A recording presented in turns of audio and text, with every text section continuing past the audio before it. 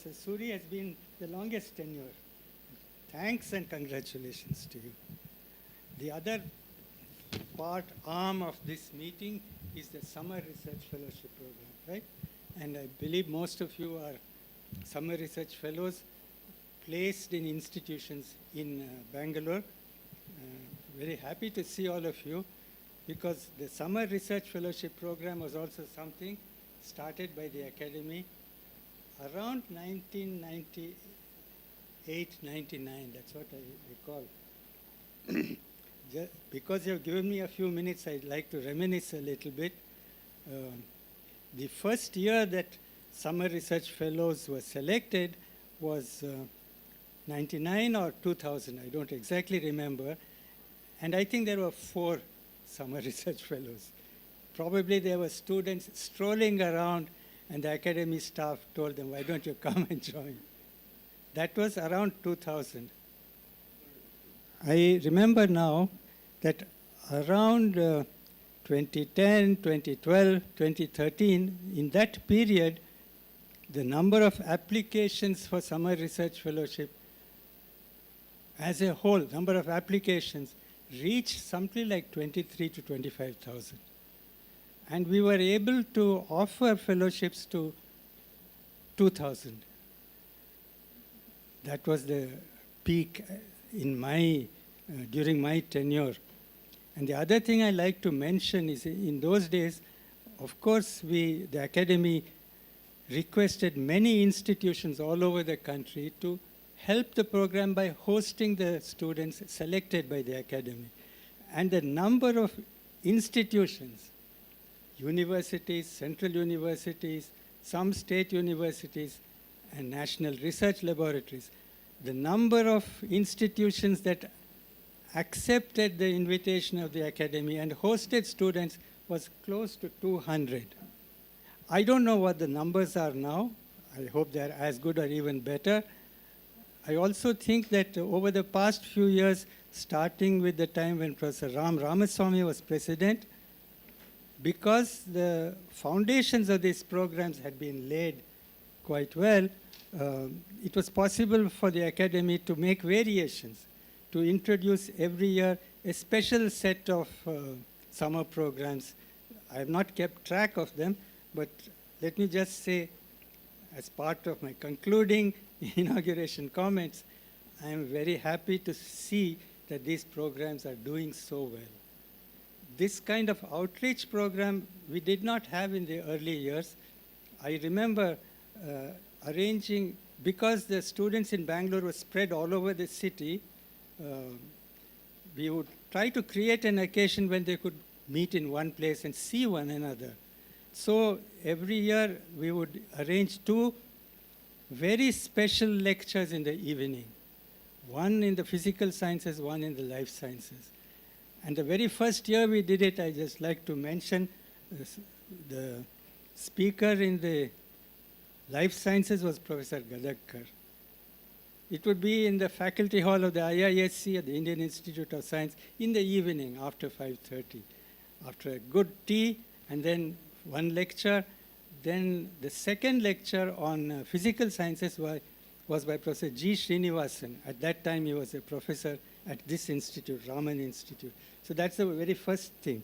From that kind of social interaction to make all of you come to see each other and strike friendships, it has grown to this kind of program. So I'm very, very pleased to see how things have been expanded, grown, but I hope the quality remains always high and remains high. So thank you very much. I'm happy to inaugurate this session.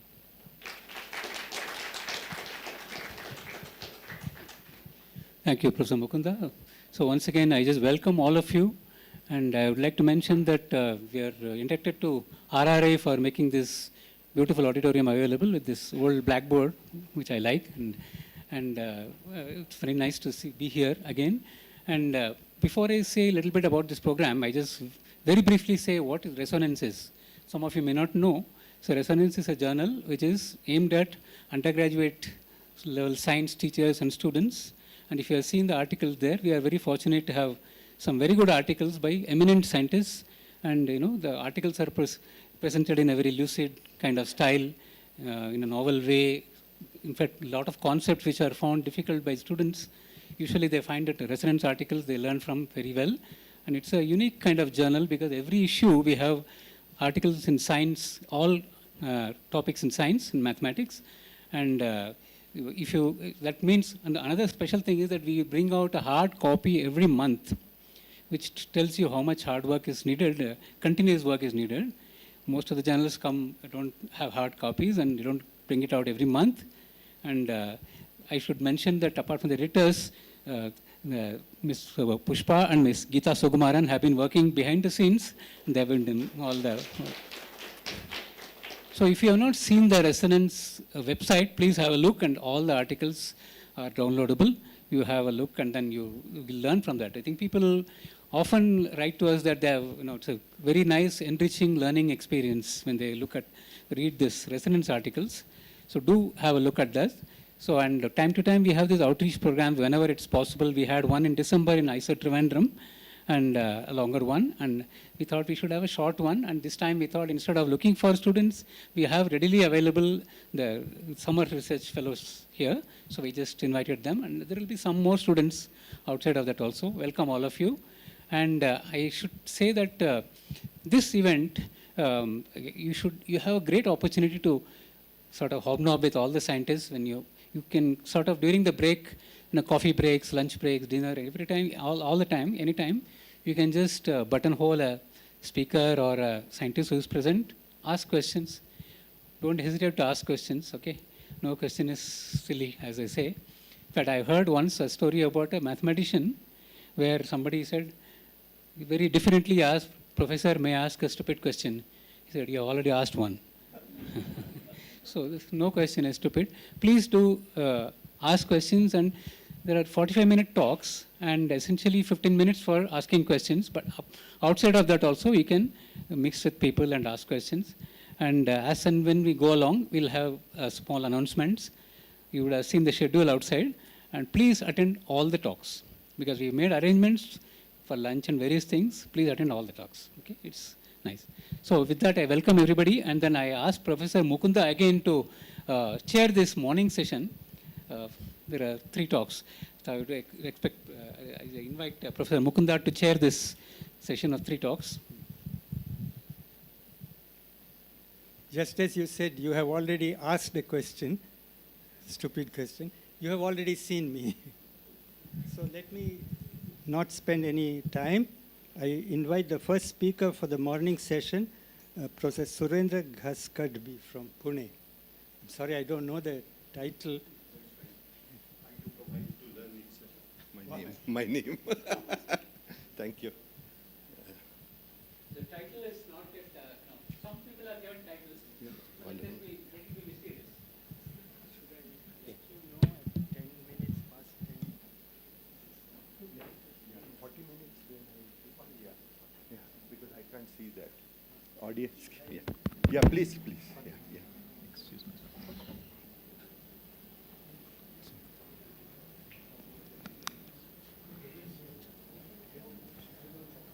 Okay.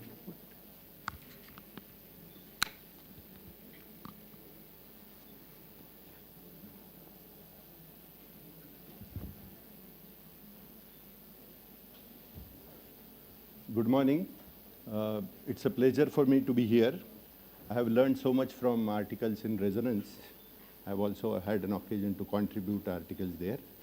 And thanks to Professor Suri and his team for having me here. It's a pleasure to talk to young students also. So I hope that you will appreciate what I'm going to talk to you today. I'm a developmental biologist. I work on development of animals. So I've used things like hydra, sponges, frog, chick embryos, snail embryos, human stem cells, and so on. Today I'm going to talk to you about how form and shape in animal emerges during early development. Okay. So these are some random pictures that I've collected from the internet, and you will see that there is so much of diversity here. So most of the animals look quite different from each other. in a given species also, as you can see here, people look different. Of course, I am an old person now, so Sachin Tendulkar and Amitabh Bachchan, you may choose your own, heroes. But in spite of belonging to the same species, Homo sapiens, there are so many differences.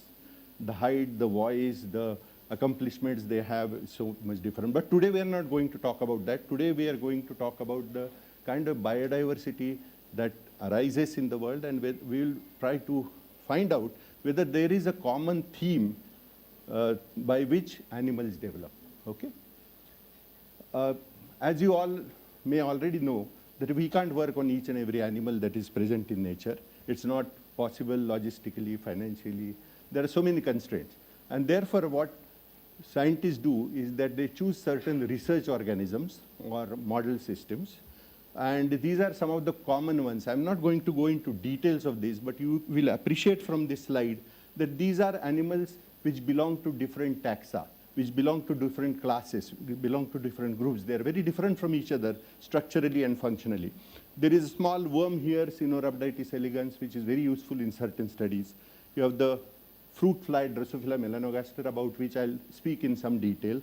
Then you have some vertebrate model systems like the frog embryo, the chicken embryo, and in more recent years, we have another very useful vertebrate model system called zebrafish, because it's transparent and also it shows tremendous capacity of regeneration of its heart. Even if you damage 70% of its heart, it can regenerate that. And of course, there is a mammalian model system. There are a couple of them which are very popular for rat and mouse, but there are others like guinea pigs. In addition to these model systems, there are some relatively simpler ones like the sponges. These are the natural sponges, not from Raki, not the synthetic ones. These are live animals, and people have used them to understand so many basic processes. For example, a scientist more than 100 years ago mixed cells from a green and a red sponge, and he found that they, sort themselves out. So they recognize self and non-self. So even simple organisms can give us an idea about fundamental biological processes. And there is another organism called Hydra, which has a tremendous capacity of regeneration. I have worked with it for many years, but today I'm not going to talk about that. And it also escapes organismal aging. And this organism evolved some 600 million years back. So it's a very old organism, and it's still around, so it's a very successful species. And you have something called as Dictyostelium, which shows unicellularity as well as multicellularity. So what I'm trying to convey to you here is that we choose organisms depending on the kind of questions you want to answer. And depending on that question, you will choose either one, two, or many organisms and work on them, try to experiment with them. What I've decided to do today is to take examples of 2 Nobel Prizes in physiology or medicine to convey to you certain excitements in biology, okay? So I'll go to that. Before that, I'll just explain what developmental biology, how it came about. First, it was just descriptive embryology. People looked at the embryos, people like Aristotle. Just like Mendel was a naturalist who was a priest and did research in his free time, many people like Aristotle and hundreds of them, they were not scientists per se, but they were naturalists. And they looked at embryos and described them. At some point, people started to play around with the embryos by putting salt, changing temperature, and so on, and then it became experimental embryology. By interfering with normal development, you understand many things about how development progresses. Later on, this became developmental biology, in which you have now, right from gametogenesis to aging and death, everything is included. So embryology was restricted only to the embryonic development, then it became developmental biology. There are many other branches that are very popular today, and you may hear such names: programmed apoptosis, regeneration, stem cell biology. They are all offshoots of embryology and developmental biology.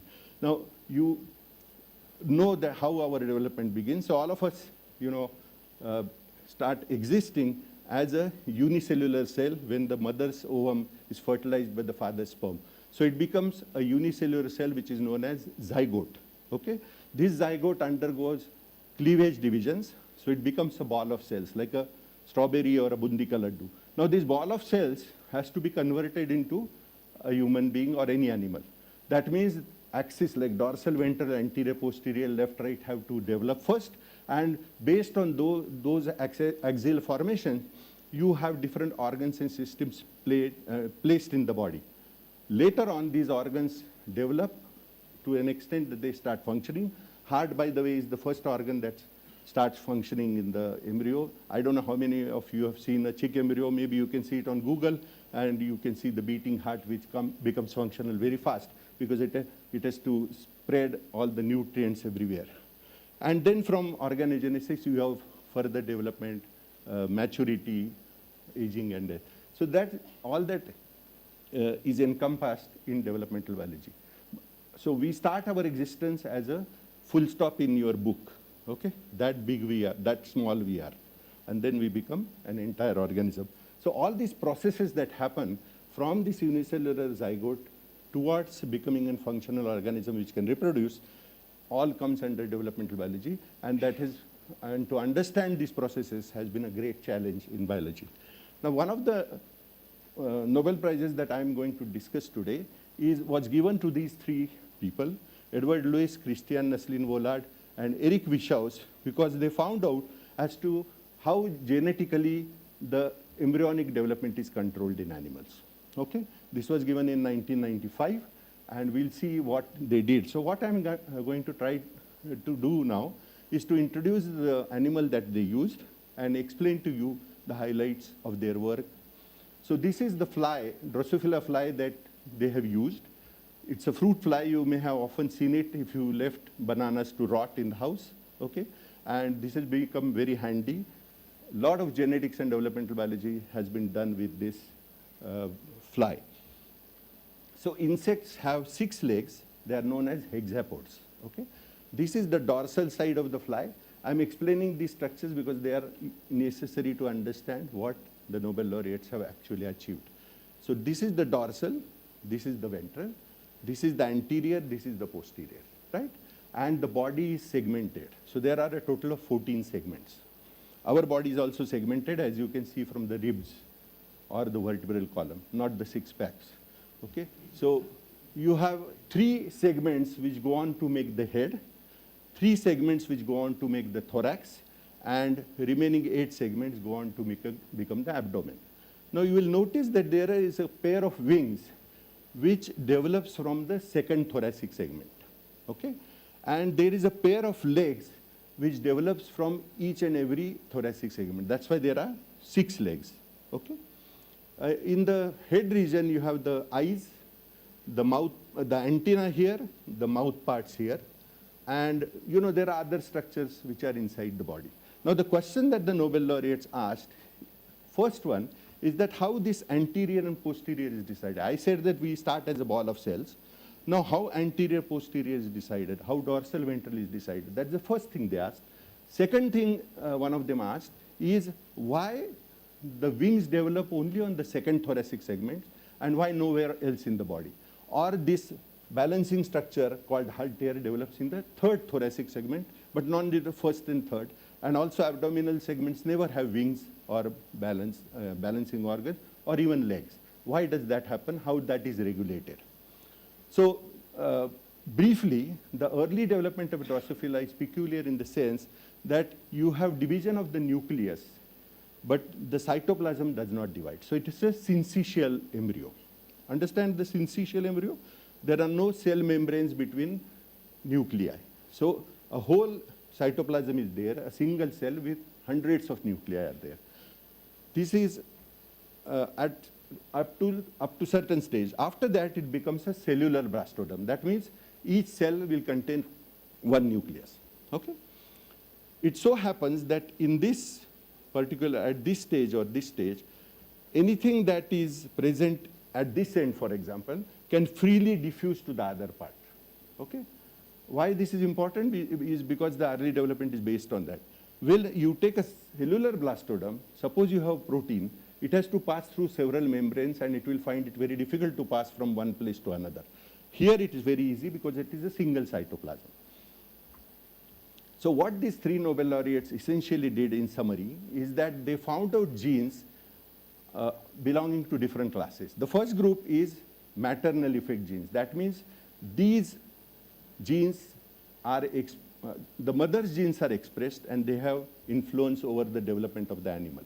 As a consequence of these genes, which are active in mother, there are certain other genes which are activated in the developing embryo. So there are 3 genes called as gap genes, pair rule genes, segment polarity genes, and finally homeotic genes. Briefly, gap genes are the ones which decide different areas in the embryo.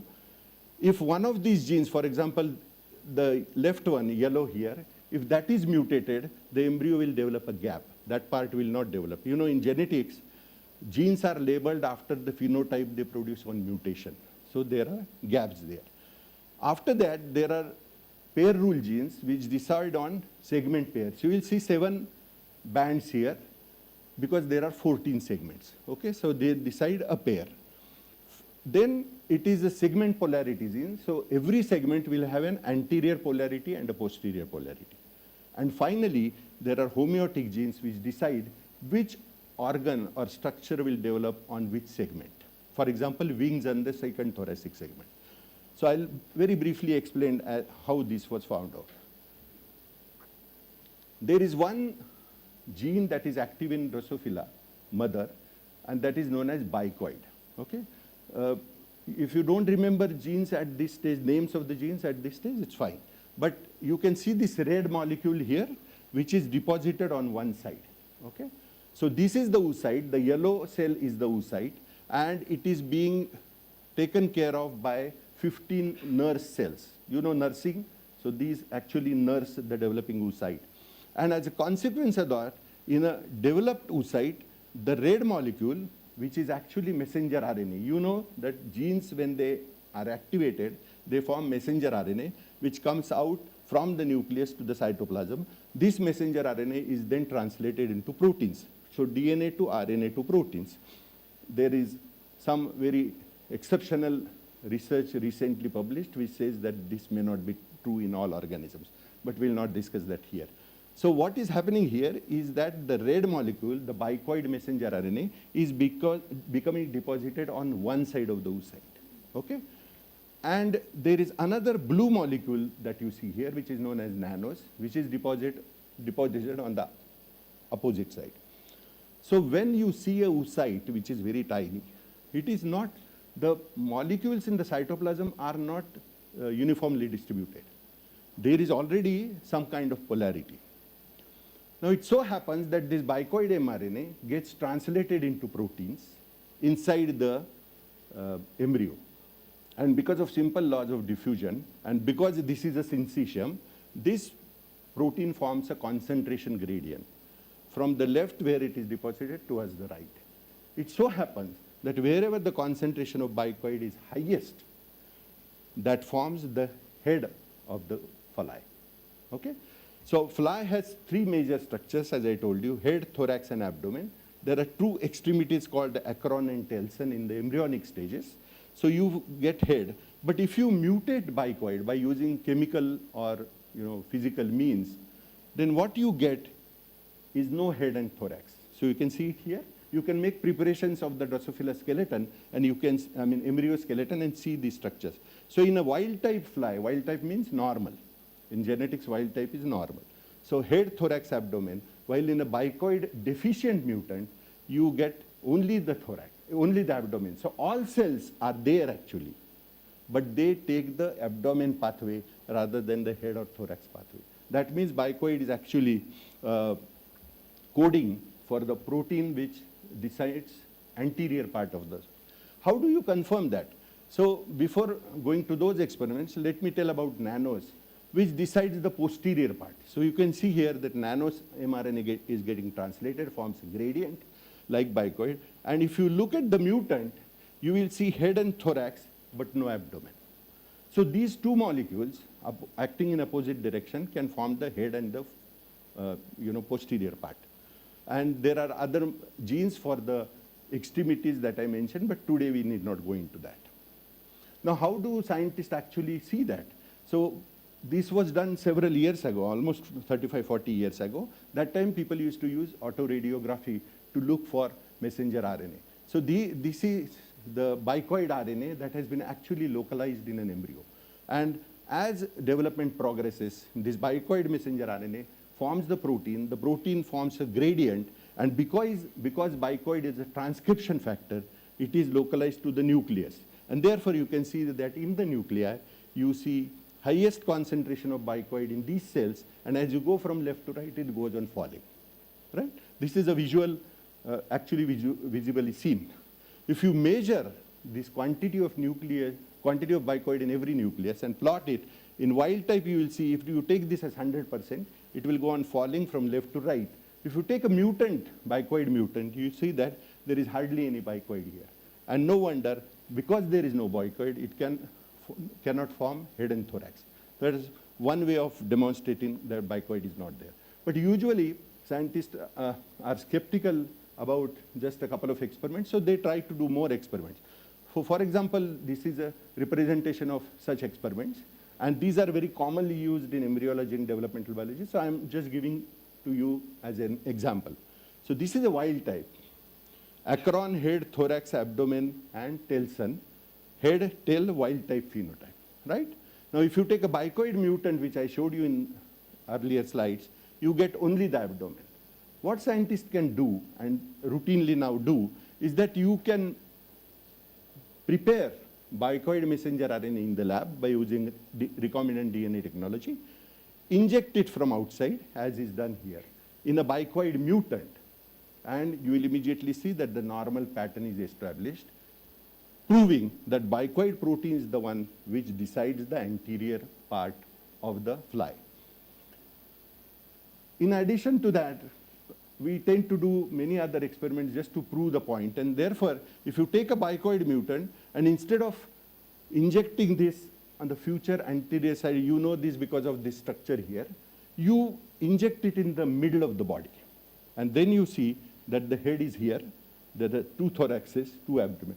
So what this bicoid transcription factor is doing, it is activating genes which will make the cells form either the head or the thorax, okay? They have capacity of forming all the structures initially because they have almost all the genes active, but they become restricted as development progresses. And you can do a further experiment in which you take a wild type fly and inject bicoid on the other side, on the future posterior side, and then you get a mirror image where you have abdomen, two thoraxes, two heads, and so on. So this is a fairly strong proof that bicoid is responsible for head formation or the anterior formation. Now, so most of the knowledge of normal development has come by studying the abnormal. You treat it with chemicals, you make mutants, and by looking at the effects of these experiments, you understand how normal development must be taking place. So this was done by Eric Wishaus and Naslin Vollard, the lady which I showed you, the pictures on the right. And the third person, Edward Lewis, who was the senior most of them and who found out the homeotic genes. So what Edward Lewis found out was very interesting. He found out that there are certain genes, it's a cluster of genes in Drosophila, which is present on a single chromosome. Usually genes are randomly distributed in the genome. However, in this case, you have all the genes which decide which structure will develop in the body are present in a perfect sequence. So you may not remember or understand these names, abbreviations, but look at the colors. So this gene which is expressed here, labial is the name, will code for this structure here. Or the blue gene here codes for certain abdominal segments. This abdominal A and B together form A5, while B forms only A6 to A7. What he showed was, he found these genes and showed that these are the ones which are responsible for assigning different organs in our body. It's very important. It happens in Drosophila, but it also allows us to understand about our own development. I won't have a ear here, isn't it? Although the cells here, when I'm an embryo, they're capable of forming any ear, but they don't. And that's important because of this regulation of development, most of us are normal. If regulation goes wrong, if something goes wrong, it is not properly regulated, you will get a lot of abnormalities. If the abnormalities happen very early in development, probably it will lead to abortion. But if they happen in late in development, then people can survive, but they will carry some abnormalities. So this is a comparison of the expression of the genes in an embryo and in the fly. Just look at the colors, and it is clear-cut one-to-one correlation, which was amazing because they are present on the single chromosome. Now, how do people do experiments to find that out? This is a normal Drosophila head under an optical microscope, 2 eyes, 2 antennae here, and the mouth parts. Now, if you express a leg-forming gene from Drosophila at the place of antenna, you will see legs coming out of it. Okay? And these are actually made in the lab also. Rarely they are found in nature also, but very rarely, so don't go out looking for, flies walking on their head. The same picture is shown under a scanning electron microscope here. You can see the 2 antennae, eyes and mouth parts, and see the legs coming out. The legs are almost perfect, right? Even the musculature is developed. So by doing these kinds of experiments, we know that the gene which was, injected there, the messenger RNA, is responsible for leg formation. Wherever it goes, it can form legs with the raw material that is available. But the raw material is really raw. It has not yet formed any other structure, so it can form legs. Take another example. So this is a fly with 1 pair of wings and 1 pair of balancing organs. What people have done is, people have expressed the wing-forming gene in the 3rd thoracic segment. Here you see it in the 2nd thoracic segment. Halteres are in the 3rd thoracic segment. By expressing wing-forming gene here, you can get a 4-winged fly. If you do a reverse experiment, if you express this halter-forming gene in the 2nd thoracic segment, you get a fly with 4 balancing organs, but no wings. So this fly can fly but cannot balance. This fly cannot fly because it has no wings. But these experiments tell you how these genes actually specify structures. Not only that, one scientist actually could, develop an eye on the leg of Drosophila. Okay, so you can see the leg here. This leg has no, this eye has no innervation, so it cannot see. But the structure is there very much. The pigmentation, red pigmentation, everyone is there. Everything is there. Someone was jealous and formed hundreds of eyes on the back of Drosophila. Okay, so scientists also compete and they're quite jealous of each other. Okay. But see, you can, just by expressing the eye-forming gene on the back of the future posterior part of the Drosophila early in development, you can form several eyes on the back of Drosophila. This was actually,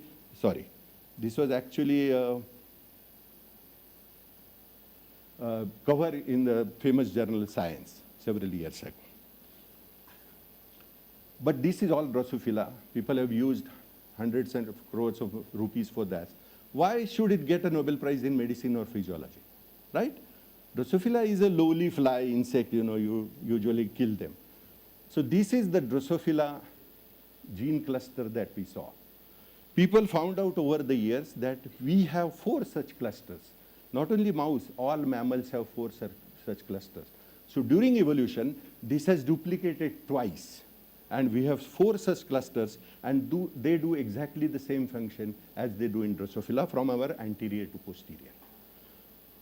Many a times, if A1 is mutated, B1 will take over its function. So people believe that we have maintained this much of bulk DNA because there is redundancy of function, so that we make sure that abnormalities don't develop. Okay? And so we have 4 such clusters, and they have been maintained for several years. Now you compare Drosophila and vertebrates, they're almost identical. We are not too different from the fly. Okay? We might know Carnatic music, but other than that, we are just animals. Drosophila and mouse, once again you can see how similar it is. And therefore, by understanding Hox clusters and development, we understand abnormalities in human beings, and therefore the connection with the medicine Nobel. There is another example not related to this, but there are so many similarities between animals and us, therefore we use them as models. There is a disease called P-baldism.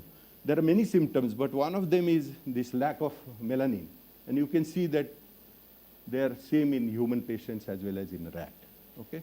So this is the reason why we use animals to understand human development. But then so much of biodiversity is there, and on one hand we are saying that the mechanisms are same. Then how do you make different animals? I'll just give you two quick examples. Oh my God. Okay. So you know about this. This is the chicken leg. This is the duck leg. Obviously, they are very similar to each other. But the webbing here, which we have in our embryonic development, is dead in case of chicken, but it doesn't die in case of ducks. And that is why we have fingers and ducks have waves. So actually, there is not too much difference. A little tinkering of how genes are expressed, at what level they are expressed, and you can make different structures. You can either make a monkey or a giraffe with the same set of genes. Another example, very interesting. This is the cartoon of vertebral column of chick, a bird, and a mouse. You know, birds have long necks. And even though giraffe has long necks, it has only 7 neck vertebrae because all mammals have only 7. But you can see that in case of birds, there are many more number of cervical vertebrae.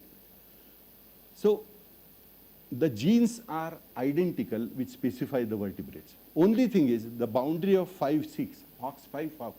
HOX are the genes which I showed you in Ed Lewis's work. So just shifting the boundary from here to here, you can make different kinds of vertebrae. So see, the genes are identical. You can actually inject a chick gene in a mouse embryo and it will give you the same effect. Only thing is where it is expressed, when it is expressed, how much it is expressed will change the structure that arises out of that. So Darwin initially proposed the theory of evolution. We know that it is true. Even now some people make fun of evolution. That time in 1895, I think also, in the Punch magazine, somebody said that from chaos, a worm arose and which evolved into Darwin. So they were making fun of him. This is how we know Darwin when he got his recognition. But this is how he looked when he went on his voyage. So in science, and if you want, especially if you want to get a Nobel Prize, you have to wait from here to here. It usually takes a very long time to get recognition. I'll tell you, in the next case, I'll tell you example of a quick Nobel also. But for that, you have to remain healthy. You have to survive. Survival is very important. I now realize that now that I have turned 70, I'm getting a few invitations to give a talk. Right? Earlier, I didn't get. Okay? Now, the second Nobel I am going to talk about is a Nobel Prize given in 2012 to Sir John Gurdon and Shinya Yamanaka. What these people did was, they showed that any cell in our body can be reprogrammed to become a stem cell. I'll explain to you what is a stem cell. Okay? So in our body, as development progresses, initially when we are a ball of cells, the cells are similar to each other because they express almost all the genes. But as they become more and more specialized, they switch off genes which are not required. Okay? Because it's conservation of energy basically, and to avoid chaos. So stem cells, by definition, you may know that, will refresh that. A stem cell by definition must have at least 2 characters. One is it should be able to self-replicate. The second, it should be able to differentiate into 1, 2, or many different cell types. For example, stem cells in our skin continuously differentiate into keratinocytes. We shed them every day, they are formed every day. But there are other cells which can form several different kinds, like erythrocytes, muscle cells, neurons, and so on. The best example of stem cells that you might appreciate quickly is the blood, our bone marrow. So this is a cell which shows self-replication. So this arrow you will always see because it is able to replicate. See, cells in our body which differentiate, for example, skin cells, will not be able to undergo mitosis. But stem cells continuously have to undergo mitosis. So these cells form all the cells in our body that you see in your blood report, pathology report, right? They all come from the stem cells in our bone marrow. And through more than one steps, they form all the types. So, for example, this particular yellow cell will form B lymphocytes, while some other precursor will form platelets. But they all originally arise from the bone cells.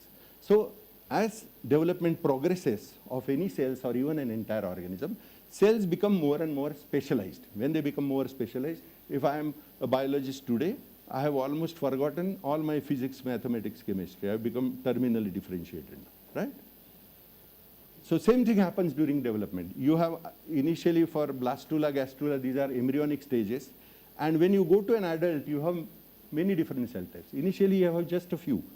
In our body today, you will have about 200 different kinds of cells. But when you are a ball of cells, maybe one or two, right?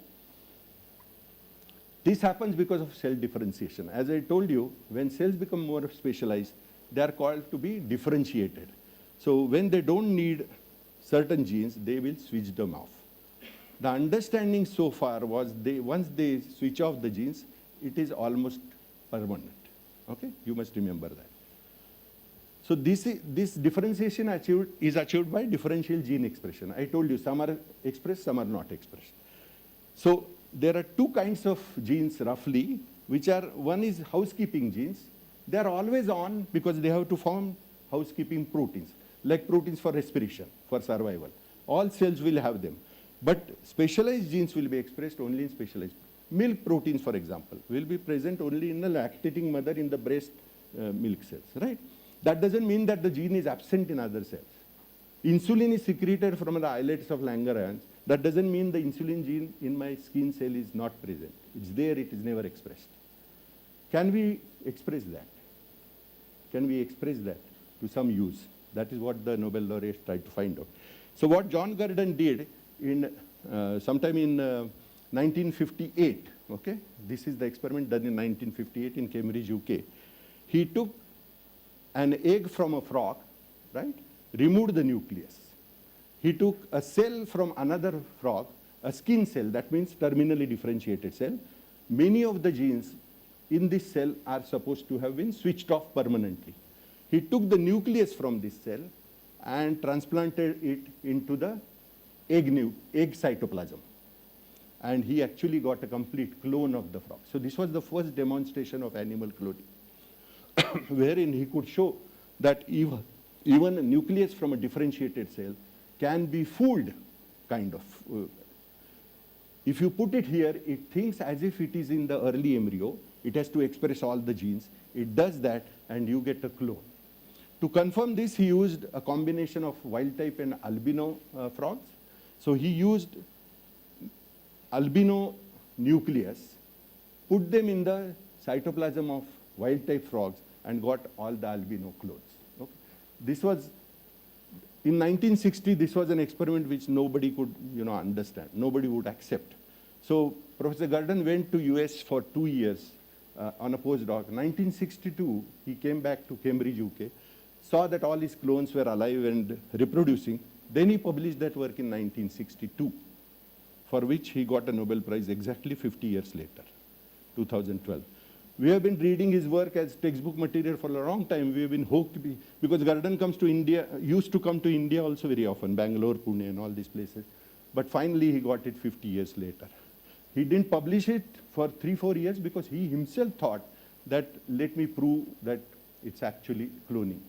Based on that, Dolly was cloned, as you know, right? So this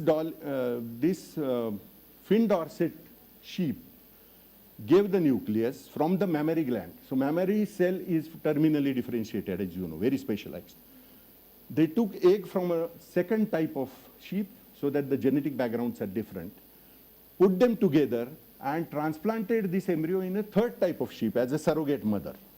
Again, different genetic background, and got the clone of this who had contributed the nucleus, right?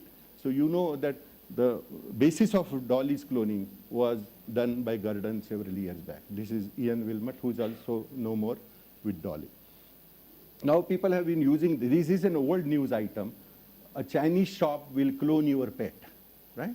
So $35,000 for cat and $53,000 for your dog. So this has become a business now. You can actually clone your coat. And this is a fairly old news item, maybe 7-8 years old. They have cloned macaques also, right? One is Zong Zong, the other is Hua Hua. I don't know which is which, okay? They are identical clones. But this has been done in a lab. Now it is up to your imagination if it can be taken to some other species. legally, ethically, morally, it is not allowed to experiment with human embryos, right? The other Nobel laureate, Shinya Yamanaka, did something quite extraordinary, very different from Gurdon. He used a differentiated cell like a fibroblast, put certain genes into that and made it a stem cell, okay, in the lab. So these are known as pluripotent stem cells. And because they are induced in the lab, they are known as induced pluripotent stem cells, IPS, okay?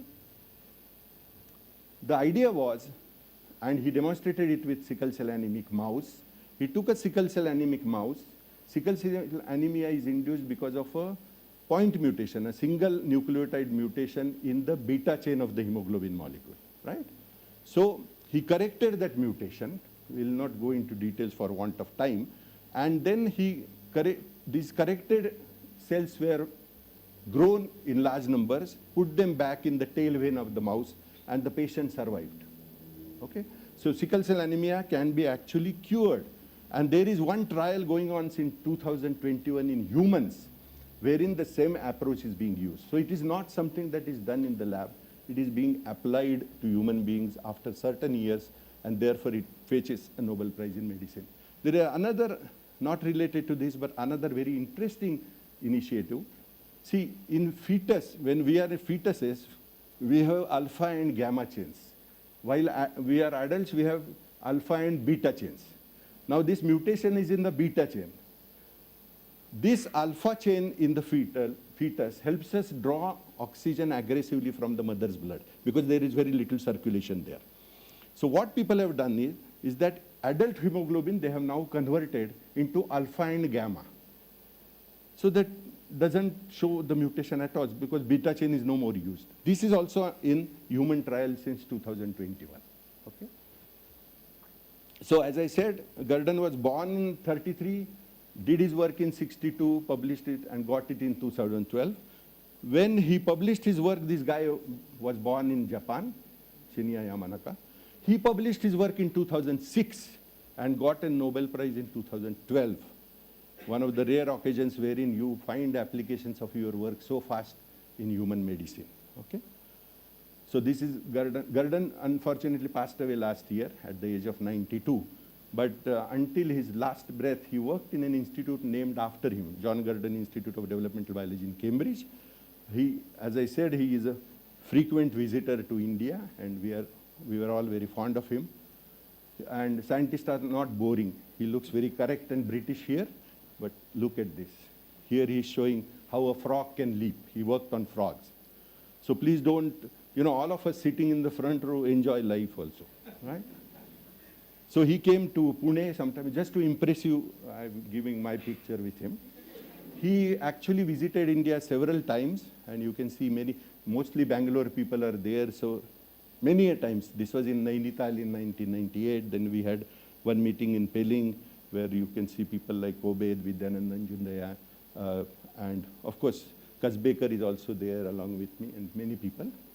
He came to Agarkar and examined the thesis of my student who worked on stem cells. Why I'm telling you this, that they're all very nice, and so you should talk to them. That's how I have benefited. I have worked in a relatively small institute, but by interacting, I have learned so much. So he even gave a recommendation to Smriti, and she got into Harvard because of that recommendation. It matters. And if he has seen your work and if he is reasonably sure that the work has been done well, they are happy. The final slide I have is a science report by Gurdon's teacher when Gurdon was in school. I can't do without this slide. This was in 1949. His teacher writes, he gets 231 marks out of 550. Many of you must have got even more than him, okay? It has been a disastrous half. His work has been far from satisfactory. His prepared stuff has been badly learnt, and several of his test pieces have been torn over. One of such pieces of prepared work scored 2 marks out of a possible 50. This is Gurdon's performance. His other work has been equally bad, and several times he has been in trouble, very important, because he will not listen, right?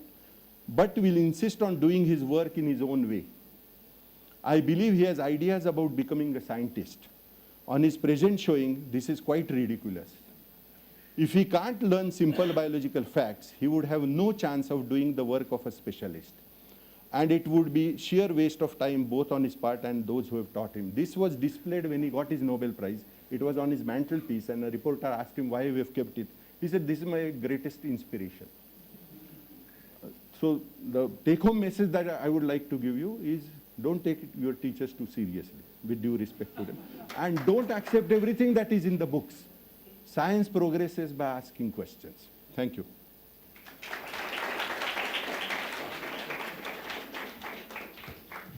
Yeah, there is time for questions, a lot of Sure, questions. absolutely. No questions, no tea. No question is naughty. Somebody. Yeah, here. There is a question. Yeah, you were showing those elongated things about those flies, right? Did the geometry control the biochemistry or the biochemistry control the geometry? We don't really have an Okay. answer to that. Yeah, I'm sorry. And- But it's a very rare instance that related genes are placed next to each other. So how that has happened through natural selection, I have no idea actually. But Okay. they are arranging themselves in a cluster that itself is, something which is rare. Usually we have genes distributed very randomly. For example, the genes for eye will not be together. But I don't know how that happens. So the geometry plays a role there. I don't know. Once the messenger RNA is deposited, certainly, because then it will, influence only the neighbors or near neighbors, but not otherwise. And does any of this change if you take it to space? You have all those space experiments, right? We have magnetic Such kind field of and experiments gravitational. have not been done in space yet. Okay.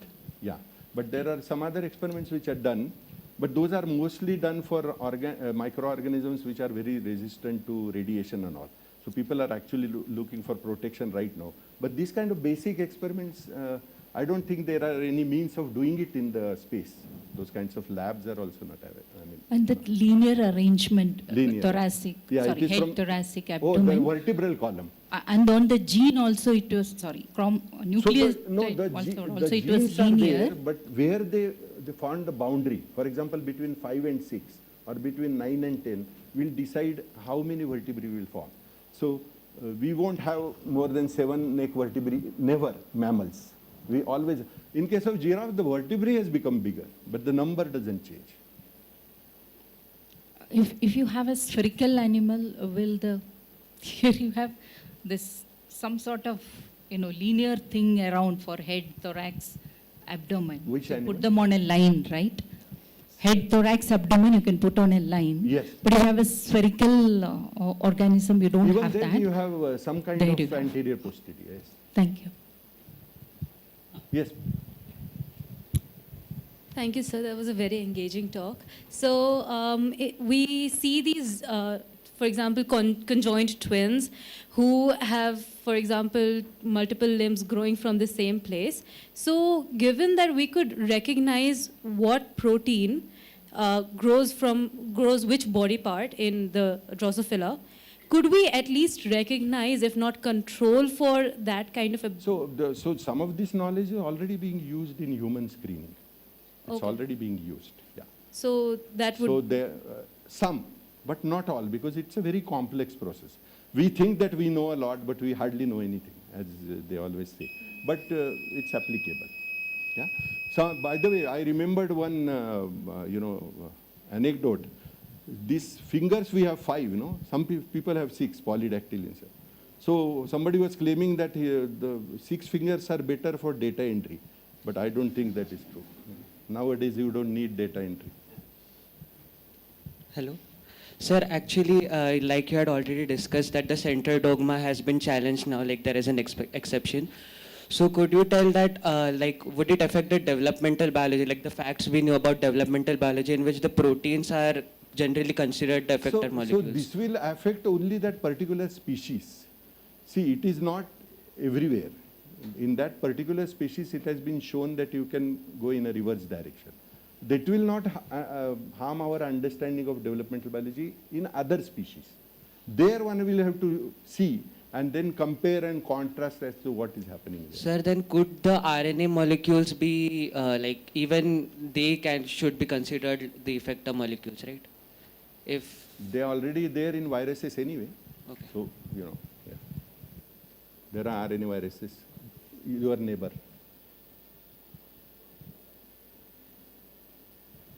So I've heard that cats like cheetahs have got very low genetic diversity. Is there any way of inducing more genetic diversity in a specific individual? Controlling stuff like Unless there is breeding between different groups. For example, the classic example currently is the Gir lions. People have been trying to spread them all over India, and there are some people who don't want the uniqueness of that place to go out. But ultimately, there might be a problem for the Gir lions. Parsi community is considered to have certain, problems because of inbreeding. But to increase genetic diversity of a single individual, it's not possible so far. Thank So you. you will have to have a diverse population, and new recombination must occur while the gametes meet. Then only you will have a variety of genetic combinations, and hopefully the deceased, those responsible for the deceased ones will become, dilute. Thanks.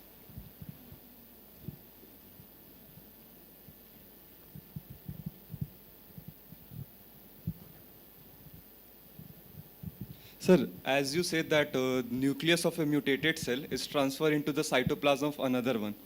How Not is it done? mutated, normal cell. Okay, so how is it done? Oh, this is originally, this was done in sometime in mid-1950s by two people, Kings and Briggs, which was used by Gurdon. So what you do is you actually use a micropipette and pick up the nucleus. You can do that under a microscope and put it in another. So these are initially very challenging things, but people now do, hundreds of cells people do in one day, doing that. Yeah. It's a fairly advanced technique now, nuclear transplantation. So in wild-type species, the things which say responsible for wings and other things, so initially the concentration is everywhere. So there is some bias that these type will go to a specific thing. So now when we are initially the concentration is not everywhere. The stem cells which are destined to form a wing, for example, only will express the wingless gene. Other cells will have the wingless gene, but it will not be expressed. so when we are injecting, When you are injecting it is forming a protein. You are injecting not the gene. You are okay, injecting so the for- messenger RNA. Okay, sure, thank you. When I say expressed means messenger RNA. So that the protein is translated quickly and you get an effect. Somebody else. Yeah. Hello, sir. Actually, I am asking that you saw that the mutation in the positional A is due to the bicoid mRNA. Is it possible for the nanos mRNA? Yeah, so any gene you can mutate, and the phenotype, the structures that develop after mutation, you can find out which structures arise from that gene. Because if you damage that gene, that structure will not develop. So in case of nanos, I showed you that you get only head and thorax, but no abdomen, because it specifies the posterior part only. Yeah. So for many genes, this is possible. And that is exactly what Naslin Vollard and Eric Wishaus did. They did some 8,000 genes they screened, and they found many mutations. I touched upon only a couple of them. Yes. Professor Sundar, it was amazing talk, so I've learned a lot of things, so thank you for that. So I have a quick question related to, or rather I'm curious on neurogenesis, where neurons can be regenerated. So in medicine, we often say that in people where in certain conditions the neurons die. So if neurogenesis can be made efficient, then in principle those kind of neurodegenerative diseases can be tackled. So would you like to say now something it has on that? already been shown that neurons can regenerate, firstly. Some of the neurons can regenerate in vivo. That has been demonstrated.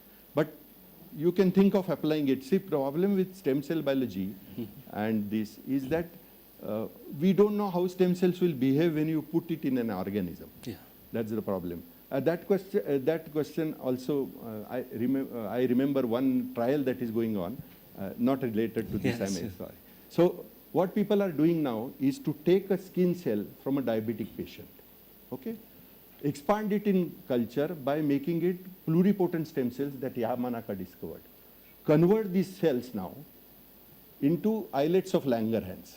Because we now know from normal development as to how islets develop. By using those tricks, you can make insulin secreting cells, put them back in the patient. There is no question of rejection because they are his or her own cells. So stem cell biology is being used, but with a lot of caution because we don't know how they will behave. If they don't stop dividing, then we have tumors. Ah, okay. So there is a flip side, and it's also very expensive at this stage. Yes, thank you. Have some other questions? No, thanks. Thank you. So I think we can ask more questions during the break, tea break and so Yeah, on. sure, yeah. I just have one small question, namely, what happened to the other half? This is one half, right? Okay. So I request Professor Mukunda to hand over a small memento. Thank you very much for a wonderful. Thank you so much. My pleasure to meet you. I've been hearing your name from Vidyanand Nanjundaya for a very long time.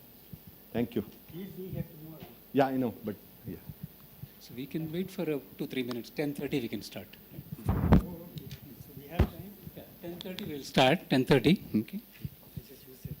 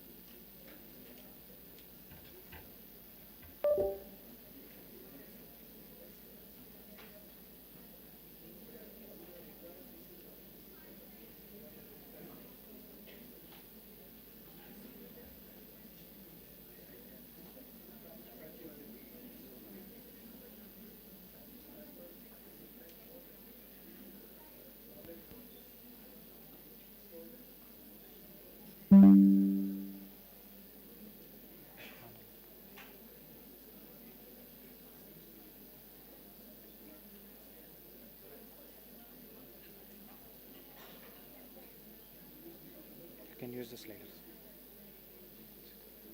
You can check it out. This is the point.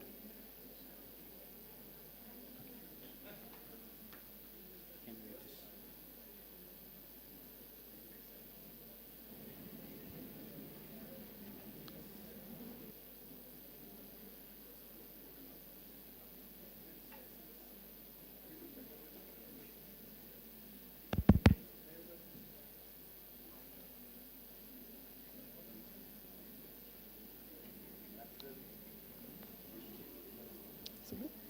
Not fall down.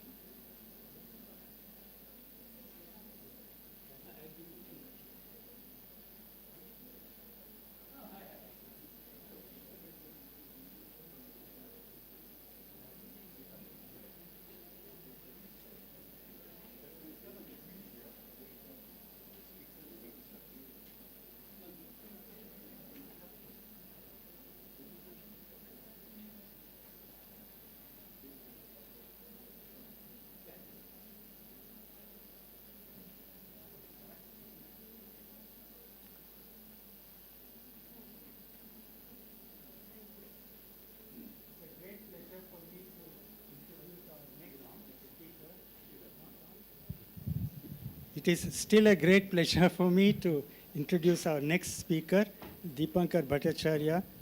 We have known each other for close to 50 years.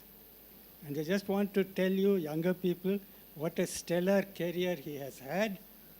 Just the first 50 years, he was a student at the Indian Institute of Science in a program at that time initiated by Professor Ramaseshan called a Joint Astronomy Program.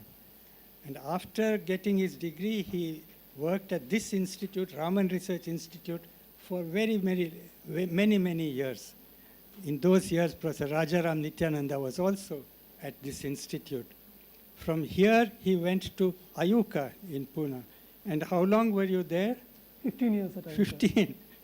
It is adding up to more than 50 years. 25 years here and 15 years at Ayuka. 25 here, And 15 at Ayuka. And since when have you been at Ashoka For University? last 4 years. 4. So you can do the mathematics, add up everything. But throughout this period, we have been very close friends with a lot of affection and regard for each other. So I am very happy to see you after a long time, and I invite you to give the next talk. Thank you very much. Am I audible? Good morning to you all. It's a great pleasure talking to all of you, and my sincere thanks to the organizers for asking me to be here to share this talk with you. And what a great pleasure to catch up with Professor Mukunda again. He's been one of my most favorite teachers. Great to see Rajaram in the audience as well. So thank you. Let's begin. So what I thought I will talk to you about today is a simple question of the origin of the elements. We all know, I'm sure all of you are familiar with the periodic table, which lists out all the elements we know, starting from the lightest on the top left corner, and they get heavier as you go down the table to the right and to the bottom. So these are all elements which we can see, measure, find, characterize. The question is, where did they come from?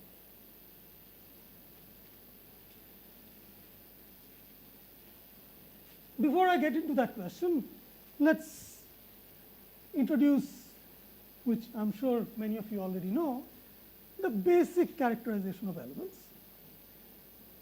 And the property of an element, the identity of an element, is decided by its atomic nucleus.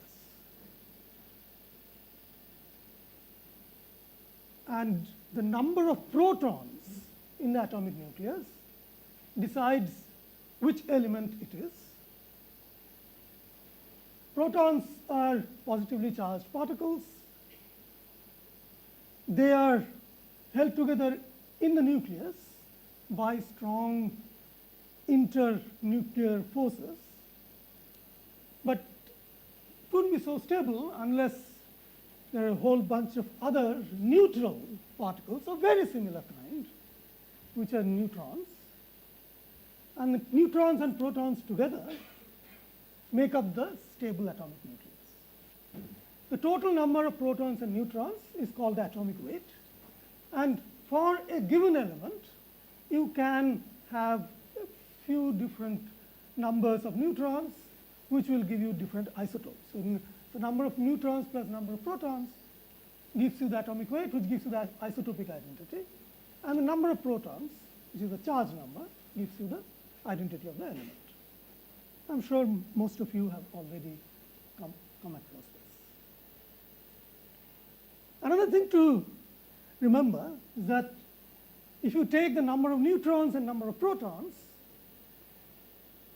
if you have arbitrary number of protons and neutrons in a nucleus, it is unlikely to be stable.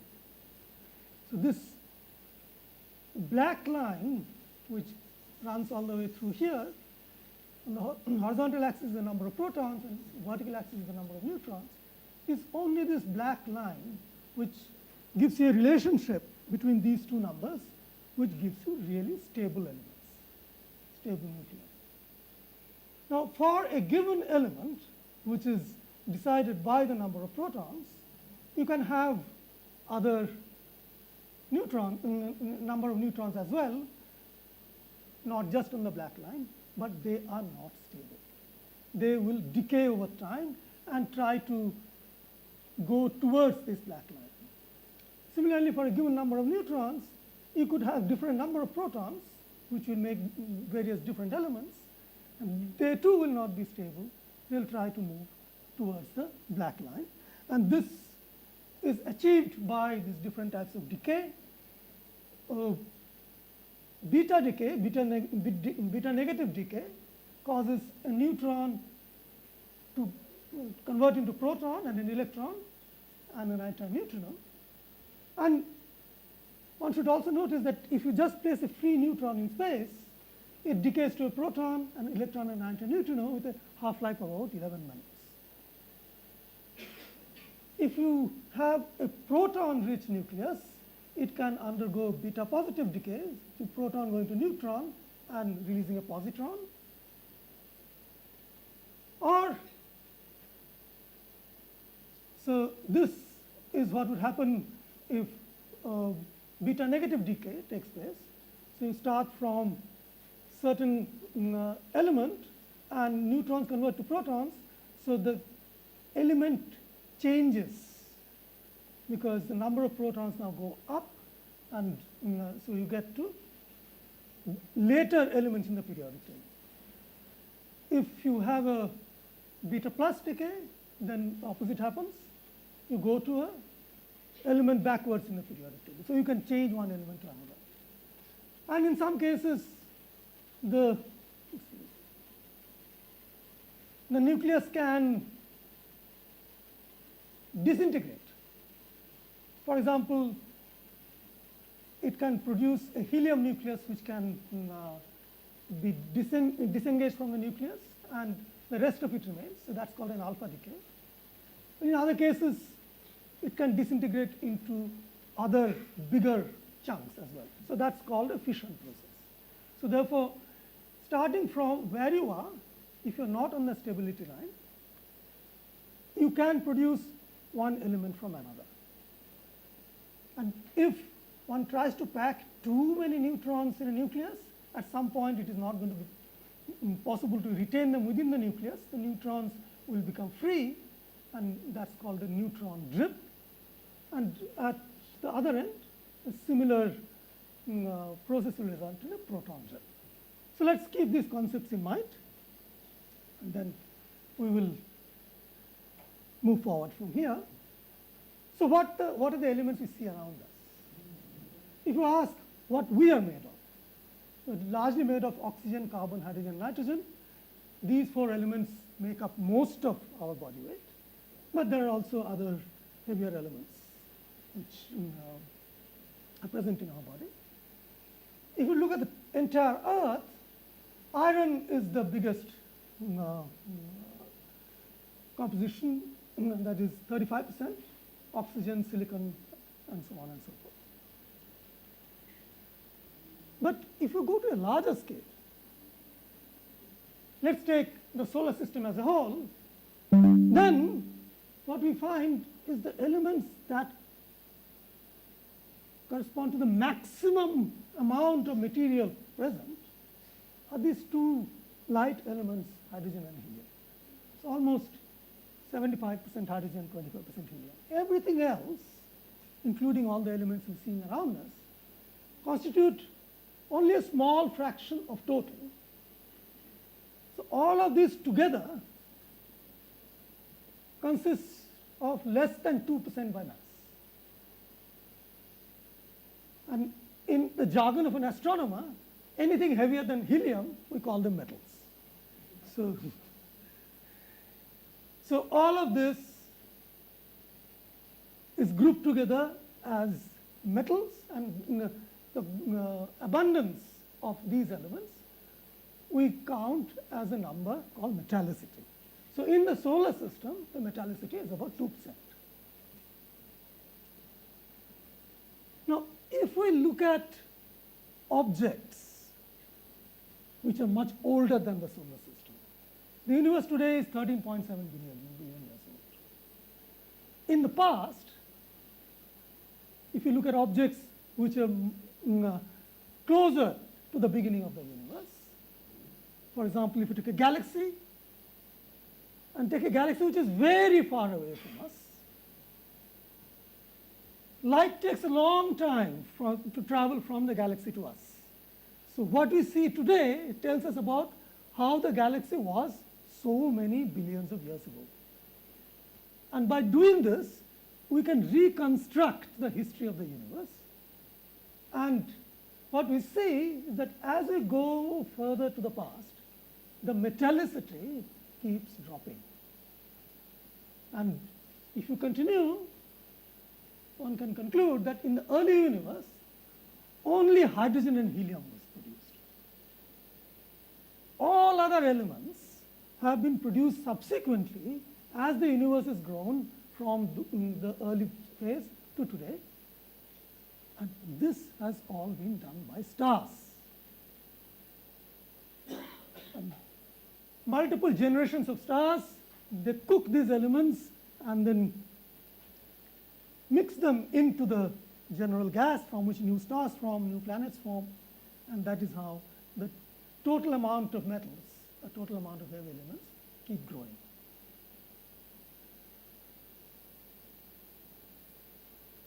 So let's pick up the story in the beginning. So in the Big Bang, what we had is a state of extremely high density, which then gave rise to a fast explosion, and eventually material flew apart from there. That initial state of the universe was very dense and very hot. It has expanded and cooled for last 13.7 billion years, and the general temperature of the universe today can be measured in the cosmic microwave background radiation, which is 3 Kelvin today. But if you project it back to these early stages, the temperature would have been very, very high. And it was cooling rapidly as the universe was expanding. In about 100 microseconds after the start of the expansion, the temperature had cooled to a point where before that it was possible for neutrons, antineutrons, protons, antiprotons to form freely from these very, very hot surroundings, and that becomes not possible once the temperature cools below the rest energy of these particles, which happens in about 100 microseconds. So all the neutrons and antineutrons, protons and antiprotons which were there in the beginning, they recombine and produces radiation. Only a small fraction, which was an excess of matter over antimatter, 1 part in a billion, stays around. So those neutrons and protons will now become the seed for the elements that will form later. For the elements to form, these neutrons and protons have to come together, form nuclei, and then electrons have to go around them to form atoms. It was still not happening right then. The universe was still too hot. Neutrons and protons were getting kicked around, and there were lots of electrons and positrons which were also kicking around these neutrons and protons. So it was not possible for them to come together and form nuclei per se. After about a second, electrons, positrons also recombine, and 1 part in a billion of electrons are left behind. So now, after this point, we have neutrons, protons, electrons, and the universe is cooled sufficiently so that the beginning of nucleosynthesis can start.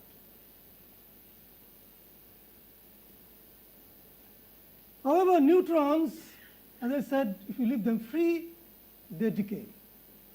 So over this time, neutrons have been decaying. So although you would have started with equal numbers of protons and neutrons at this point, by the time you reach here, the number of neutrons have gone down.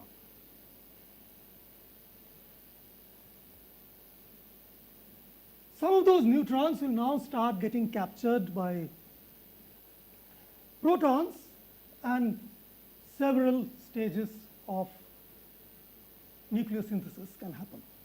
The proton can capture a neutron and form deuterium. Deuterium nuclei can come together, form a tritium, and release a proton. And then this tritium and deuterium can come together and form a helium nucleus, which has 2 protons and 2 neutrons. While all this is going on, the universe is expanding. So distance between particles is increasing. So this process of these neutrons and protons coming together is also becoming more difficult as they are being taken away from each other by expansion. So if you put all of that together, all of the initial primordial nucleosynthesis gets over within about 3 minutes. And what we can see is, so you started with, these are protons, hydrogen is just bare protons, and neutrons, which are a few, is somewhat less in number because they have been decaying, and they start getting captured and start forming this helium, and the neutron abundance falls away, and eventually, after about 200 seconds, all you are left with are hydrogen, which is about 75%, helium, which is about 25%, and these are other isotopes of hydrogen and helium, and a very, very tiny part, less than 1 part in a billion of beryllium and lithium. So they are almost negligible. So this is what happened in the early universe. Everything else we see have been cooked by stars. So let's now take a look at how stars manage to make these elements. If you take a star like the sun,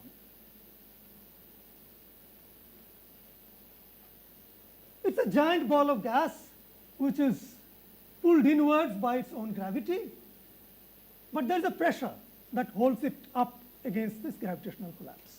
And that pressure comes from the hot gas which is inside.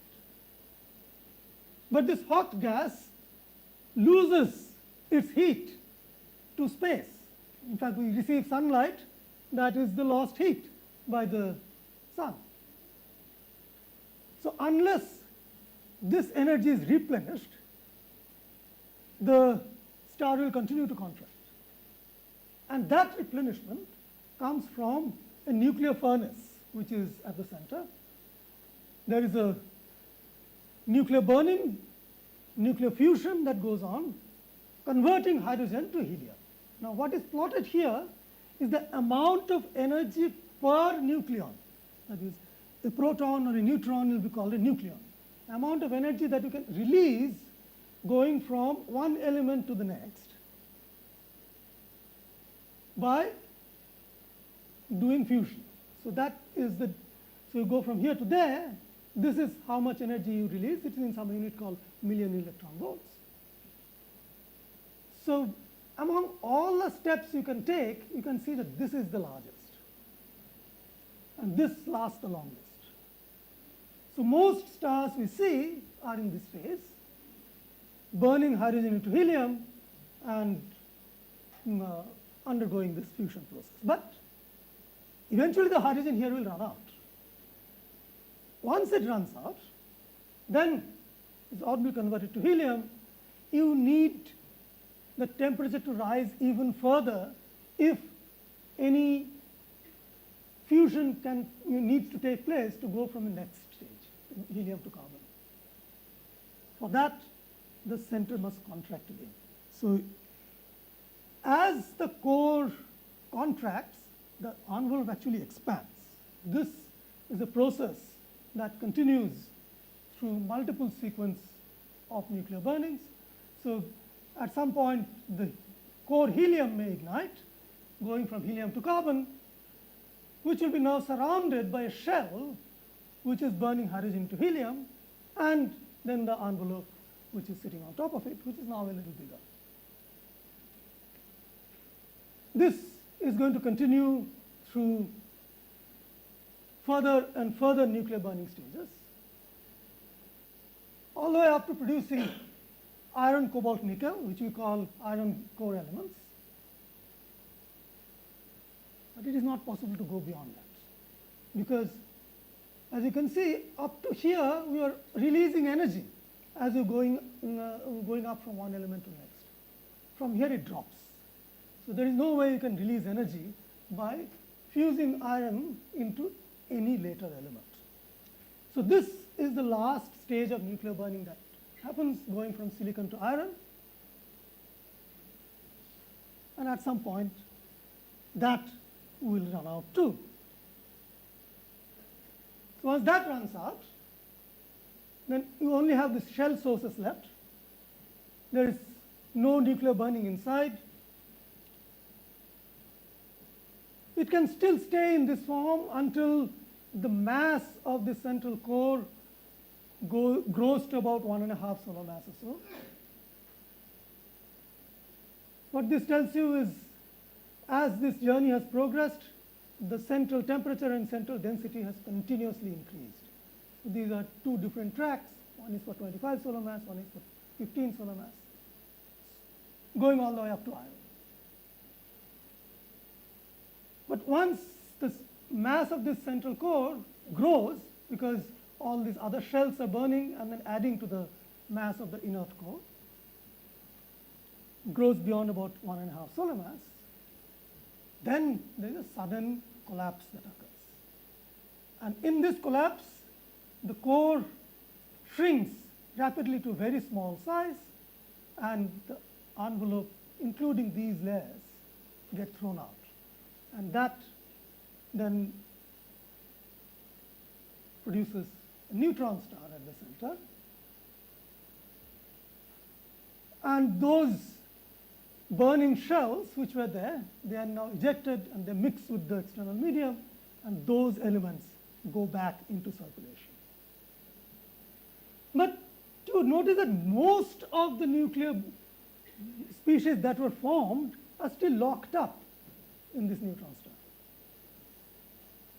And this process that I described, going all the way up to neutron star, is relevant for about middle range of masses of stars, about 10 to 40 times the mass of the sun. If the initial mass was more than 40 times the mass of the sun, then a very similar process occurs, but this process does not stop at neutron star. The collapse goes all the way into a black hole. Material gets ejected explosively in both cases, which we call supernova explosions. And in case when the black hole is formed, it can also be accompanied by a gamma ray burst. On the other hand, if the mass was less than about 10 solar mass to start with, then this full range of nuclear burning is not completed. The material can get stopped from further contraction before completing these stages and be left with something which is much bigger, something of the size of the core before this neutron star was produced. So this is about an Earth-sized object. Neutron star is about a 10-kilometer sized object. These are called white dwarfs. And the outer envelope in this case is gently ejected and forms what is called a planetary nebula. So white dwarfs can occur only if its total mass is about less than 1.4 solar mass. which goes by the name Chandrasekhar limit, bearing the name of S. Chandrasekhar. This is another example of Nobel Prize 50 years later, which was proposed in 1933-34 and got Nobel Prize in 1983.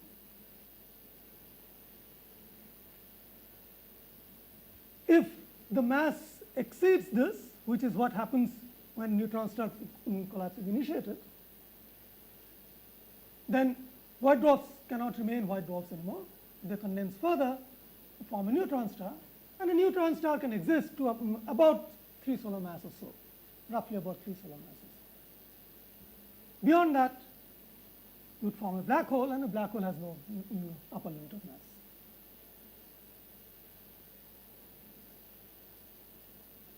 So most of the material synthesized in stellar nucleosynthesis is now locked up either in white dwarfs or neutron stars or lost in a black hole. But these compact objects will eventually play a role to return a lot of this material back to the interstellar medium. There is another process which is encountered when the supernova explosion is happening, and that is fast neutrons are produced.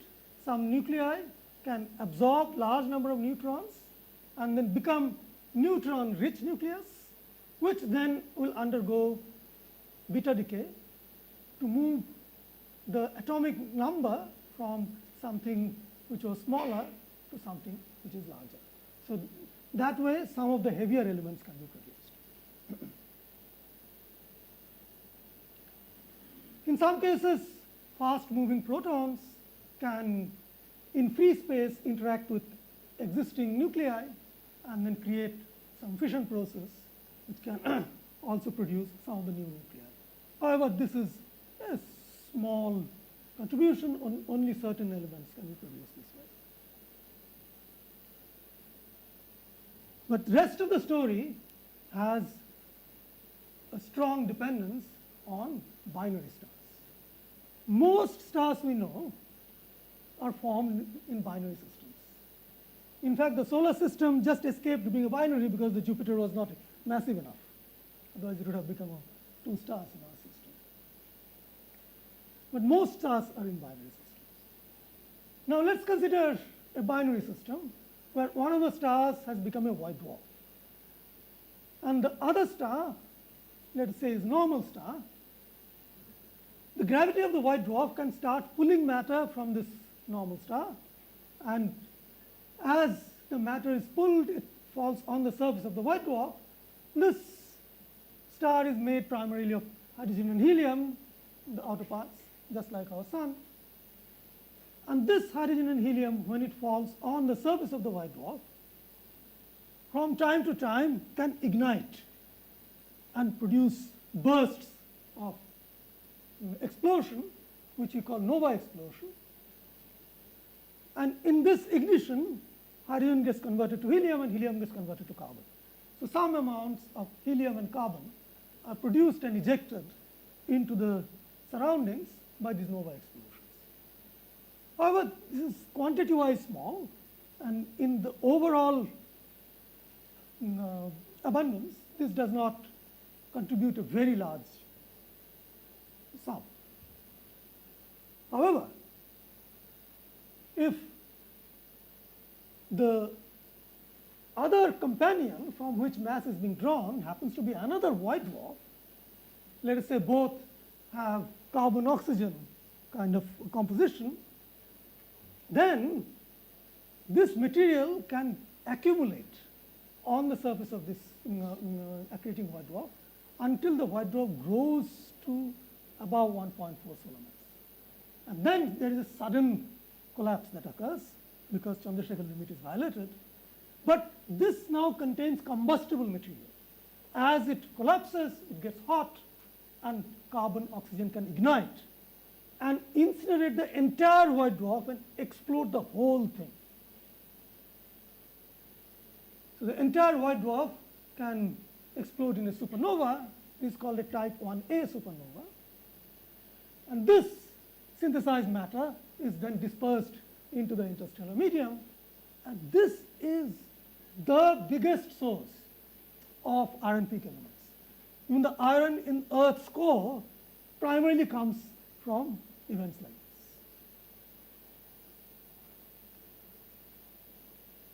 So that's what white dwarfs do. What can neutron stars do? Neutron stars are very exotic objects. They have been produced by taking roughly 1.5 times the mass of the sun and squeezing it into 10 kilometers in size. Means that it reaches extreme density. A density never found in any terrestrial situation, not even in the highest energy accelerators.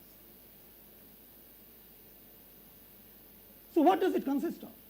Now, when you take material and move to such high density, neutrons, protons, electrons are getting compressed to a very small volume. It becomes more favorable for protons and electrons to combine together and form neutrons. That way you reduce the number of particles and makes it slightly easier to live with. So large fractions of protons and electrons combine to form neutrons. So more than the overall composition of the neutron star is more than about 90% neutrons. But then there are layers and layers of this, outer layers containing regular nuclei. As you go in, you have neutron-rich nuclei, then you have nuclei, and then it's beyond neutron drip region, so there are free neutrons, and in the core there are no nuclei, just neutron, proton, electrons. And in the very inner core, exotic materials like hyperons, quarks, meson condensates. Some of that is still debated as to exactly what is there in the inner core.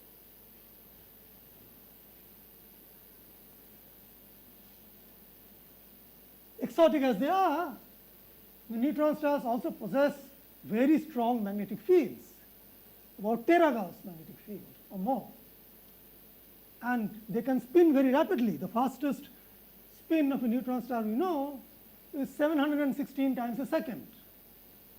So you have a star as massive, 1.5 times the mass of the sun, rotating on its axis 700 times a second. So this produces very strong electric field, extreme electromagnetic phenomena, and lots of beamed radiation. And this beamed radiation, if the beam happens to cross our line of sight, we'll see a flash of light. And these are objects which we call pulsars. And most neutron stars we know are discovered as pulsars. And many such neutron stars themselves are found in binary systems. And some of these binary systems are with other neutron stars. So you have neutron star binaries. One of the famous ones is this double neutron star binary, PSRB 1913+16, another Nobel Prize object. So this one has two neutron stars orbiting each other, the period as short as 8 hours. It's a very close binary. And this period is going down. Orbit is shrinking. And orbit is shrinking because gravitational radiation is produced in copious amounts by such tight, massive binaries. And this is a measured orbital decay over 25 years. So if you let it go, what will happen? These will continue to come together. Gravitational radiation will produce orbital shrinkage. Eventually they will merge, produce a black hole, and it will also produce a flash of gamma rays, which we call short gamma rays. And in the process, some amount of this neutron-rich material is going to get ejected. Now remember, this is full of neutrons, far, far away from nuclear stability line. So this material will undergo fission, undergo beta decay, and then produce all kinds of heavy elements. About 1% of the total mass of the system gets ejected. And this matter is extremely neutron rich, more than 90%. And freed of the neutron star's gravity now, which was keeping the neutrons from decaying, this matter can now undergo fission and beta decay. And this generates almost all the elements at the heavier end of the periodic table. And the radiation coming out from that process also powers a visible bright transient, which we call a kilonova.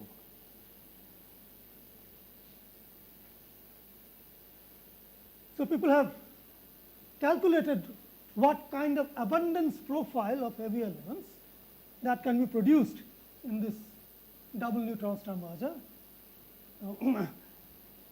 Exactly what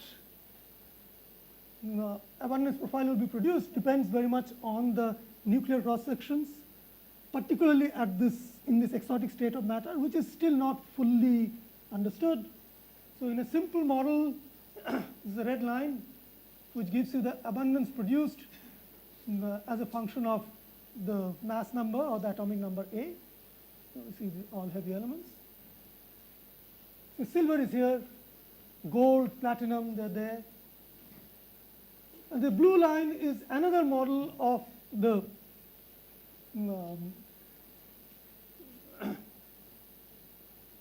reactions, which improves on this red line by adding more stages of fission than just one stage at every step. So it appears, and these dots are the abundances we measure in the solar system. So this closeness of this tells us that almost entire production of these heavy elements owe their origin to merging neutron stars. Who would have thought of it?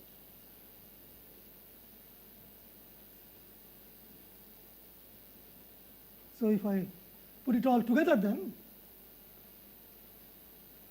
this diagram tells us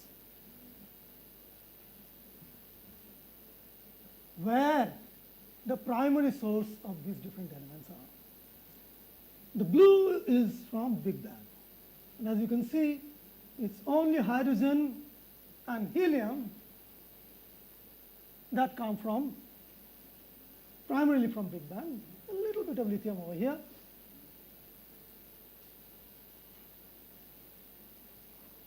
Then you have a bunch of elements which are ejected when a white dwarf is formed and the surrounding shell burning layers are ejected in planetary nebulae.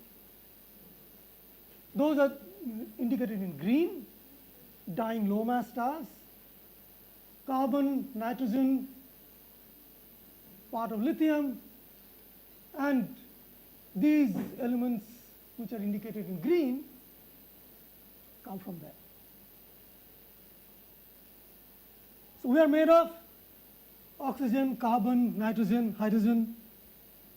Hydrogen we have inherited from the beginning, from the Big Bang. Carbon, nitrogen from dying low mass stars. A bit of that also comes from exploding massive stars in supernova explosions. But almost no oxygen gets generated by this low mass star envelope ejection. Oxygen gets converted into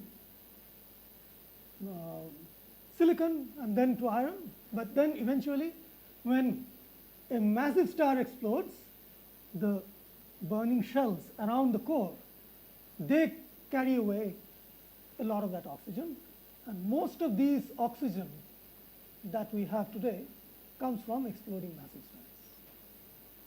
And not just oxygen, you can see a whole lot of elements which are familiar to us come from there, including our common salt sodium and chlorine, both.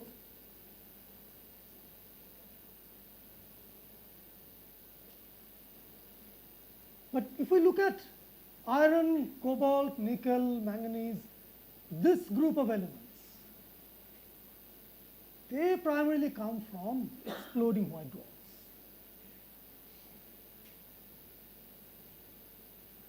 Finally, where does your jewelry come from? You have silver, gold, platinum. They all come from merging neutron stars.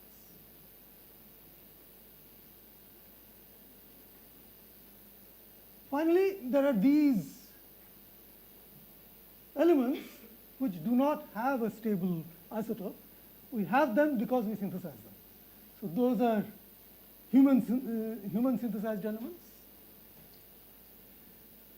And beryllium, part of it, a little bit of lithium, and a little bit of boron comes from fast protons hitting on other nuclei and then producing trace amounts of these elements. So that's where we are. That's where we come from. And this is the story of the origin of the elements. However, I would be remiss to leave the story just there and not mention that all this atomic matter that we talk about is only a small fraction of the total matter and energy element of the universe. It's only about 5%. The rest of it is dark matter and dark energy. But that's the story for another day. Thank you.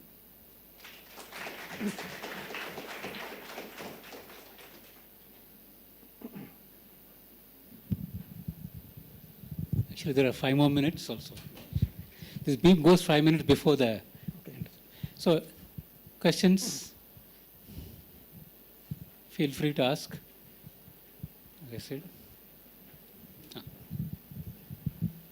So on the previous slide, one would expect dying low mass stars to produce some of the lighter elements, but we see instead that they go towards the fourth row. Well, yes, and exploding massive stars instead produce the first few lighter elements.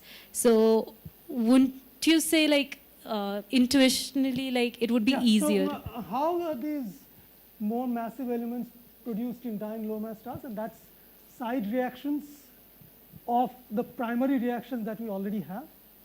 So any nuclear reaction has many, many branches. So there are some branches which will take you to even heavier elements, and some of it comes from there because there is no other source of them. Would it not go through the lighter elements first to produce? No, it's not as though that none of this is produced at all by dying low mass stars. Small amounts are produced. But if you take the total, the major source are these, right? So it's a very small fraction that come from this. But the major source are, for these exploding low mass stars, first part comes from the shell burning regions which get expelled. So all these oxygen, fluorine, neon, all of these come from that part. And then there are these heavier elements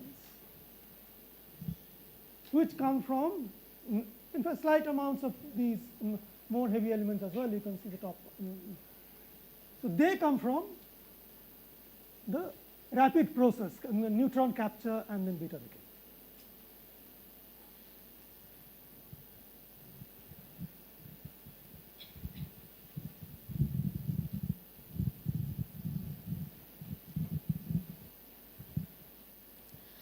So during the very beginning, you said that, like, in early universe, we concluded that the temperature was very hot. Why we concluded towards that? Like, how we thought with that?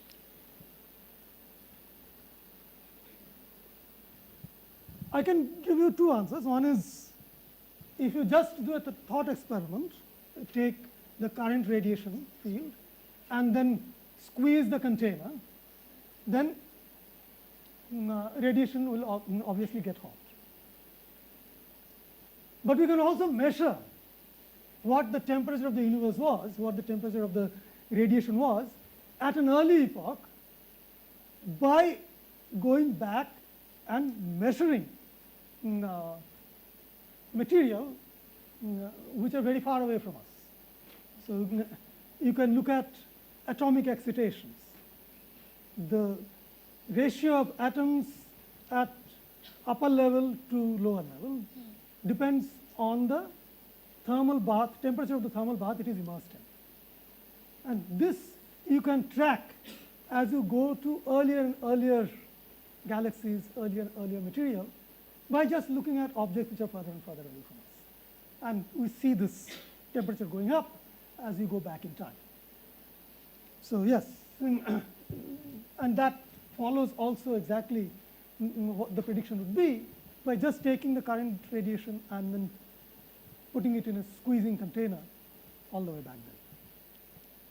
Okay, thank you, sir, for that. And towards the last, you said that atom is a very small part of the things that we are knowing. Yes. And majority of it is dark energy and dark matter. Yes. What we understand from that? As I said, that's a story for another day.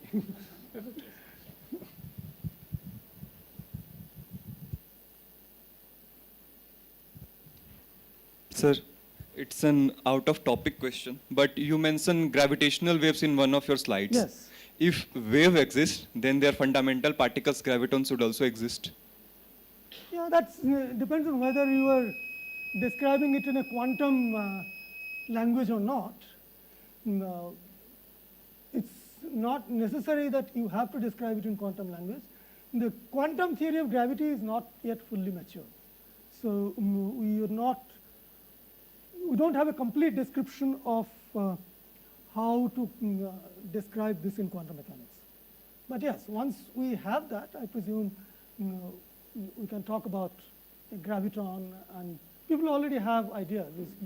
Graviton of spin 2, for example, not spin 1 like photon. So those descriptions exist, but it is at the moment not the complete description.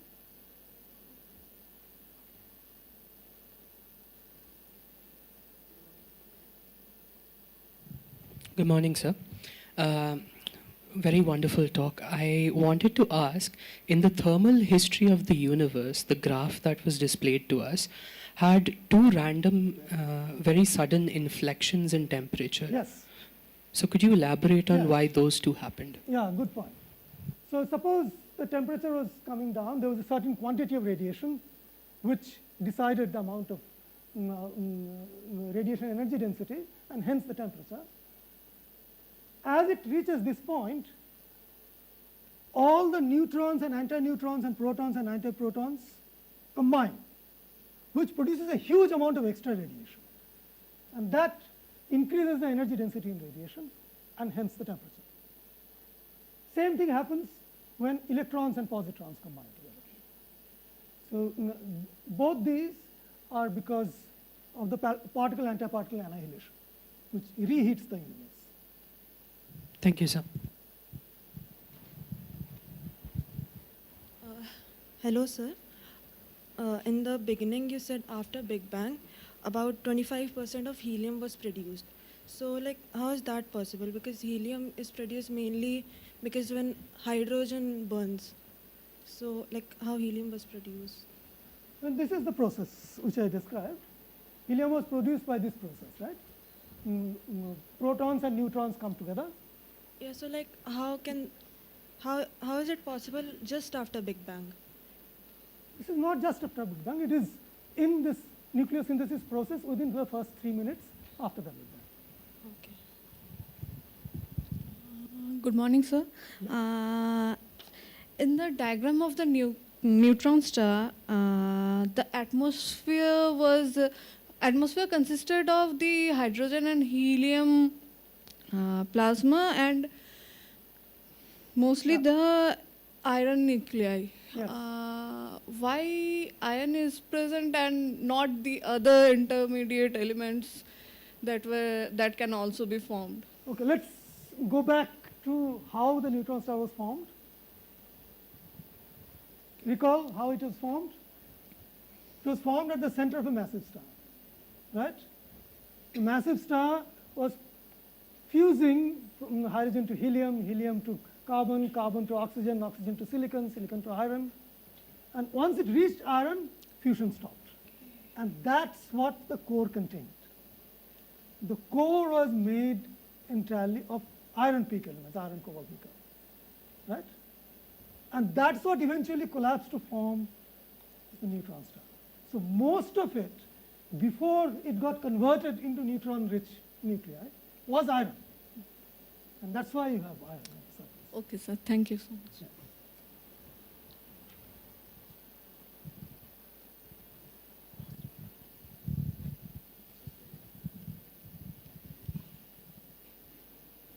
It's a very wonderful speech you have given, and I want to ask a question about the decay and the atomic number graph there is.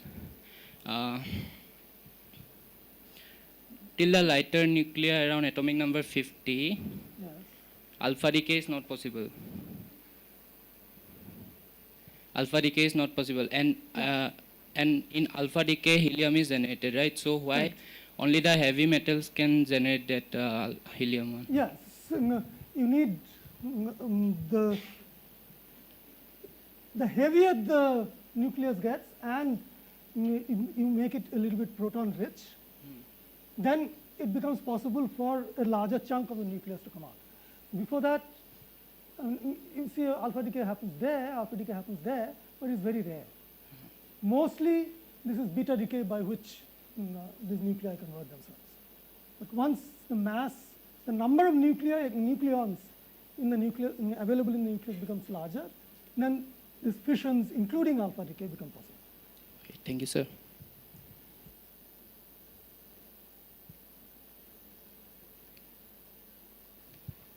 Good morning. I didn't quite understand a particular part. You mentioned that sometimes you see a white dwarf in a binary system with a different star. When that star is not a white dwarf, you see bursts of energy because of things catching on fire, combustion, something like that. Yes. However, if it's also a white dwarf, then you see a very large explosion. Correct. Do you mind explaining this once more to me? Yes. Why? Yeah. It's, I think, a good point to start will be this diagram. So assume that you are a white dwarf and you are capturing matter from another star, and that star is providing you hydrogen and helium, right? That arrives at you, and because it is dense, it is hot, it ignites, meaning it starts nuclear fusion. So how much energy is getting generated? This much energy getting generated, right? Because you started from hydrogen helium. This amount of energy is more than the binding energy of matter on the surface of a white dwarf. So if you generate this amount of energy, then this matter will fly out, because the amount of energy you have generated is too much. It is accelerated to beyond escape velocity. That's how you get explosions. Now assume that the material that you're accreting is not from a normal star, but another white dwarf, which has carbon and oxygen. And you also have carbon and oxygen. Now, from there, nuclear burning can only take you over there. Look at this amount of energy versus this amount of energy. Much less. This energy is not enough to make the star explode, or to lift the material that is coming on the surface. So therefore, the surface does not expel this material, which means the mass of the white dwarf can keep growing. I see. Once it grows to 1.4 solar mass, then a collapse occurs and the corresponding heating causes them to explode. Thank you.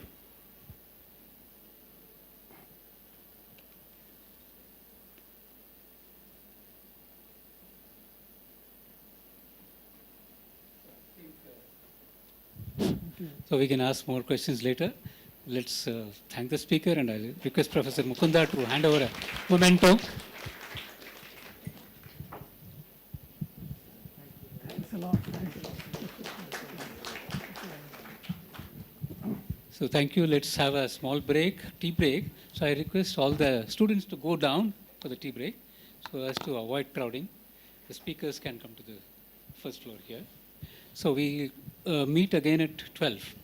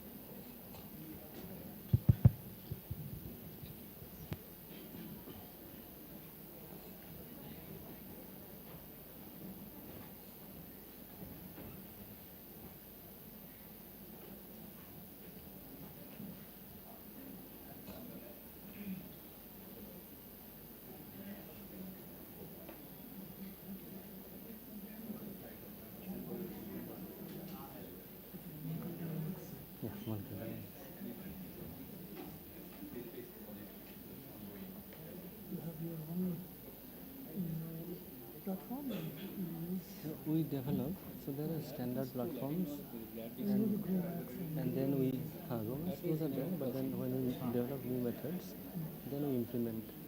Inside. Sponsored it, no? What is Yardley School? Yardi is a guy who donated this. Donated the money. Yeah. He's not a scientist. No, he's He's a a business alumni. alumni. Yeah. We get a lot of money from alumni.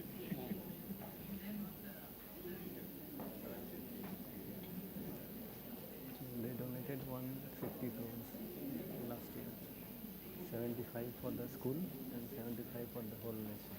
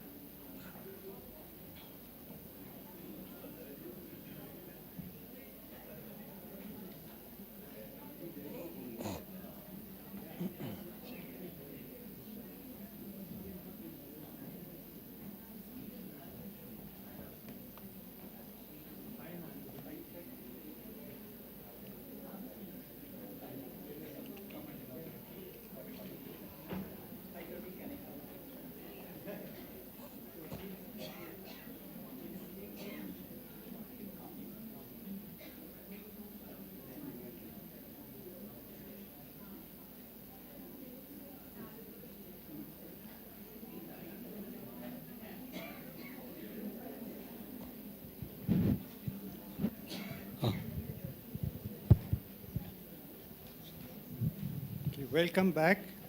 It just occurred to me in the years when I was a student, and that is so long ago, I don't want to say how long ago. In one day, to hear about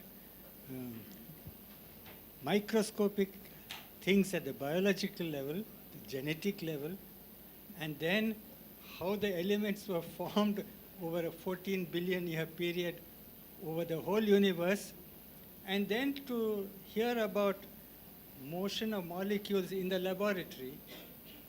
These are things which never happened in my student years, in one day, in half a day in fact. So I am envious of all of you that you are exposed and this is available, and you can talk and ask questions. That I must say, in my student days, asking questions of teachers was very rare, both at school and at college. I think even today it is not as widespread as you think it is in the better institutions. So I think this is a very rich experience for all of you, for me too. So now let me invite Professor Karmakar from IIT Delhi to give the next talk. Sure.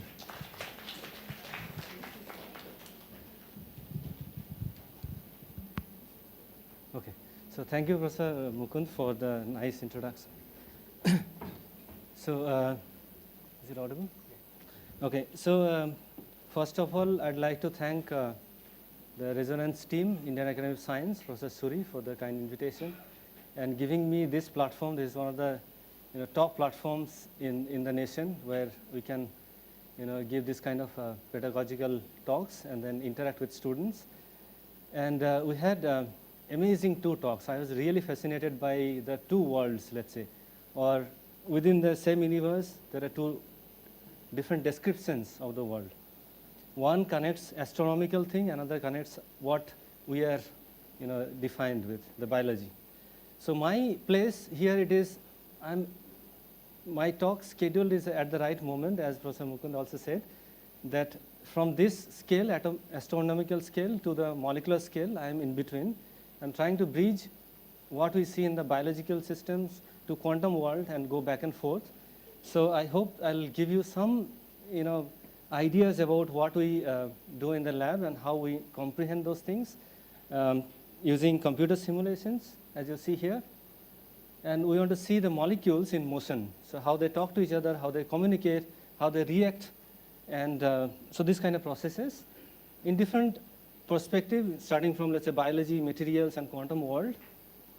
And what we say that invisible world, because that world is something that we cannot see readily.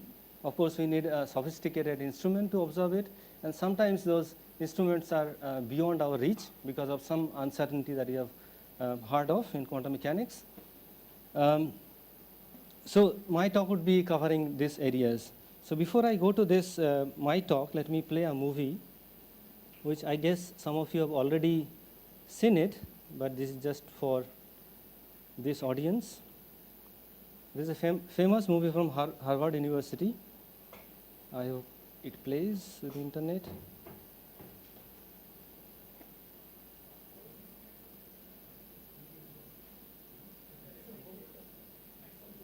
Connected, right? Maybe it's a slow internet or something.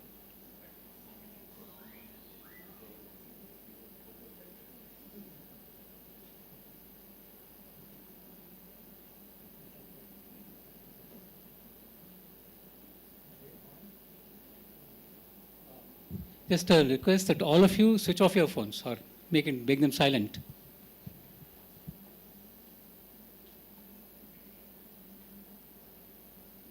Okay, so maybe the internet is.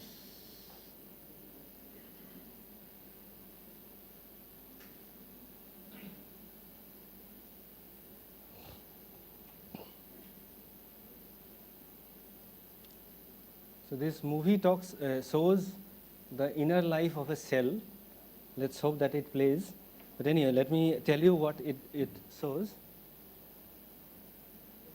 I could not embed it on my slide, so because of some technical limitation.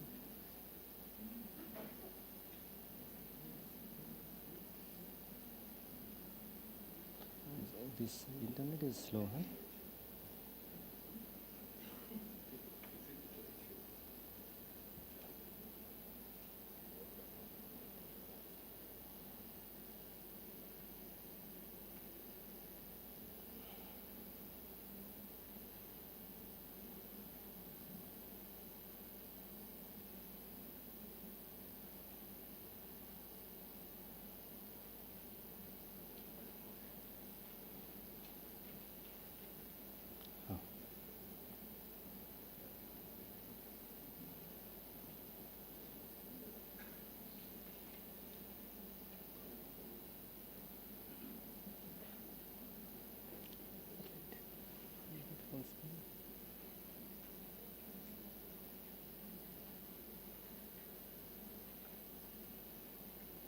Okay, thank you. So it's called the inner life of the cell. So you see a lot of processes. Some of the processes you are already aware of, and some of them are not. It has a beautiful music, but anyway, so we have some limitation. Yeah. Without music, it looks a little. Can we turn on the music? Or okay, it's me. It's me. Now it's better. It's an animation created by Harvard University team.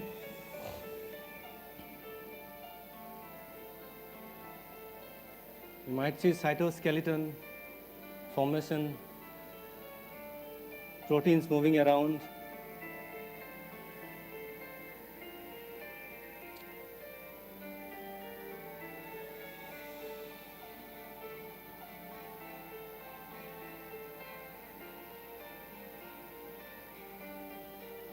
I wish I could do the commentary, but I am not aware of all the processes.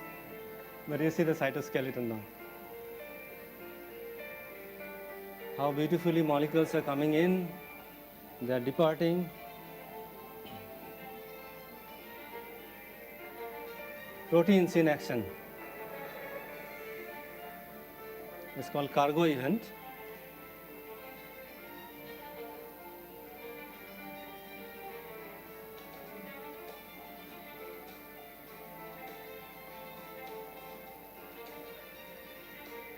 Protein synthesis.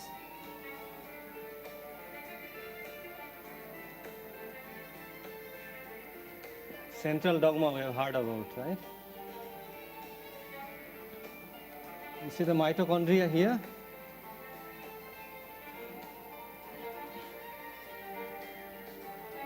It's a codon RNA and helping protein synthesis.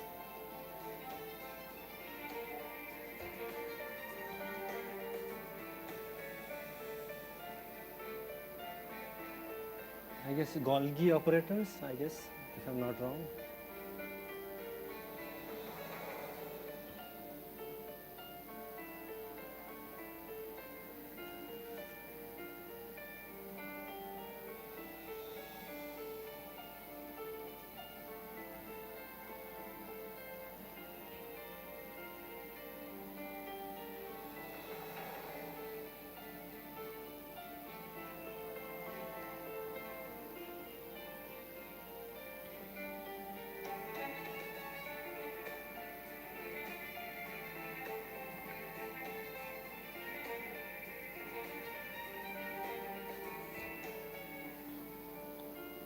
Yeah. Thank you. I think I go back to my slide. Oh, all set. Okay, so now I guess you are convinced that, and you agree with what Professor Richard Feynman said, that everything that living things do can be understood in terms of the jiggling and wiggling of atoms. We have seen it, right?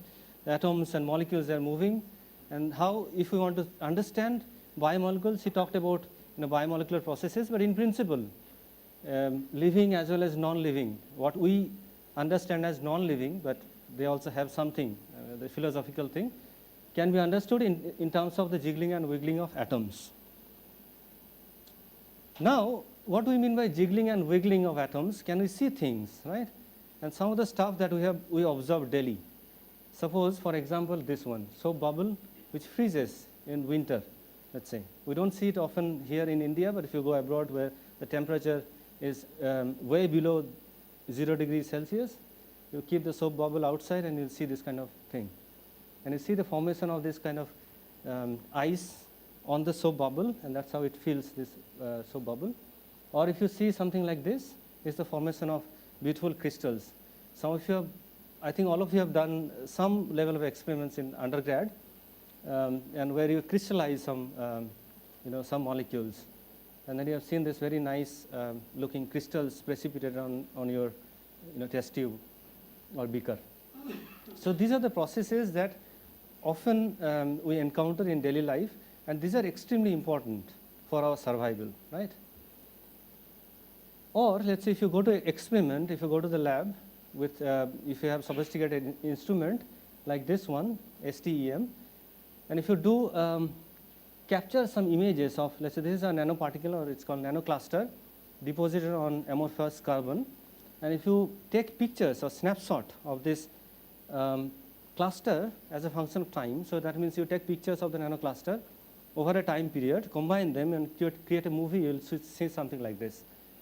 So where you see these nanoclusters, they appeared and they are talking to each other. Sometimes they coalesce, or they grow, or they dissolve. Okay, these are the processes you can see by using a microscope. And typically, if you imagine this nanocluster, get a better resolution, you'll see something like this. When you do this similar experiment for nanoparticles, which are bigger, right? Nanoparticles you are already aware of, or I think you have heard of. If you want to see the growth of nanoparticles, they grow something like this in a given experimental setup. Then the question is, we see this thing happening, like evolving. Can we zoom in further? Meaning that so far we could see the process happening. Can we see the atoms? Can we see the molecules, how they are behaving? So we need to zoom in further. But unfortunately, those microscopes are limited in terms of giving you the atomistic resolution. Nowadays, we have much more sophisticated instrument. You can go to, let's say, nanometer or towards angstrom size resolution. But even after that also, we have certain constraints. So the question is, can we zoom in further and see atoms in action? Is it possible? Now, there's an alternate way that in 1950s, some scientists thought that if we are limited by our instrument, why can't we use our computers? Because after the Second World War, all people were kind of, the use of computer in the World War, right? So the movie you have seen it, right? So what was that movie called? imitation game, Alan Turing, right? So that movie actually portrayed how computer was used in Second World War to decode some of the messages. And after the World War, then people were stuck, like what do we do with these computers? So then in 1950s, some guy is told that, look, okay, let's use these machines to do something scientific research. And that's how these guys, Bernie Alder, Mary Ann, and Tom Wainwright, they thought, okay, let's use computers to understand physics or chemistry or whatever you call it, but to see how particles behave. Can we model this one on computer and try to understand the processes? So meaning that they wanted to mimic a process. Let's say you have heard of phase transition. We saw the phase transition, ice to water and back and forth. So can we mimic this process on computer? And that word they have used is called simulation. Simulation you are aware of. You know, when there's a satellite launching, they simulate the process before they do it actually. It's called simulations. So it's a molecular dynamic simulation is molecules, they're dynamic. Simulations means mimicking the process. So they wanted to mimic the process on computer. So they took a very simple model. We call it simple model now in 2026. But 1950s, it was one of the toughest problem to do this on the computer because the computer was having some kilobytes of memory. So they could do it with only hard spheres, model systems. So 32 particles they took, and they have seen using computer programs, they have seen the transitions, phase transitions happening in this hard sphere model. So that was the birth of a field called molecular dynamic simulations or computer simulations in general, because they were doing Monte Carlo simulations as well. So in general, it's a computer simulations in use to understand physics or chemistry or related problems. Now after that, Anisur Rahman, he is called the father of molecular dynamic simulation for all the right reasons. So he is an Indian. He was an Indian. He was born in Hyderabad, 1927, when the quantum mechanics was evolving. Schrodinger equation came in 1926. And then he spent quite many years in India before moving to Europe for his PhD and followed by his postdoc. And then he came back to, I think, TIFM Mumbai for some years before going to Argonne National Lab, where he spent 25 years. And he invested his entire life in developing this field called molecular dynamic simulations, which we use almost routinely these days. Now, there was one conference called CCAM conference. Some of you might have already heard, or some of you might get exposed or get a chance to attending these conferences in future. So one of the conferences or workshop that time, scientists all came together and they wrote down what were the problems that time, right? Right now we are sitting in this hall. In principle, after all the lectures, we can write down these are the topics that we discussed and what are the things that can be done in next 5 years, 10 years down the line. So similarly, it was kind of, if you notice, develop various models and how they evolved. And then molten salts, can we deal with this? Simple molecules in solution. So these were the challenging problems at that time, 1960s or 1970s or so. So you see the key problems and concerted efforts from different parts of the world, different people working together. So in 1964, he came up with his first paper, not his first paper, the paper which changed the whole definition of molecular dynamic simulations. It's called Correlations in the Motion of Atoms in Liquid Argon. So he simulated 864 argon particles. That is one of the first, or that was the first realistic molecular dynamic simulation, because before that, people are dealing with mostly hard spheres. Those are like approximate models. But this one is the real model system that Anisur Rahman simulated and showed to the world that this kind of tools or simulation method can be utilized to do meaningful science, meaning once you run the simulations, you can calculate certain properties, and then compare with experiments. So that was the birth of molecular dynamic simulations, what we even now use, all the methods developed by him. Now subsequently, Michele Parinello joined Anisur Rahman 1980s, and they were working on many methods, including Parinello, Rahman, Barostet, and all. And after that, Roberto Carr and Michele Parinello, Michele Parinello came back from USA and joined ICTP. And Roberto Carr, so these two guys are from two different worlds, in a way that their work, not them, their work are from two different worlds. One was interested in density functional theory or quantum mechanics. Another guy was trained by Anisur Rahman on molecular dynamics simulations. So there's a classical world, there's a quantum world, and they wanted to do something together. And that gave gave us the method called Carr-Parinello molecular dynamics, which bridges or which combines classical as well as quantum mechanical calculations. So you can do simulations with quantum chemical accuracy. So that was the idea of unified molecular dynamics and density functional theory. And if you notice, so we often joke that Michele Parinello and Roberto Carr, they developed this model by doing this.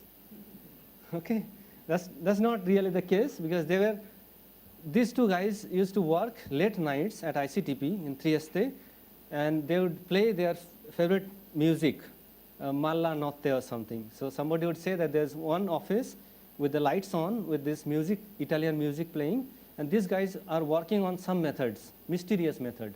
And in fact, they are working on this particular method, which changed the way we do the molecular dynamics simulations.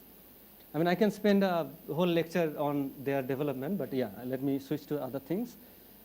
Now, parallelly, Martin Karplus, Michael Levitt, and Eddie Warshel, they were utilizing, so they developed a lot of methods called multi-scale models, including QMM methods. So they're combining all sorts of methods to apply molecular dynamics to different fields, starting from, let's say, conformational transitions of certain molecules to all the way biological chemical reaction, catalysis, and or protein folding, right? Because of this, they were given the Nobel Prize in 2013.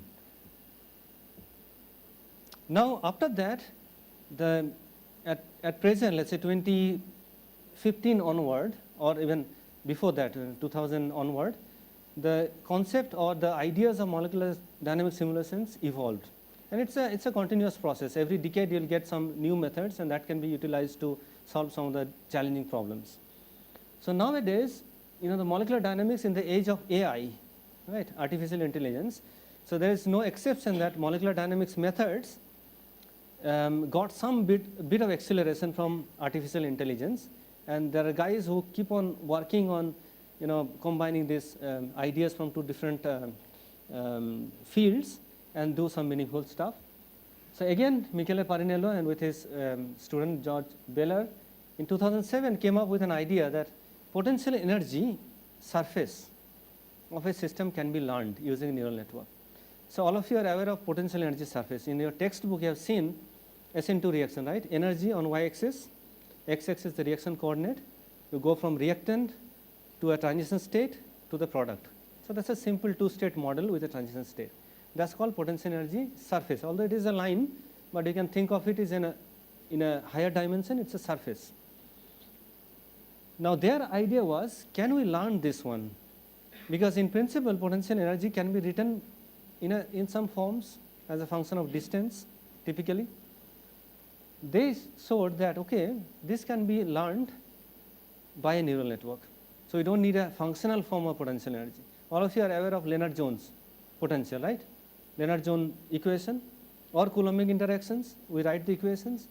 So these are the equations that we write on the paper. But if we can replace this functional form by a neural network, we don't care about what is happening inside. But then it can also be used to learn the potential. And then it can give you the energy of the system. So now you write energy is equal to function of neural network of some atomic coordinates, energies, and forces. So that was their idea in 2007. Apart from this, they have been working on something called enhanced sampling. What do we mean by enhanced sampling? So let's say all of us are sitting in this classroom in a perfectly ordered state. So we can say that this is a crystalline state because we are not moving around, right? So we can maximum what we do is we look around like this, but we are kind of sitting in a perfect environment, it's called crystalline phase, let's say, let's assume. But if I want to change from crystalline state to a molten state, which is disordered, what do I need to do? Is ask people, stand up and then roam around. That's a fluid phase or disordered phase or liquid phase, right? So now the question is, it does not happen spontaneously, right? Crystallization cannot happen spontaneously. There is a thermodynamic driving force.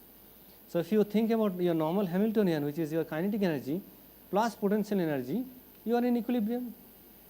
There is no external thing that is happening. But if I tell that, okay, just stand up and do something, that means I am an external potential doing this transition, right?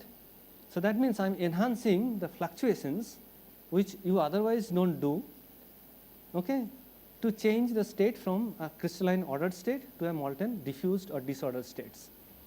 And that help is called enhanced sampling. So that means if you take picture of this classroom over, let's say, next 20-30 minutes, that it does not change much. So it is in equilibrium. But if I suddenly say that, okay, you change the, you roam around and then I take picture, it's in non-equilibrium region. That means there's a phase transition happening. So this is called enhanced sampling, and there are methods to do this. So your normal Hamiltonian, you add some potential and that will do the magic, okay? And that is used in many fields, starting from modeling phase transitions, chemical reactions to biological, conformational changes. Now, another Nobel Prize in 2024 was given to this three gentlemen for doing something, applying artificial intelligence or computational tools to solve the problem of protein structure prediction and folding.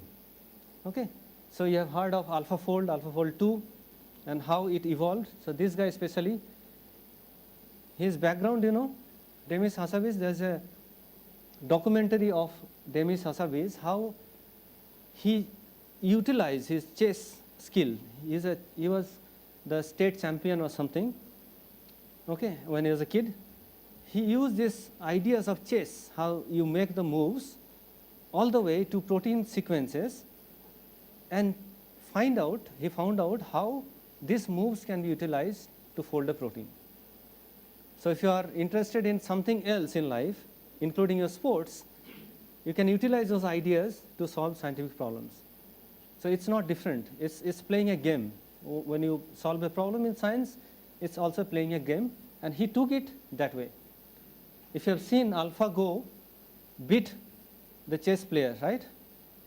Korean and Chinese, and he used those ideas to solve protein folding problem, which was one of the challenging problems in last 5 or 6 decades, right? So I got the opportunity to write something on resonance, since it's a resonance event.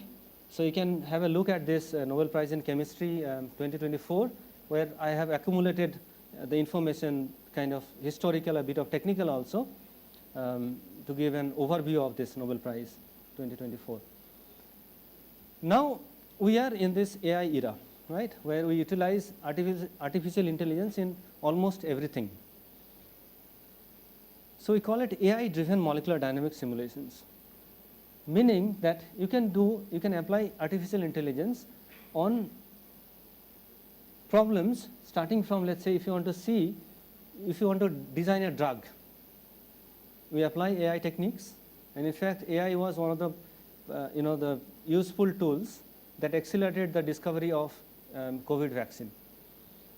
Then you can use something called machine learning potentials, as I told you, that instead of writing the Lennard-Jones, you can have a neural network potential, and you can do things much faster. You can simulate with more accuracy. And then you can utilize something called generative AI to create molecules which does not exist. So imagine the process that you are utilizing a tool to create a molecule which could be a drug, potential drug, and then you tell your friend who is an organic synthetic chemist, okay, please synthesize this one and test it in real proteins, protein targets or RNA targets, right? So that's the power of generative AI to create molecules for the future, or to create or to bring the next antibiotic. Okay, so that's the idea of AI-driven molecular dynamics or computational workflow. Now, what I do is I quickly go through some of the stuff that we do in our lab and how it correlates with our challenging problems that we need to solve. So coming back to computational molecular dynamics simulations, we call it computational microscope, because as I told you, at some point we had a limitation of seeing the atoms in motion. Then we switched from there to computational models or molecular dynamics simulations. So it is nothing but we want to see what is happening inside a real system by using a set of equations and algorithms. If I ask you to see what is happening here inside this, inside water, what do you see here? It's a transparent liquid. But if I give you a superpower, sci-fi movie, if I give you superpower by some magic, what you'll do is something like this. At some point you'll see I give you a glass of molecular dynamics simulation, this glass like Meta. You ask Meta, show me what is happening here. You'll see something like this. That means water molecules are moving around, and if you notice very carefully, they are forming instantaneous hydrogen bond. And next time when you try to drink this one, you'll feel scared. Right? It's worms moving around.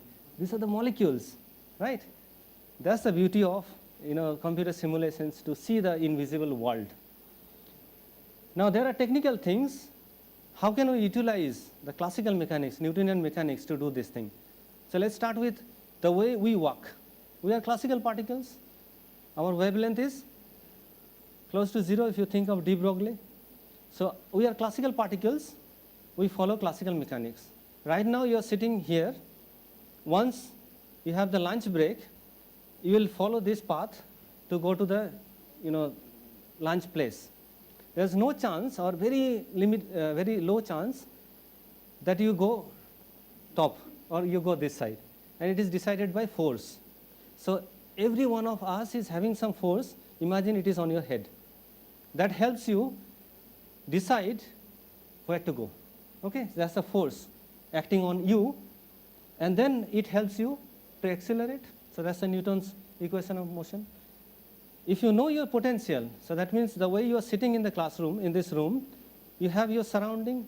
So nobody in this class is sitting on top of each other. It's not allowed, right? It's a potential that helps us sit little bit away from each other. We don't collide. It is less likely. So if you take the derivative of your potential with respect to your position, you get force. Apply the force to decide where to go. That's the Newtonian mechanics. Now if you think about this, crowd, they don't collide in a likely situation. They don't collide, they're moving around, and that's a force that is deciding the way they move. Now if you compare this crowd with molecular crowd, it's the same world. If you think about the water molecules classically, then it's a molecular crowd. They are also following this Newtonian mechanics, right? That's the idea. Now there are certain things, it's a textbook thing, how these particles interact via Lennard-Jones. If they are charged, they interact via Coulombic. And if you think about molecular bonds, so they have bonds, angle, and torsional angles. You have seen these water molecules, right, doing like this kind of motion, or the bonds they stretch. Because of that, there are certain contributions to the total potential energy. And you can combine them, you write the total potential energy. If you know this one, you get your forces, and that decides what molecules do, right? Now these are typical molecular dynamics pipeline, which I skip for today. But what is the other side of it? If you think about water molecules as classical particles, one can argue, no, I want to describe water molecules as quantum particles. I want to see water dissociating.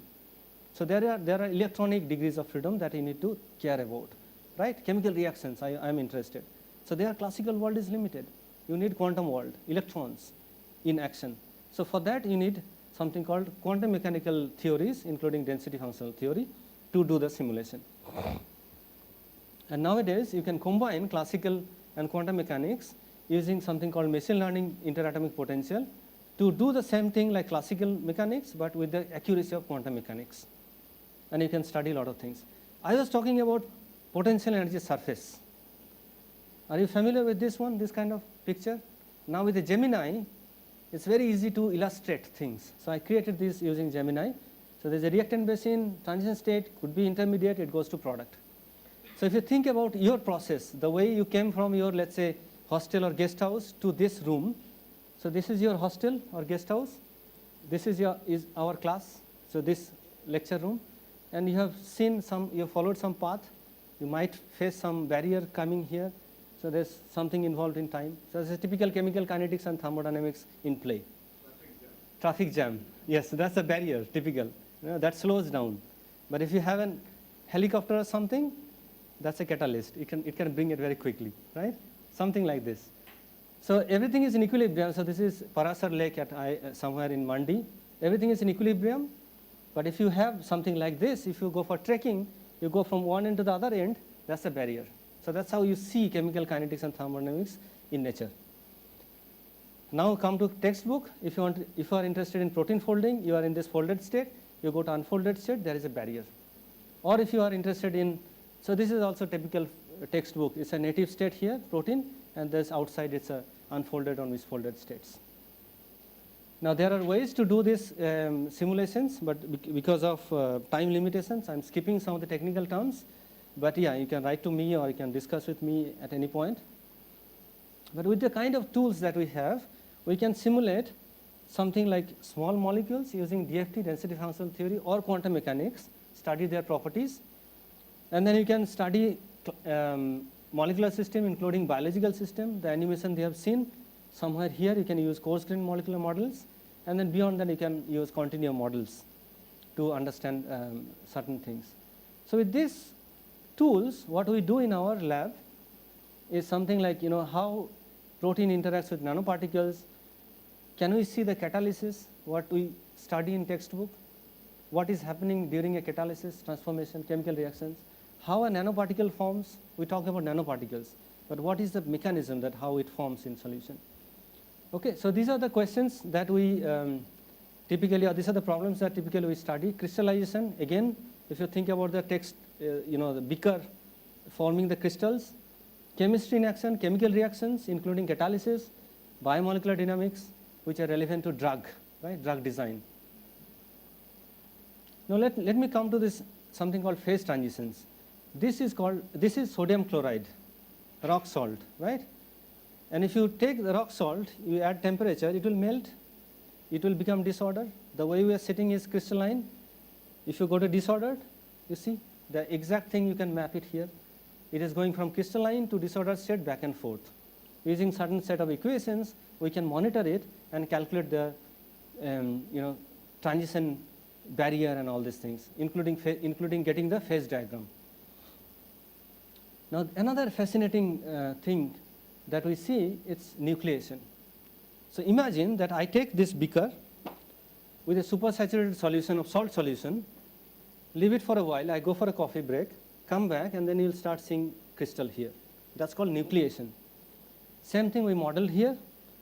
You see how from nowhere the sodium and chloride particles came together and formed this rock salt kind of structure. We can see the mechanism. We can see the atoms coming together and forming this kind of framework. It's a model system. We say, okay, I don't care about models. Those are computer generated. But look at this. This is an experiment done inside a carbon nanotube using in situ TEM. They have seen the same kind of mechanism, the formation of rock salt. But you see the resolution. In terms of resolution, we are seeing the atoms here, but here also you are seeing the picture of rock salt appearing. Okay. Now the next example that I want to show you is, I directly go to the, next example I want to show is how a nanocluster forms in solution. So the birth of a nanocluster. So there's a movie here, you notice from solutions how the particles come together and form a star-like nanoparticle. So everything is dispersed in solution, including solvent, which I'm not showing here. But as we monitor here with certain parameters, these guys come together and form, you see the nucleus forming, and after some time you'll see that nanocluster-like nanoparticle forms in solution. Okay? So that's the beauty of observing things happening, and then of course after that you characterize the size, the time, the chemical kinetics, the barrier, time, thermodynamics, everything you can calculate after this, this trajectory, simulation trajectory. So like I was saying, that you go from free states to all the way to star set. What is the kinetic barrier, or what is the thermodynamic stability, delta G we talk about, right? Now again, if you compare with nature, then it's a downhill process. You start with the monomers, you might find some intermediates, very quickly transiting to the final product. So this is a downhill process. Now the next example that I have is related to catalysis, chemical reactions. So we want to see the bonds breaking and making. Catalysis on the surface, and there is another one called nanozymes, so that means nanoparticles doing enzyme-like reactions. So what we did is we took a model system, which is magnesium oxide. We created a defect, it's called F-center defect, and we have one nanocluster, which is again gold nanocluster. We know that gold is inert, the bulk gold. But if you break the gold, go to a tiny particle, they are no longer inert. They can do chemical reactions. So this is the example which shows that gold can convert, carbon monoxide, oxygen to carbon dioxide. So that was the model system that we studied. So you take this one, pump it here, and it will produce carbon dioxide. And we modeled it using computer simulations. As you see here, gold is nicely localized by this defect site, which is a void. And then carbon monoxide is attracted by this peripheral gold. Oxygen is also kind of localized by the help of gold as well as magnesium here. And these guys are coming together and forming carbon dioxide. That's the chemical reaction that we are interested in. Okay, so the next remaining oxygen, the next carbon monoxide will get converted to carbon dioxide. Okay, so this is one prototypical example where we can study chemical reactions. Now you can think of any chemical reactions. You have studied hydrogenation reaction, alkene to alkane, right, on platinum surface in your textbook. This is the same thing. You replace this one by platinum, put hydrogen and alkene, it will convert to alkane, and you can see the thing happening. Again, we can map the thermodynamics and kinetics. Now I'm going to the next example, which is something called nanocluster, protected by organic ligands. And if you see this one in a representation, there is a cavity-like thing. This enzyme, right? This kind of enzymes you have seen in textbook. It's a Pac-Man type of thing, right? So there's an enzyme, substrate molecule should go inside, it will close, do the reaction, it will throw out all the products, right? This nanoparticle almost behave like this. It has a cavity where substrate would come in, reactions will take place, and it will throw out the products. So meaning that you mimic the enzyme, it's called enzyme mimic, in the lab, and you can do chemical reactions and produce some useful chemicals. You can do it in the lab. What is the use of this one? These guys are extremely stable. It can tolerate temperature, so you can produce mass chemicals. But these particles are not static. If you keep them in solution, they would be like alive. They keep on changing their hands and then doing a lot of things. Finally, if you model the chemical reactions, then you'll see something like this. So imagine this molecule is here, which is acyclic here. After some point, this guy would leave and this would cyclize. It will follow this kind of thing. And it is happening on the surface. So that means, what is the use of this molecular dynamic simulation trajectory? You see the mechanism happening. There is one ligand helping the chemical reaction. So next time you design this nanocluster or this system with your own ideas. You change the ligand. I want this chemical reaction to happen. So you can engineer it, engineer the ligands, so that you can get your chemical. Okay, that's the plan. Okay, so last set of examples is biomolecules, proteins, and DNAs. It is connected to health, right? If you think of malaria, it is again one of the challenging or one of the deadly disease across the globe. You have E. coli infection, which is very common. You have something cancer, it is another thing that we are chasing, and HIV. These are again some viral disease. So our lab took some baby steps or attempts to understand what is happening, not at this scale. We are not developing any drug per se, but we want to understand certain proteins or DNAs or RNAs, how they are moving around, what kind of things they do, and can they be targeted. Okay, so that's a basic understanding. Now, one work we did, so this is my PhD or long back. So we took one protein from this metabolic pathway of this Plasmodium falciparum, the parasite, which is called AGX-PRTase, phosphoribosyl transferase enzyme. So this is a protein. What if we block this one, the whole path would be blocked? That means this guy, this parasite can no longer synthesize purines, and they will die. Okay, so that's the idea. If you block this, you kill the parasite. So what we did, we modeled this enzyme on computer and see what is happening. So there is something happening at the active site. There is a cis-trans rotation. So amino acids, they rotate like this. So if we know this one, block this part, then we stop the enzyme activity. Or look at this enzyme, it's a tetramer. When there is no substrate, they are opening the door. Same thing like when this classroom is open, you open the door and let everybody come in. That's the thing that we model. If we lock this one in the open state, so somebody damage the door for this classroom, then the activity would be lost. So these are the information that we get from molecular dynamic simulations. Then we model how product molecules, once they react, how it is throwing out all the products. So if we can stop this mechanism also, we block, then also it's possible. So these are different ways that molecular dynamics can give you some ideas that these are the possible things that you can target and do something so that you stop the activity of this enzyme. Similarly, if you think about RNA, so I was talking about HIV, so you take a TAR RNA, okay, RNA is very important for virus, their survival and replication. If you block this one by some stapler, you know the stapler, right? So you take the RNA, staple it, and that's it. You can stop the virus from replicating and all. So what we did, we took this TAR RNA, we took a cyclic peptide which is already available, and we wanted to study this peptide, a small molecule like a stapler, pin. Can it go and block this one? So that was something that we modeled using computer, and we found out there are possible intermediates. When you try to staple it, this guy responds to this your stapling behavior, accordingly they adapt.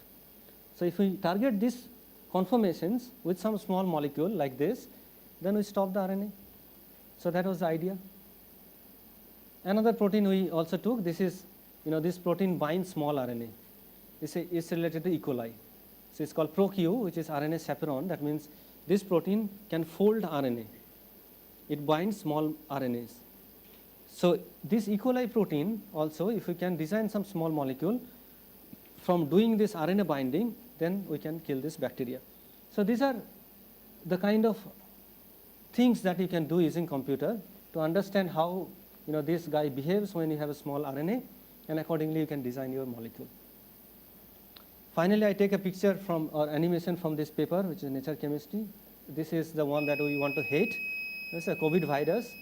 The whole virus was modeled using computer, and you see the spike proteins, how they are talking to each other, right? And these are the ones they actually damaged or targeted our cells, okay?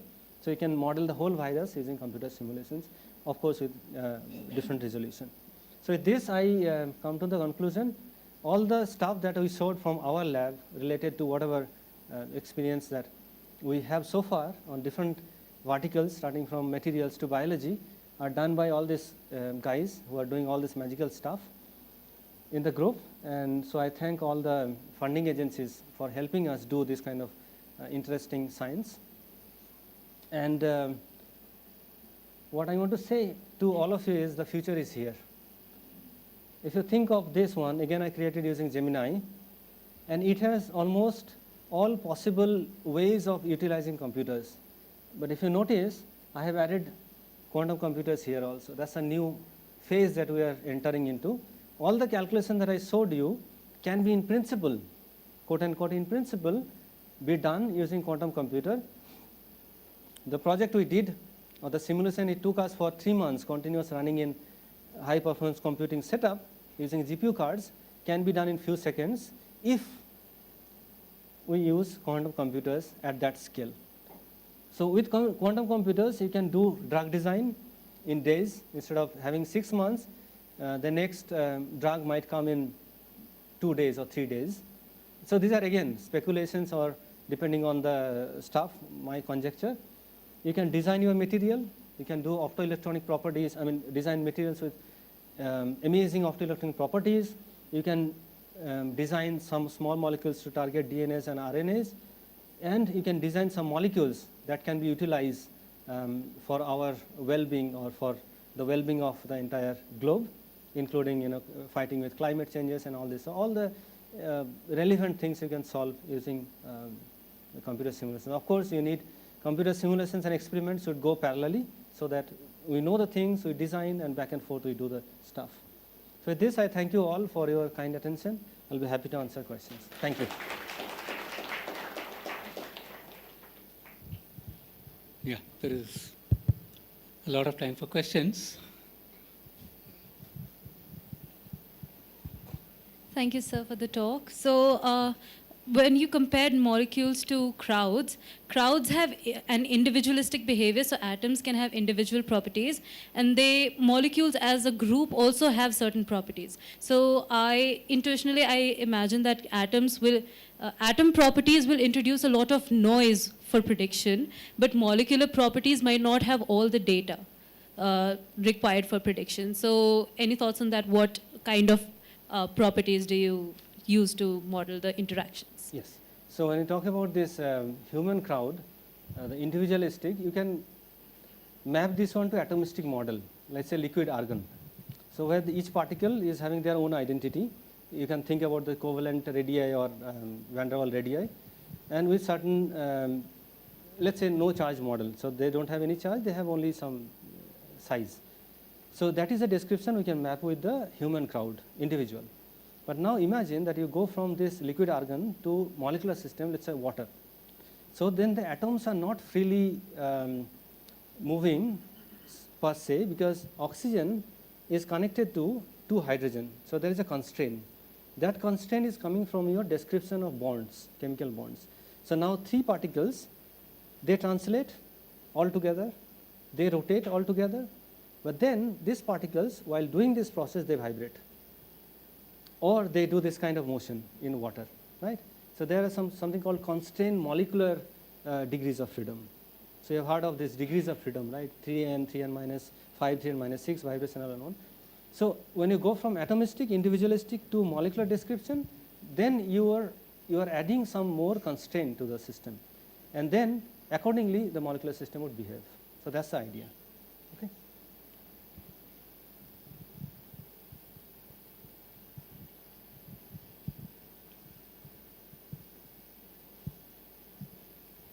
So thank you for the wonderful presentation. Sir, as in the end of the slide, you have written the few series here. So I have a doubt.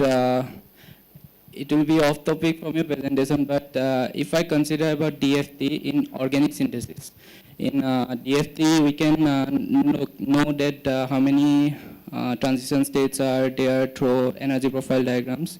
So still we have to think about the reaction mechanism. We can't isolate the transition states. Will there be any possible way that using DFT we can also isolate the transition states? Yes, indeed. So these days, machine learning methods can be utilized to predict the transition states. And sometimes we have seen that instead of getting one transition state, our very concept of saddle point or one transition state, machine learning can give you an ensemble of transition states. So there might not be one saddle point, there can be multiple possibilities at the transition states. So these are possible using machine learning. And machine learning augmented molecular dynamics, what you do is you switch from DFT to all the way DFT level molecular dynamics. Everything is explicit. So you are doing a chemical reaction, let's say SN2 reaction in water. In the description of explicit water, you can do the reaction at finite temperature, pressure, as that of your your lab experiment. Normal DFT is done at 0 Kelvin. There is no entropy, no temperature. Now you can do DFT at finite temperature, finite pressure, in the presence of solvent, explicit solvent. And then these simulations can give you the whole free energy surface. Instead of potential energy surface, you add temperature and entropy, you get a free energy surface. Now, if you get the free energy surface, you know where the reactant and products are there, you know the region where transition state is there. Transition state is or transition state ensembles are there. So this is absolutely feasible with much more clarity these days with the help of ML. Sir, it's still a drawback. It is a type of drawback, right? If we know that we can get how many transitions are there, like 3 to 4, but still we have to think about the mechanism, reaction mechanism through that transition states. That one we have to still think about it. But if we get to isolate, it leaves there on the settle point is extremely small. Number one. If you study statistical thermodynamics, then you will realize the population, the relative population on that would be too low at a given time. Then you cannot isolate. By the time you try to isolate, it will be gone, either go to reactant or product. And there is a beautiful quantum mechanical way of thinking is also uncertainty. The moment you try to see it, it's gone. It's a quantum mechanical, right? So the way they behave, quantum mechanics, your instrument and this one, measurement, and it's gone. So that's a way of thinking about difficulty in transition state. Intermediates, they are short-lived. Yes. You can isolate, you can freeze them, cryogenic temperature, you can do that. But transition state, it is difficult. But if you are able to do this at low temperature, to some extent you can do it, but there is still uncertainty. Thank you, sir. Yeah.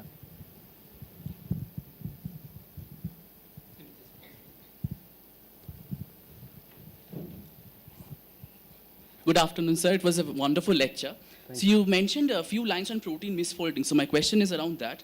So when we use molecular dynamics simulations to actually simulate protein misfolding, what's that one exact physical quantity that we can use to sort of say that the protein is misfolded, and how can we verify it using the basic concepts of statistical mechanics? This is essentially coming from the fact that my current research project as part of the summer research fellowship program is in statistical mechanics.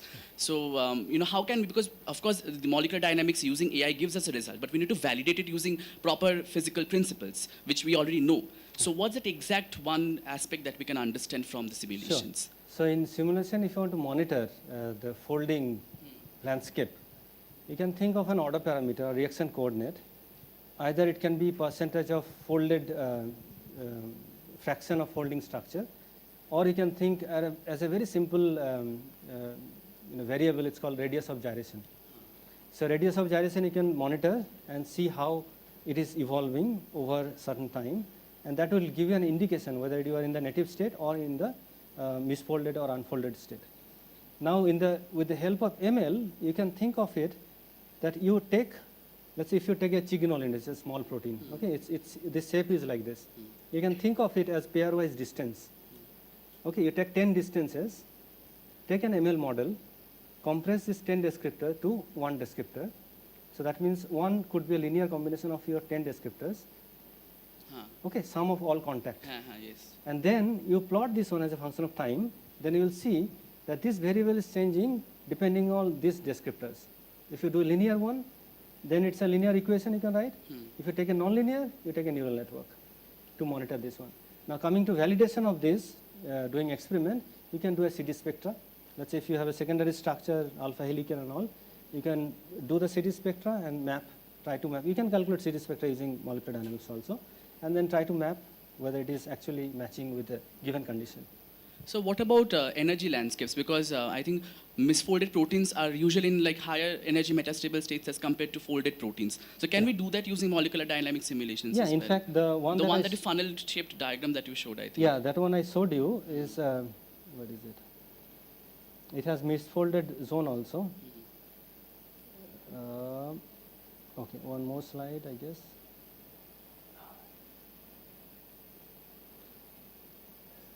No, did I miss it? Okay, let me go back to this.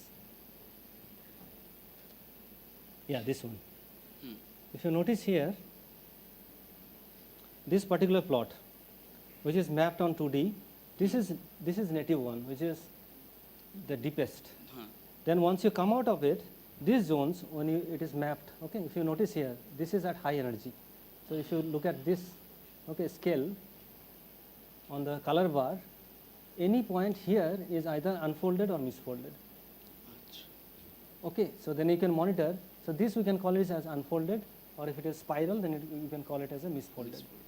So, and this is the two variables that we projected on our free energy. In principle, you can choose any reaction coordinate here, and then project your energy or free energy, and then find out this intermediate states. Thank you so much, sir. You're welcome.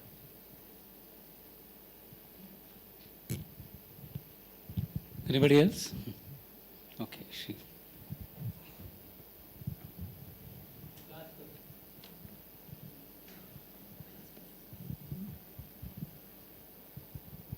Good afternoon, sir. Thank you for this wonderful talk. So, is there any chance of bringing these accelerated drug deliveries in the market like we did in COVID? But if that's the case, what about the long-term safety? Long-term? Long-term safety. Safety. Because you need clinical trials. You need to go from a lot of clinical trials. So, can you please give some thoughts about that? Yeah, so in principle, let's say if you combine certain research labs, what we are doing is predicting. So from a large pool of, let's say, if you think about 1 million small molecules which are available to us, from 1 million to, let's say, 10 molecules we have selected, or our model gave 10 possible potential inhibitors for a protein target. Okay, so we are thinking of, let's say, targeting kinase, we got 10 molecules.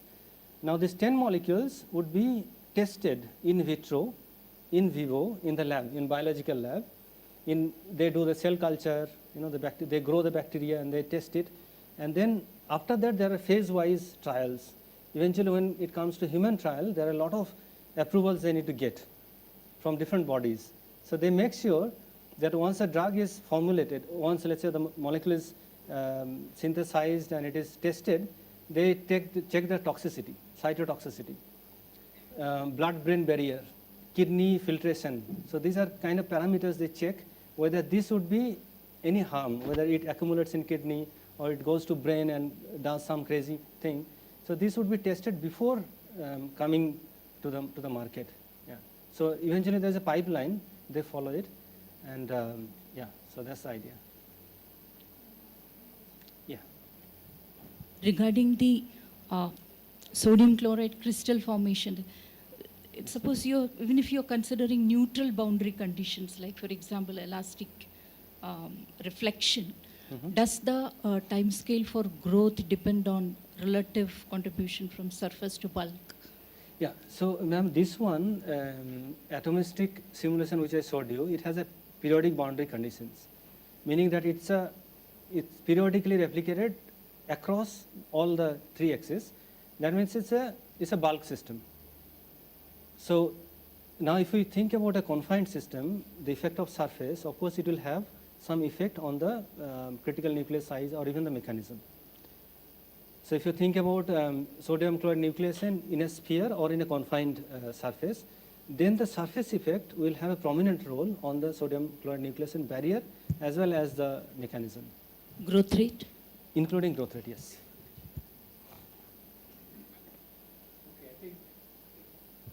Okay, so we can have more questions later in the lunch break and so on. I request Professor Mukunda to hand over a small memento. Before the memento, I just want to make a few comments. Probably I am the oldest person in this hall.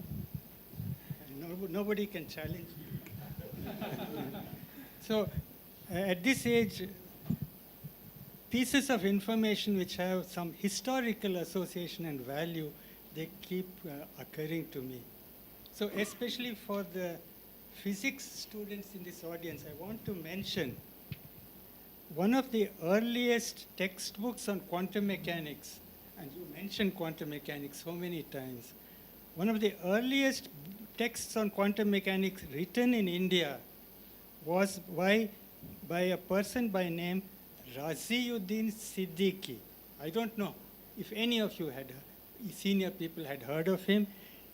This was around 1935, 36, 1937, And my impression is that he was from Osmania University in Hyderabad. There must have been something special about the academic atmosphere there at that time and a little later, because Anisur Rahman also originally came from Hyderabad. Of course, there's a 20-year difference between them, but he is originally from there. And the next bit of history, I learned quantum mechanics from Anisur Rahman. Oh, wow. He was one of the 3 people who taught me. Okay. Others, many of you know, B.M. Udgaonkar and S.N. Biswas, who was later in Delhi University. So Anisur Rahman taught us when he was in the TIFR period. You mentioned he was Yes. in TIFR. And that was in 1958, 59. 57, 8, yes. How many years? 57. 58 to Ah. 59 he taught Yes. us. And he was such a wonderful personality. All of us were so deeply impressed by him. And I want to tell the younger people who are so familiar with the searching on the internet, one of the issues of resonance some years ago was in Anisur Rahman's honor.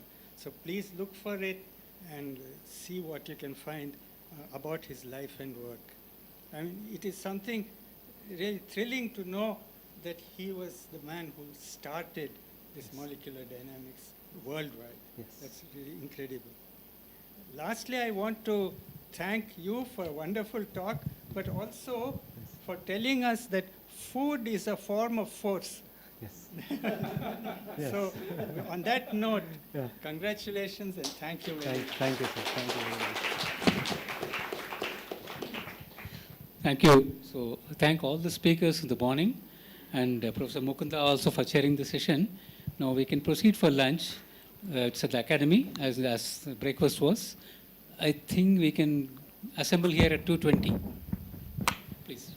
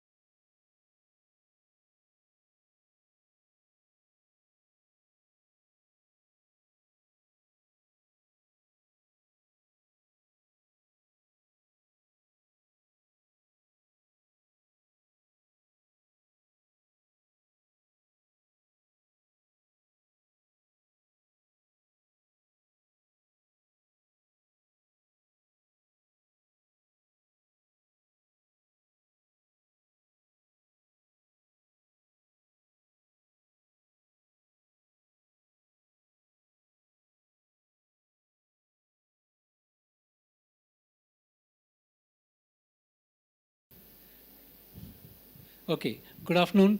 Um, Actually, we would have liked to know each of you where you have come from, and etc. But right now, we don't do that. We'll do it in a different break time. So right now, I think this is a time when digestion is taking over, and then perhaps all of you are feeling a bit. I'll tell you a story which happened long back. Same time, around 2:30, there was a talk by a Japanese mathematician. So, those days, of course, it may not be politically correct to say this, but they have this way of saying, instead of la, they say ra. So this person was speaking, and all of us are falling asleep. He mentioned a theorem, and he said, okay, here's the proof. The proof is not difficult, but very wrong, he said. How can a proof be wrong? All of us woke up and said, okay. So I hope you have woken up now. This is very bad time to lecture, but I'm very happy to have Professor Purvi Gupta here, and I invite Professor Kapil Paranjpe to. No, he'll chair the session, and then I invite him to chair the session. One more thing, tomorrow there is a session from 5 to 7, which is a hands-on thing. It's going to be exciting, and I hope whoever has scissors can carry them. And don't do anything wrong with that. So I'm left with a very small task, but in some ways a big one. So Puri Gupta will now talk about from coin flips to differential equations. All right, so I want to thank Professor. First of all, am I audible at the back? Okay, I don't know if this is working, but my voice is loud enough. Okay, so I would like to thank the editorial board of Resonance for inviting me to be part of this program. I hope you're having a productive summer. Many of you already know I was actually, I was myself a beneficiary of the Academy summer program exactly 20 years ago. And so I'm very happy to see that it's still going strong. It seems like it's, doing very well. So hopefully there will be no wrong proofs or long proofs in this talk today. So the topic that so usually like when I'm, speaking in front of an audience like this, the most challenging part is to pick the right topic. So this particular topic, it spans various areas of mathematics, and specifically probability and the theory of differential equations. And what I want to convey is this kind of very appealing idea that you can start with something which is very simple to describe. So in our case, that will be a probabilistic game with a very short set of rules, very easy to follow rules. So we'll start with something which is easy to describe. And from that, we will somehow extract solutions to a more seemingly complex problem, which in our case will be, very nonlinear partial differential equation. So don't get intimidated by the words. My goal was to try and convey these ideas, assuming very basic knowledge of probability and calculus. So if at any point of time you want to ask me something or something is not clear, just go ahead and ask. It's more important that you follow what is happening, okay? All right, so we'll start, since I promised that we'll start with something simple, we'll start with some games, and we'll focus on 2 or 3 versions, and maybe towards the end of the talk, we'll kind of narrow down to 1 or 2 of them. So let me describe the rules of this game. So we are going to have, this game has 2 players, they're called Max and Mini, and you'll soon see why they're called Max and Mini. And what is the setup of the game? So there's an arena, which I'll call D. This is going to be a bounded region. You can think of it as a bounded region in a field or in space or in any dimension that you like to work on. Okay, and so this region has a boundary or a fence. And what we have done is that at each point of the fence, we have assigned some number over there, which we are going to call the boundary payoff function. So for every point x in the boundary, we assign some value over there, and we'll see how that is relevant. It can be a positive or negative number. We'll see what the relevance of that value is. So this is a game, so it has to have a set of rules. Where does it start? It starts with, we place a token at some point x0 within this arena. The location of that point, of course, matters. So we'll call that first place where we place this token, we'll call that x0. And then what do? We toss a fair coin. So a fair coin is one which lands heads or tails with equal probability. So we toss a coin, and then if it lands heads, then we say, then in that situation, Max wins.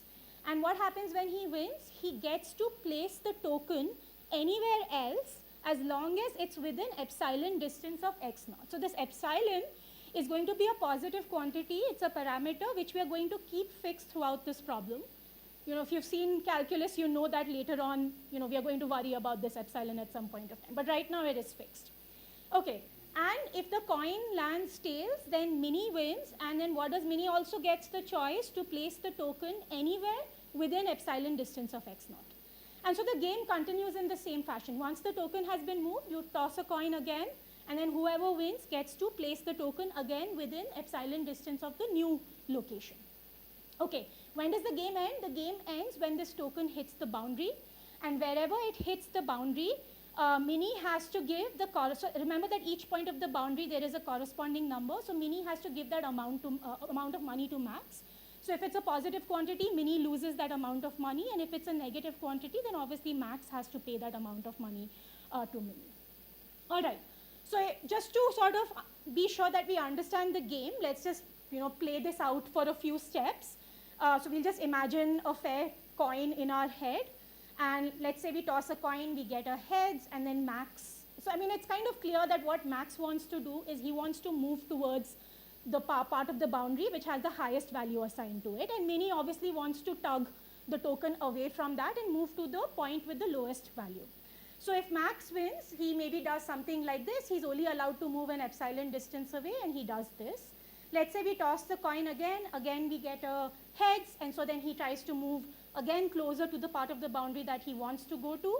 Then maybe we get a tails, a heads, a tails, and so on. Okay, so the game could continue for a long period of time, and one can simulate this you know, using a computer program. So what is the object that we are interested in? That is going to be, I'm going to call it u epsilon x. What is this object? This is that if you take the point x inside, so x can be any fixed point inside this arena, then if we start the game from that point, so if our first, in a 0th step, if we had placed the token at x, then what is the amount of money that Max can expect to win in this game, okay? So there's another way to think about this. You could think of it also as follows, that let's say there's a third person who wants to come and buy out Max's position. Like he wants to play in, you know, in place of Max. So he says, okay, I'll pay you some money, will you let me play in your position? Then Max will obviously in his mind estimate that what does he have to gain by playing this game, and he'll ask for that amount of money. So it's kind of the buyout price for Max. So you can also think of it in those terms.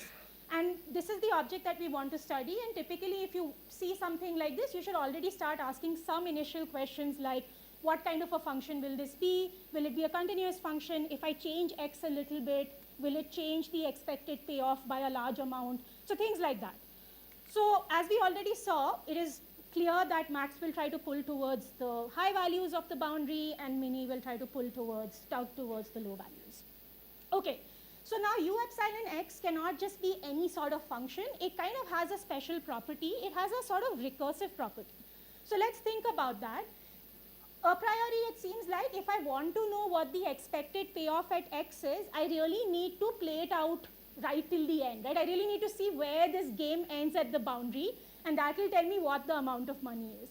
But that seems kind of inefficient, right? You have to play out the full strategy every time, maybe do this 100 times, average it out. It seems inefficient.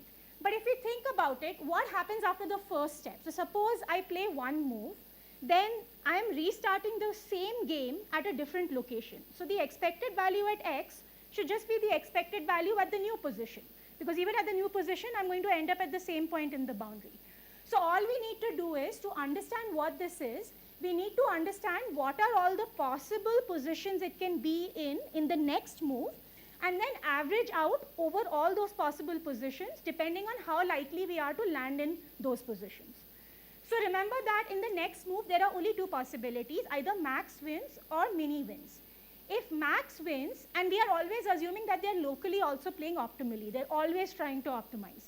So if Max wins, which happens with probability half, where will he move? He will look inside this epsilon ball. Let's say he already has a knowledge of this function.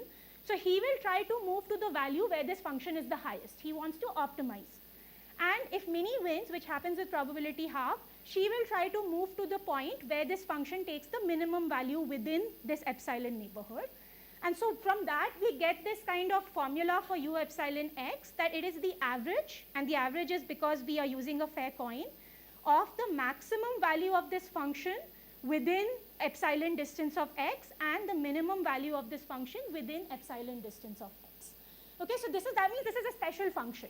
Maybe one cannot immediately, so here's an exercise for you if you don't want to pay attention or you're sleepy because of lunch or whatever. Here's an exercise for you. If this was just a one-dimensional problem, so you're just working on an interval and you just have two boundary points, and let's say you have minus 100 here and 100 here. If I tell you that you have a function on that which satisfies this condition, then can you actually figure out what that function should be? There's something to note over here, right? If this point x was already on the boundary, then what would be the expected payoff over there? If you were already on the boundary, so your x is already the boundary, so remember on boundary we already have a payoff. We already know what the, so if it's positive then max gets that money, if it's negative then mini gets the absolute value of that. So that means this function, whatever it is, on the boundary, it is already capital F of x. Okay, so if you don't want to go into calculus and differential equations, you can just take this condition, take it, imagine that you're playing on an interval, and then try to figure out if you can actually determine what this function is, or are there many, many choices for such functions. Maybe this is not such a rigid condition, and there are many functions that satisfy this condition. Okay. So now what I'll do is, rather than move to this more complex business of differential equations, I want to discuss a couple of other such games, and they have varying amount of chance and strategy involved. So the second game that I want to talk about is one that you are more likely to come across, and many of you maybe have already seen. If you take a few courses in probability, you're very likely to come across this. And this is a game, it's basically like playing the lottery. There is no strategic move that you can make. It's a game of complete luck. And what is the situation here? Again, you have an arena with a boundary. There is a payoff function on the boundary. You start somewhere at x naught. And then at each step, you are equally likely to land anywhere on this epsilon ball around x naught. Okay, so there's no coin toss over here. You are just taking one step at a time. So the first step, you land anywhere uniformly, randomly within this ball.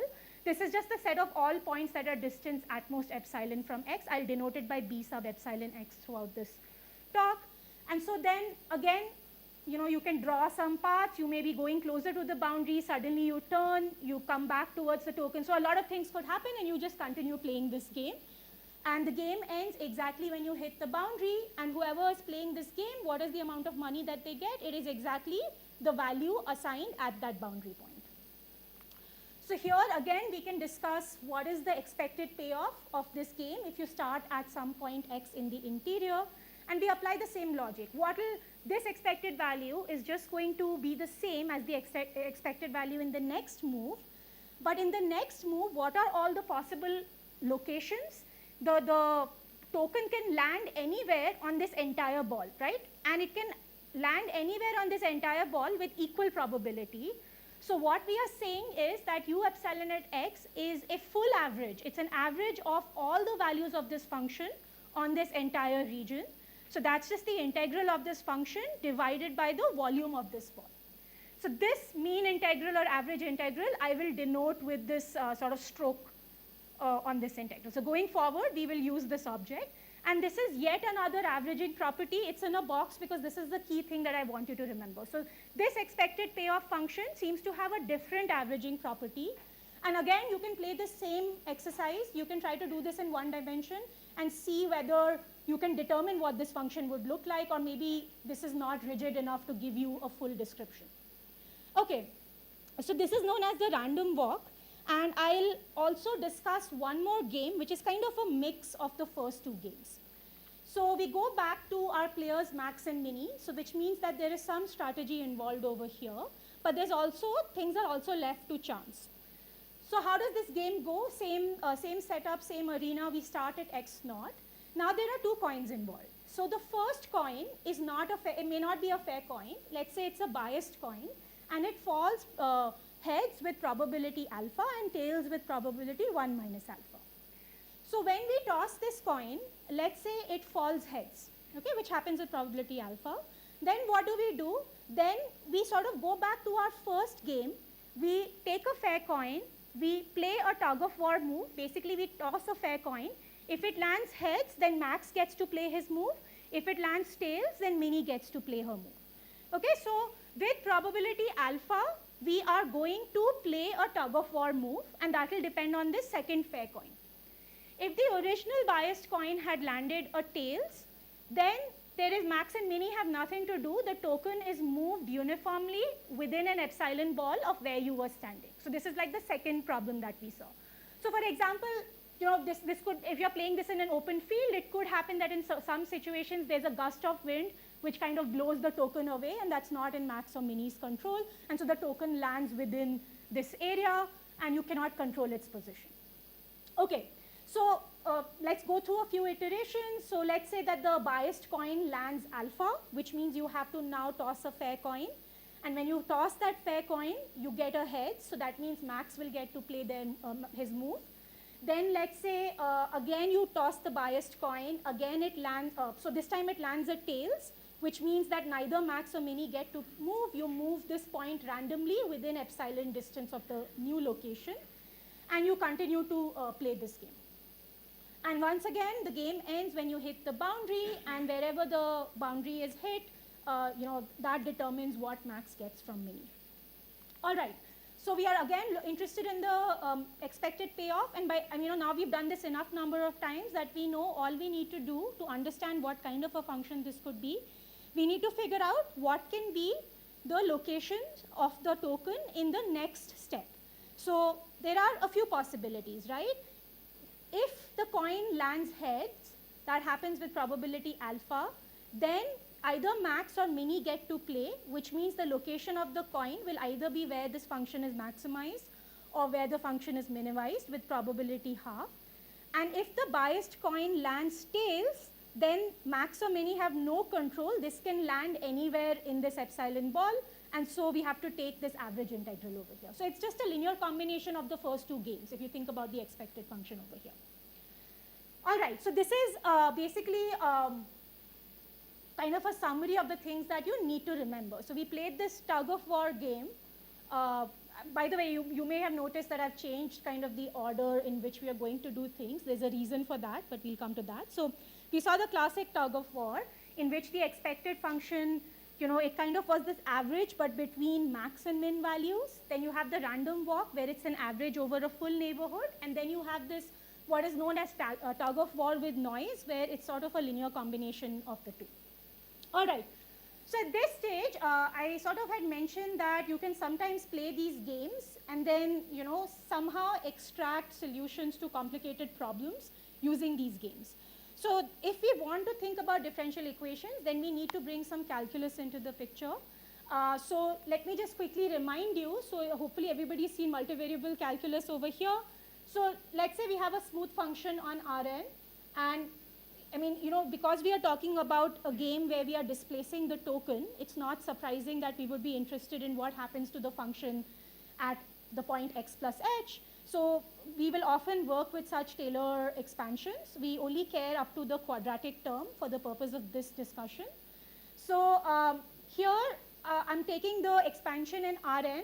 We will also sometimes write it in a more concise form. So this, the linear term, can also be written as the inner product of the gradient of u at x with the vector h. And then the quadratic term can be expressed as another inner product where this d square, this is the Hessian matrix of u. You act it on the vector h, and then you take the inner product of this vector with h. That's a concise way of writing this term. Okay? So depending on the situation, we may find one expression easier to work with than the other. If you are not fond of expressions like this, but you still want to follow this talk, it's completely all right to think in terms of one dimension. So let's just take your function as, I mean, this is something I've been encouraging you to do from the very beginning, is to figure out what happens in the case of the real line. Okay, so you can also, all the computations that we do, and they will be computations, cannot attend a math talk without computations. So you can follow those computations keeping this expression in mind instead. All right, so what I want to do, what is my goal? I want to take these averaging properties that we saw of our functions. They seem kind of strange properties. I want to understand if they can be expressed using calculus. That's my goal. Okay, I don't know where I'll go with that. So I'll keep this expression here for ready use, and I want to see what is the object I'm interested in. This was the average that I was interested in, right? It was the integral of the function u over this ball divided by the volume of this ball. So of course I'm assuming my function u is smooth and so on, and I can, x is the center of this ball, so I can write y as x plus h, where h is a vector of length at most epsilon, and I can write this integral like this. Now with this expression, I can substitute this expansion that I have over here. When I substitute this expansion, remember that I'm integrating in dh, so there's no h term here, so I just get an integral of dh over this ball, but it's a mean integral, so that will just be 1. Then in the linear term, I get integrals of these quantities. Again, you can think of this in one dimension, what happens in one dimension? You are integrating the function x on the interval minus epsilon to epsilon. What is the integral of that? If I integrate the function x on the interval minus epsilon to epsilon,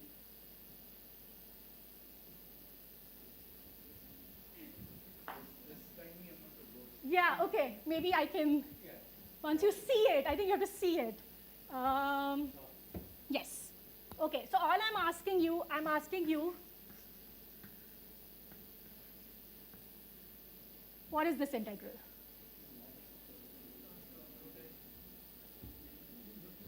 Okay, maybe let me draw a graph. What is the area under the graph of this function? 0, right? Okay, it shouldn't take that long, but it's okay. Maybe it's the afternoon. All right, so this integral, the linear term, that's exactly how it works. Don't be put off by the fact that it's in higher dimensions. It's not going to contribute anything. Then we move to the quadratic piece. Again, we are only integrating in h. So this requires a little bit of thought. Again, if we were in one dimension, this would just be h squared dh. On an interval, you would know how to integrate that. In higher dimensions, you have to be careful.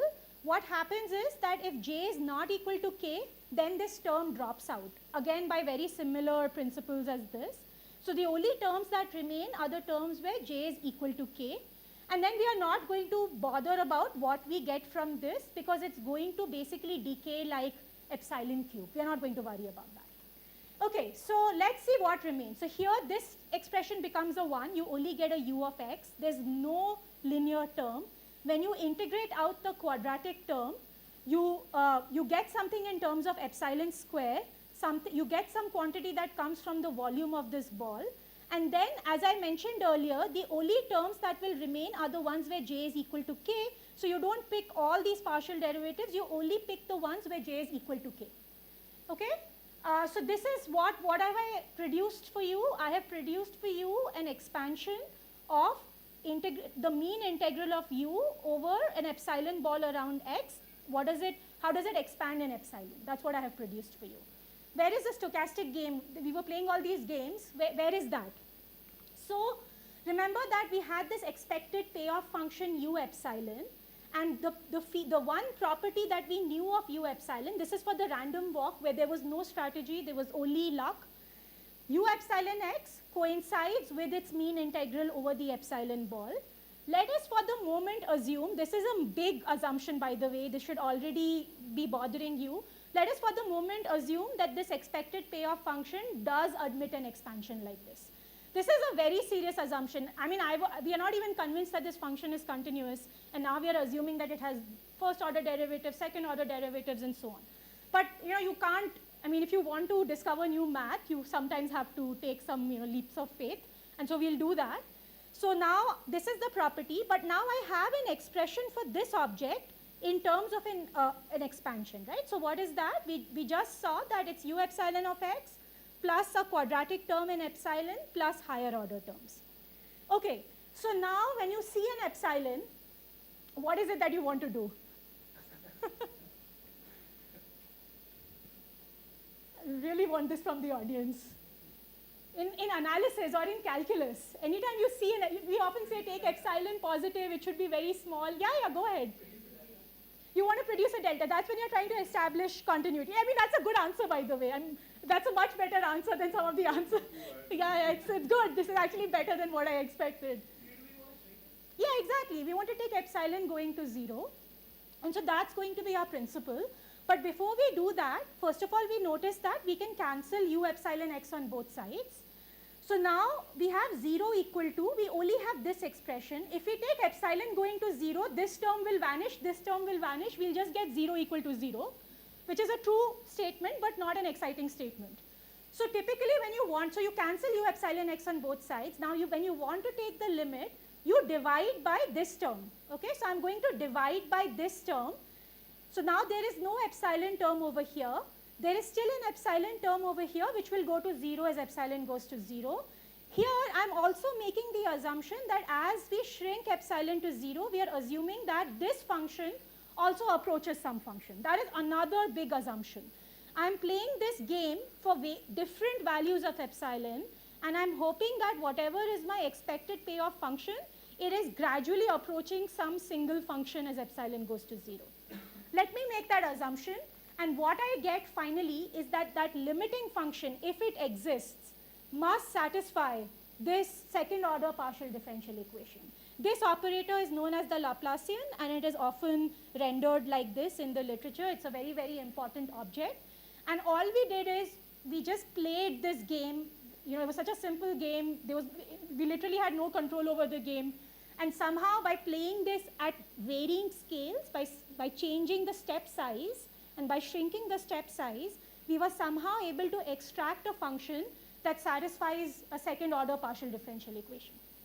Okay, so even if you don't want to think of this as coming from a game, think of it as coming from an averaging. Somehow an averaging property of a function comes from some sort of differential condition, right? Or, I mean, you can think of this as an integral condition. An integral condition on the function somehow translates to a differential condition on the function. That is kind of the main principle of this talk. But this was not really the game I wanted to discuss. I mean, it's a very good example of this principle. We now want to do the same thing, but with the first game that we played, which was the tug of war, where your averaging property is that you're half of the max plus half of the min in a ball. So we are going to do the same thing. So if you lost track of things the first time, this is your chance to come back on track, because we are going to do the same thing again. But this time we are going to work with this notation instead. The good thing about notation is that, you know, you can say a lot of things without meaning anything. So that's why we always use all this fancy notation. So here we use an important principle. So if you've been paying attention in your calculus class, this is something that you would have come across, even if not explicitly, you would have come across this implicitly. If I have a function, let's say it's nice and smooth, and I'm standing at a point x, and the function around me, the function is going to change, right? So this function could be, let's say, the height of a mountain where I'm standing. It could be the height of the mountain over there. What is the direction in which this function is going to jump the most? Because the function could vary. It may not be a constant function. I want to point in the direction where u is going to increase the most. And that direction, the gradient points in that direction. So if you don't already know this as a fact, you should go back and think about this. You should go back to your basics of calculus and try to think why this should be true. Why is it that at a point, the gradient points in the direction of steepest ascent, and the opposite direction, the minus of the gradient, is the direction of steepest descent? So how is this relevant to us? So I've divided by the norm of, so I've made a unit vector out of it. Just for the moment, assume that the gradient is non-vanishing. Okay, so I mean, when discussing this talk, I don't want to worry about like outliers or edge cases or we'll just sort of take everything for granted. So what is it that we were interested in? Remember, we were interested in the maximum of a function over a ball of epsilon radius. Now, what we have just seen is that the gradient is the direction in which the function is going to increase the most, which means the max value, if epsilon is small enough, will be attained at u of x plus epsilon times this vector. Just move epsilon distance in the direction of the gradient. That's what we are saying. And similarly, the min will be attained where? It will roughly be attained.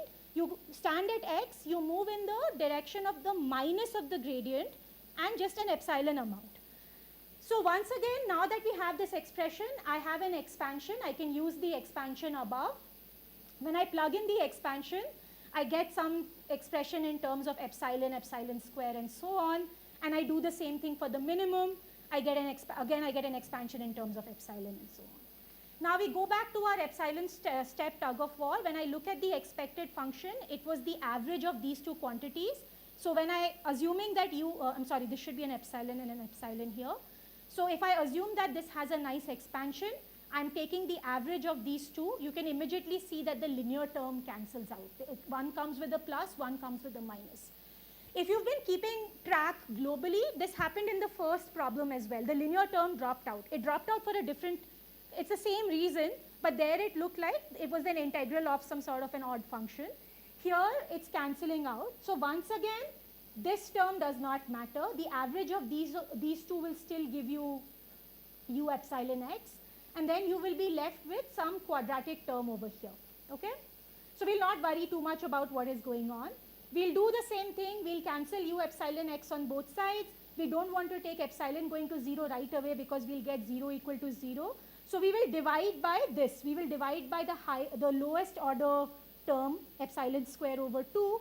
And when we do that, we get that the limiting function should satisfy some sort of second order differential equation, okay? This looks more complicated than what we saw last time. I'll write it down in terms of coordinates for you later. The funny thing is that if you have been trying to do this problem in one dimension, the previous slide and this slide are not going to give you anything different. Which is why, even though it's good to do these exercises in one dimension, they don't always reveal the full story. In higher dimensions, this is genuinely a different object from what we saw. This is actually the second order derivative of u only in the direction of the gradient. That's what we are picking over here. And then, of course, there is this term. This object also is important. It is denoted by delta infinity, and it is known as the infinity Laplacian. Okay, so the previous slide, the operator that we saw was the Laplacian. This is known as the infinity Laplacian. And once again, we are saying that if we play this game, but we keep reducing the step size, then in the limit, if we get a function, then it must be a solution to this differential equation. Again, this is not obvious when you first see the game. Okay, so in the interest of time, I will not do this exercise all over again for the third game. What was the third game? The third game was a little bit of strategy, a little bit of luck. But what we had already seen is that it's basically a linear combination of the first two games. So it's not surprising that when you work it out in the end, when you do the calculus, which you can take as an exercise, at the end, the operator that you will get will indeed be a linear combination of the two operators that we already saw. Here, there's a little clever trick. If you choose alpha the correct way, so p is going to be, so you can take p to be greater than or equal to 2. It doesn't matter over here. Actually, you can take p from 1 to infinity. And maybe I should have thought about this a little bit. Okay, anyway, so let's just set this as, let's take p greater than or equal to 2. So you take alpha to be this quantity. When you plug that in and you remove this n plus p term, you are left with an operator like this. And this object is also an important object. It is known as the p Laplacian, and it's denoted by delta sub p. Okay, so if you're wondering, why is the infinity Laplacian called the infinity Laplacian? Well, you divide the p Laplacian by p minus 2 and take p going to infinity. You will land up with the infinity Laplacian. And if you take p equal to 2, you get the classical Laplacian. Okay, so basically what we have seen is that you play these games, you look at the expected payoff functions, you assume that as epsilon goes to 0, your expected payoff functions have a limit. If they do have a limit, and if the limit is nice, then the limit function ends up solving certain boundary value problems for second order differential equations. This is a linear differential operator, but your infinity Laplacian and your p Laplacian, they are highly nonlinear operators. It's not trivial to solve. It's very difficult to actually find solutions. Okay, so I have also written down these operators in terms of their coordinates. In the literature, sometimes these two are also known as the normalized infinity Laplacian and the normalized p Laplacian. But it's okay. You don't have to worry about that. The point is to understand this oops analogy over here. Okay, 12 minutes. Fine. So now we we did say that we will be a little sloppy throughout this process. We are not going to worry about taking limits, whether limits exist, whether the limiting function is smooth or not. All that is fine to set up this table, but at the end of the day, we want to make sure that this object does make sense. So what I'll do is just to show you one theorem. It's important that, apart from computation, it's also important that you see a theorem in a math talk. Let's focus on this game, the classic tug of war. This is what we started with. And let's actually see the formal result that tells us that everything that we've done over here is actually fine, it's actually fair, okay? So this is actually a result from 2009, and it was a breakthrough result, and I'll tell you why it was such an important result a little bit later. Let's just go through what it's saying. It's saying that let's start with a bounded arena like we did earlier. Let's put a payoff function on the boundary, which is continuous on the boundary. So very mild assumption on the payoff function. You play this game, you fix an epsilon, you play the epsilon step tug of war. The first thing to check is that there is a unique payoff function. So assuming that you can show that, then you let u epsilon be the unique game theoretic function, which is the expected payoff. One part of the result says that these functions actually do converge as epsilon goes to 0, and they converge very nicely. So if you have not seen convergence of sequences of functions, you can ignore this, but if you have, then you'll know that this is very strong notion of convergence, which tells you that if these functions are continuous, then the limiting function will also be continuous. So this result is telling you that yes, as epsilon shrinks to 0, the expected payoffs will converge to a continuous function. Okay, that's good. The result also says that this continuous function satisfies this boundary value problem for the infinity Laplacian. A capital F was the payoff we started with. So D bar is D union the boundary of D. It's the closure of D, which in our case is just going to be D union the boundary of D. So it's the closure of D. So this function is actually continuous up to the boundary. So you should stare at this, and for the moment you will feel that, okay, if U as a limit exists, then it looks like we have proved this result, right? We did all this Taylor series business. We have proved the second part. What's the problem? What's the problem? We've proved, I mean, if somebody can establish uniform convergence to U, then by doing this whole Taylor series expansion business, we did show this on one of the slides. Is there a problem with that? Sorry? So no, so let's ignore uniqueness for now. I'm claiming that, I mean, maybe I'm being a little silly, but I'm saying that it seems to me that we've solved the second part of the problem. I mean, what does the previous result tell you? It tells you that, so you first of all have these functions, let's even assume they're continuous and they have a limit which is continuous.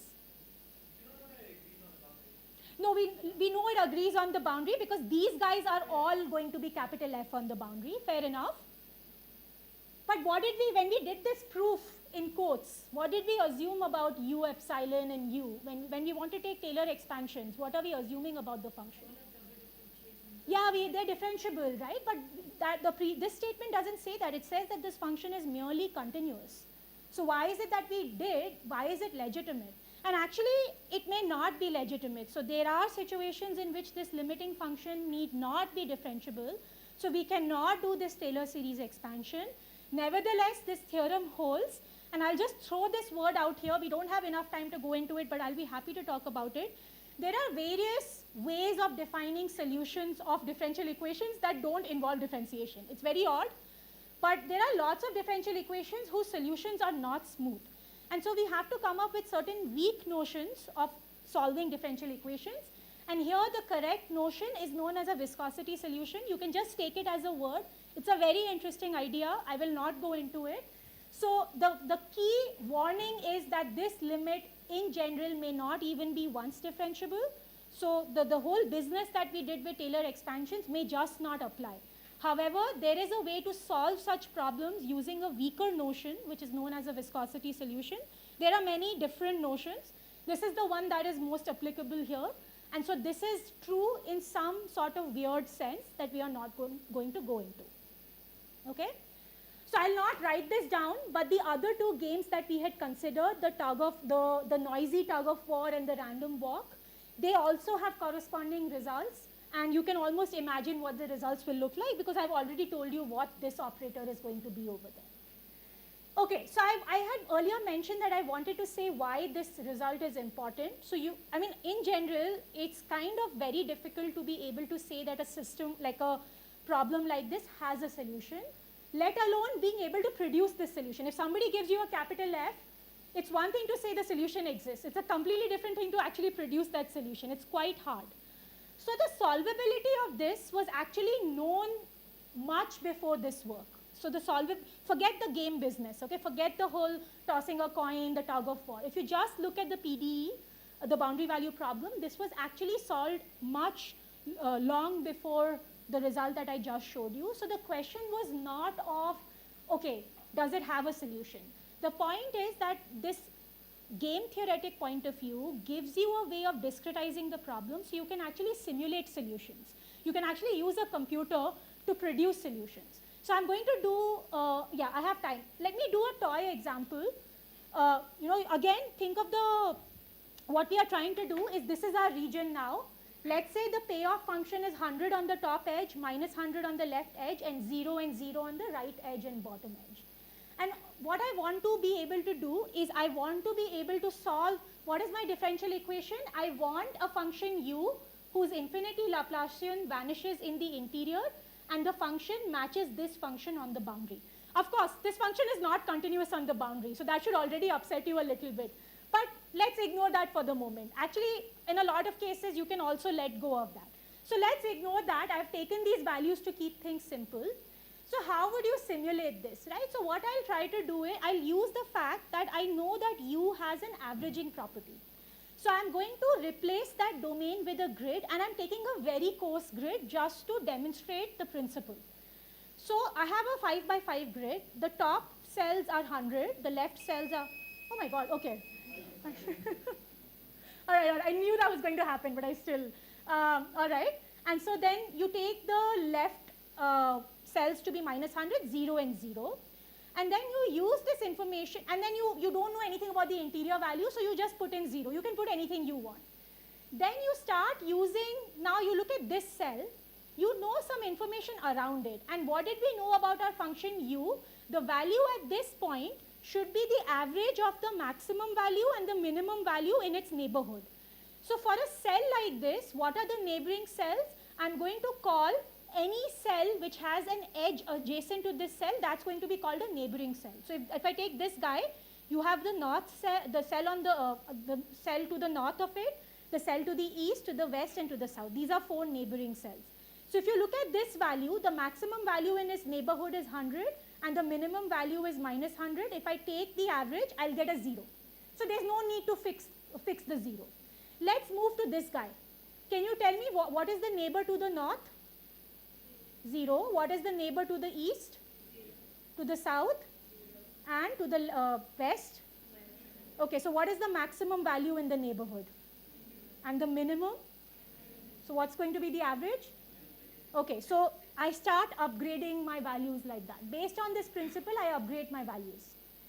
Now, again, so I've done it. I do it again. If I look at this guy, the maximum value is 50, the minimum is minus 50, you're still going to get a 0, but here you're going to get a minus 25. So you keep applying this maximum principle, averaging principle, and keep upgrading your values. The problem is that if you keep trying to do this with this grid, you're kind of frozen, you can't go further. This is kind of the equilibrium state. And the problem is that we've taken a very coarse grid. We're trying to do a simulation. You have to take a very, very fine grid, and you have to do this many, many times. So just to convince you that this process makes sense and it's going to converge, this is kind of the landscape you're going to get if you do many, many iterations over a finer and finer grid. Remember, the top was 100, this was minus 100, this was 0, this was 0, and you kind of see, this is basically you're seeing the solution of a boundary value problem just using this averaging property. We're not using any differentiation. Okay, so I will not go into why, what is a viscosity solution. I will just leave this example for you. I had told you that it is possible that solutions may not be smooth. So you can check, you can look at this function and you can check that wherever it is differentiable, it does satisfy the partial differential equation. And it actually does satisfy the partial differential equation in a very weak sense, which I'll not go into, okay? So we'll not discuss that.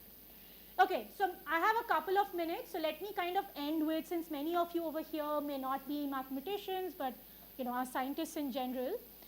We started with talking about, probabilistic games, which are very interesting in their own right, and they model many things, many discrete phenomena. But my main goal was really to talk about partial differential equations. So I'm actually a complex analyst, and one of the fundamental objects that we study, satisfy like a really important differential equation. So now the three differential equations that I showed you, the three differential operators that I showed you, the Laplacian, the infinity Laplacian, and the P Laplacian, they all fall in a family, but they all have very different features, and they all appear quite widely in nature. So the Laplacian, which you will definitely come across in your studies, this models many things, specifically steady state diffusion. So as an example, let's say you have a metal plate and it has some heat distribution on the boundary. So what happens when you have a heat distribution, right? Heat will try to flow from the hot points to the cold points. So you let the heat flow, and at some point of time, equilibrium will be reached, and there will be sort of whatever diffusion had to happen will have happened.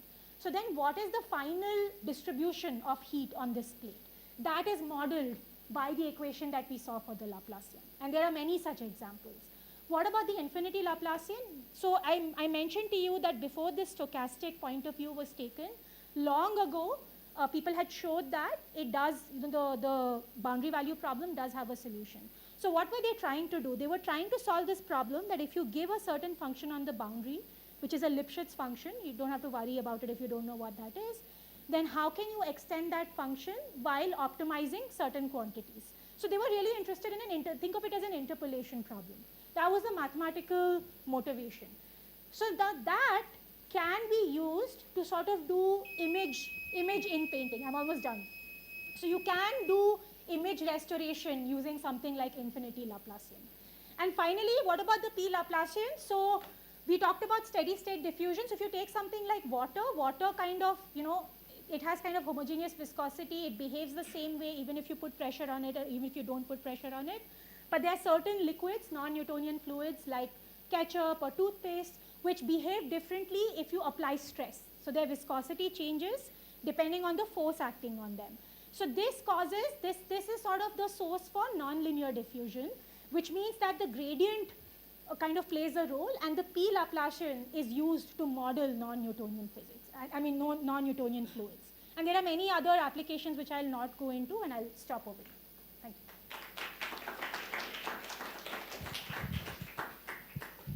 you. So any mathematics talk is supposed to have at least one proof and one joke, not the same preferably. Okay, any questions? So could you, gradient as we understand is basically curvature, and a double derivative we can understand as rate of change of curvature. So maybe I'll pause there. So gradient, I should really think of as slope. Hmm. And then the second derivative is really curvature. Okay. The curvature is like, how the slope turns. Mhm. So that's what you should think of as your second derivative. Okay. So what we saw earlier in this expression that I was saying was the second derivative in the direction of the gradient. Where did it go? Here. Hmm. So it's really like you're picking the curvature along the gradient direction. That's what we're doing. Okay, so could you explain infinity Laplacian and P Laplacian as kind of geometrically to understand how that function is being described? That's a little hard. Let me think about this. So in some sense, what is happening is that, I don't know if this makes sense geometrically, but the P Laplacian is more complicated. But even if you take the classical Laplacian, let me show you the expressions actually. Yeah. Okay. So even the classical Laplacian, it's a little bit odd, but actually the infinity Laplacian does make sense geometrically in that you are let's imagine that you're on a surface and you stand at a point, you look at the direction of the gradient, you want to capture how the surface is curving in that direction, because it may have different curvatures in different directions. You're only picking the curvature in the direction of the gradient. That's what the infinity Laplacian means. This is a little bit more complicated, and I don't have a ready answer for you for the P Laplacian. Okay?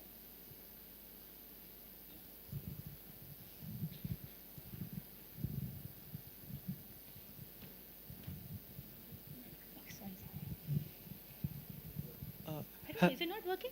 Hello, ma'am. Oh, yes, yes. So you mentioned that you're a complex analyst. Correct. That's what my project is in right now. Okay. So you mentioned that you look at some object in complex analysis which ties to differential equations. What is this, may I ask? So, okay, there are a couple of things, right? So, I mean, so you would have seen holomorphic functions, Yes. right? So, what are some ways of defining holomorphic functions? I mean, sure. Analytic, there's a power series expansion. Good, okay. Over any simply connected domain, the integral over a closed curve will be 0. Good, okay.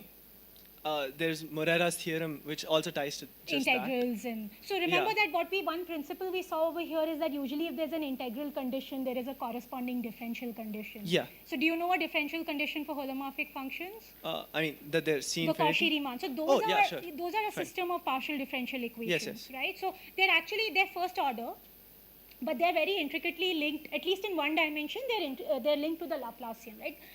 Have you seen the fact that the real and imaginary parts of holomorphic functions are harmonic? Yes. So that's because the differential operators governing holomorphicity and harmonicity are related in one dimension. Okay. In higher dimensions, the situation is a little bit different.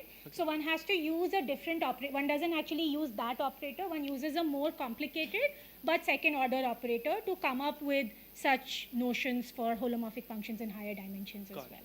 Okay, so at the end of the day, I mean, there are various ways to think about it, but a lot of properties of holomorphic functions. So you would have seen the Cauchy integral formula. Yes. That's an averaging property in some sense, Yes. right? So sort of like these solutions of such operators often have such like maximum principle, averaging properties. These are all consequences of being solutions of such operators. It's not unique to holomorphic functions. It's actually coming from the fact that you're solutions of such kind of operators. I see. That is one way to think of. I mean, all the other ways of thinking about holomorphic functions are also very good, and you should definitely think about it in various ways. But this kind of ties it up to what we saw today. Yeah. Thanks. That was a satisfying answer because I kept asking myself, what makes them special just because they satisfy these equations? I'm sorry, I had one more question. You mentioned in the in the 1967 paper, the BVP problem was already solved. Sorry, what was the difference? What did they prove extra in the 2001 paper? So it's a little bit, so the way I said it was not entirely right. So there what they were doing was they were actually solving a different problem which is equivalent to solving this differential equation. And there the problem is that you start with a Lipschitz, you know what a Lipschitz function is? Yes. You start with a Lipschitz function on the boundary, Yes. and you want to extend it to the interior in a way that the Lipschitz constant, so there's like a minimum Lipschitz constant, that does not rise. Like they're called like absolutely minimizing Lipschitz functions. So it's kind of an extension problem, and that problem turns out to be equivalent to this boundary value problem, but in this weak viscosity sense. So what Aronson had done is he had solved this Lipschitz extension problem, and later, by the way, this whole notion of, I forgot to, I mean, it's always also good to have some things to stare at the end. So this paper is 67, but this whole notion of how to interpret, so when you do extension of Lipschitz functions, you are not going to get smooth functions typically. So how am I talking about a PDE? So this notion of viscosity solutions came much later. So later they realized that this problem is equivalent to solving this boundary value problem in the viscosity sense. But this all happened so that's there in this paper, bulletin, this tour of the theory of absolutely minimizing functions, where the guy who did the Lipschitz extension and one of the people involved with viscosity solutions, they kind of wrote jointly about how these problems are equivalent. This all still happened way before, I mean, okay, maybe not way before, but this happened before the stochastic point of view. I see. Okay, so what I said is really I was referring to an extension problem, which is equivalent to the boundary value problem. Thank you.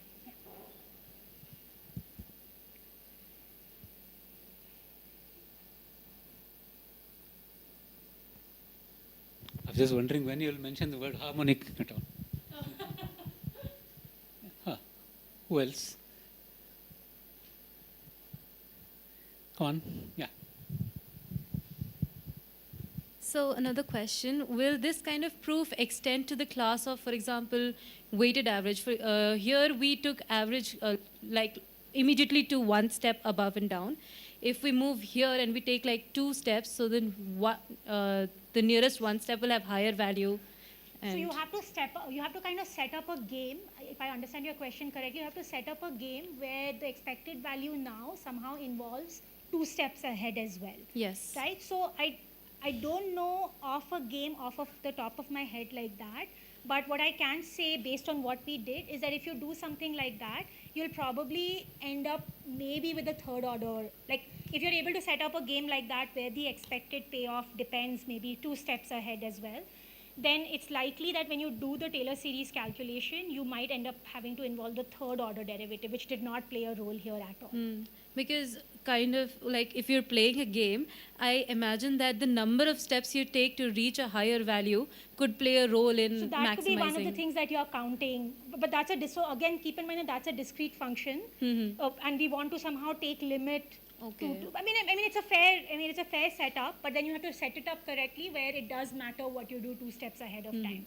So you can play all sorts of games and try to set up various games and see what you get, when you do the sort of differential side of things. It's a valid question. Okay, thank you. I think further questions can be posed later. And I request Professor Kapil Paranjpe to give a small memento to the speaker.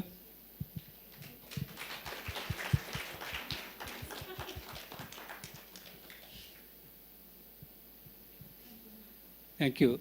So now we have a break, high tea break.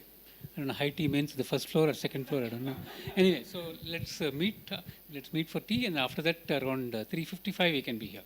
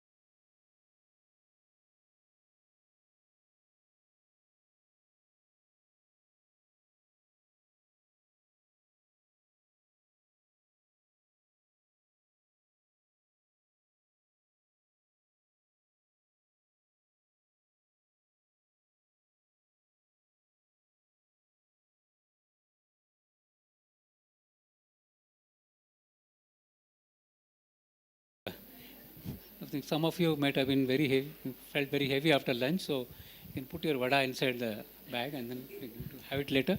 So we are very glad to have this 3 talks today in the afternoon. I invite Professor Patrick Dasgupta to chair this session. Thanks, Suri. So we are lined up for very exciting talks. The first talk here is by Professor Swati. She has many well-cited research works, particularly in the field of resonance energy transfers from dye molecules to graphene. Similarly, distance dependence of plasmon coupling in nanostructures. So I invite Professor Swati to demystify us about quantum mechanics.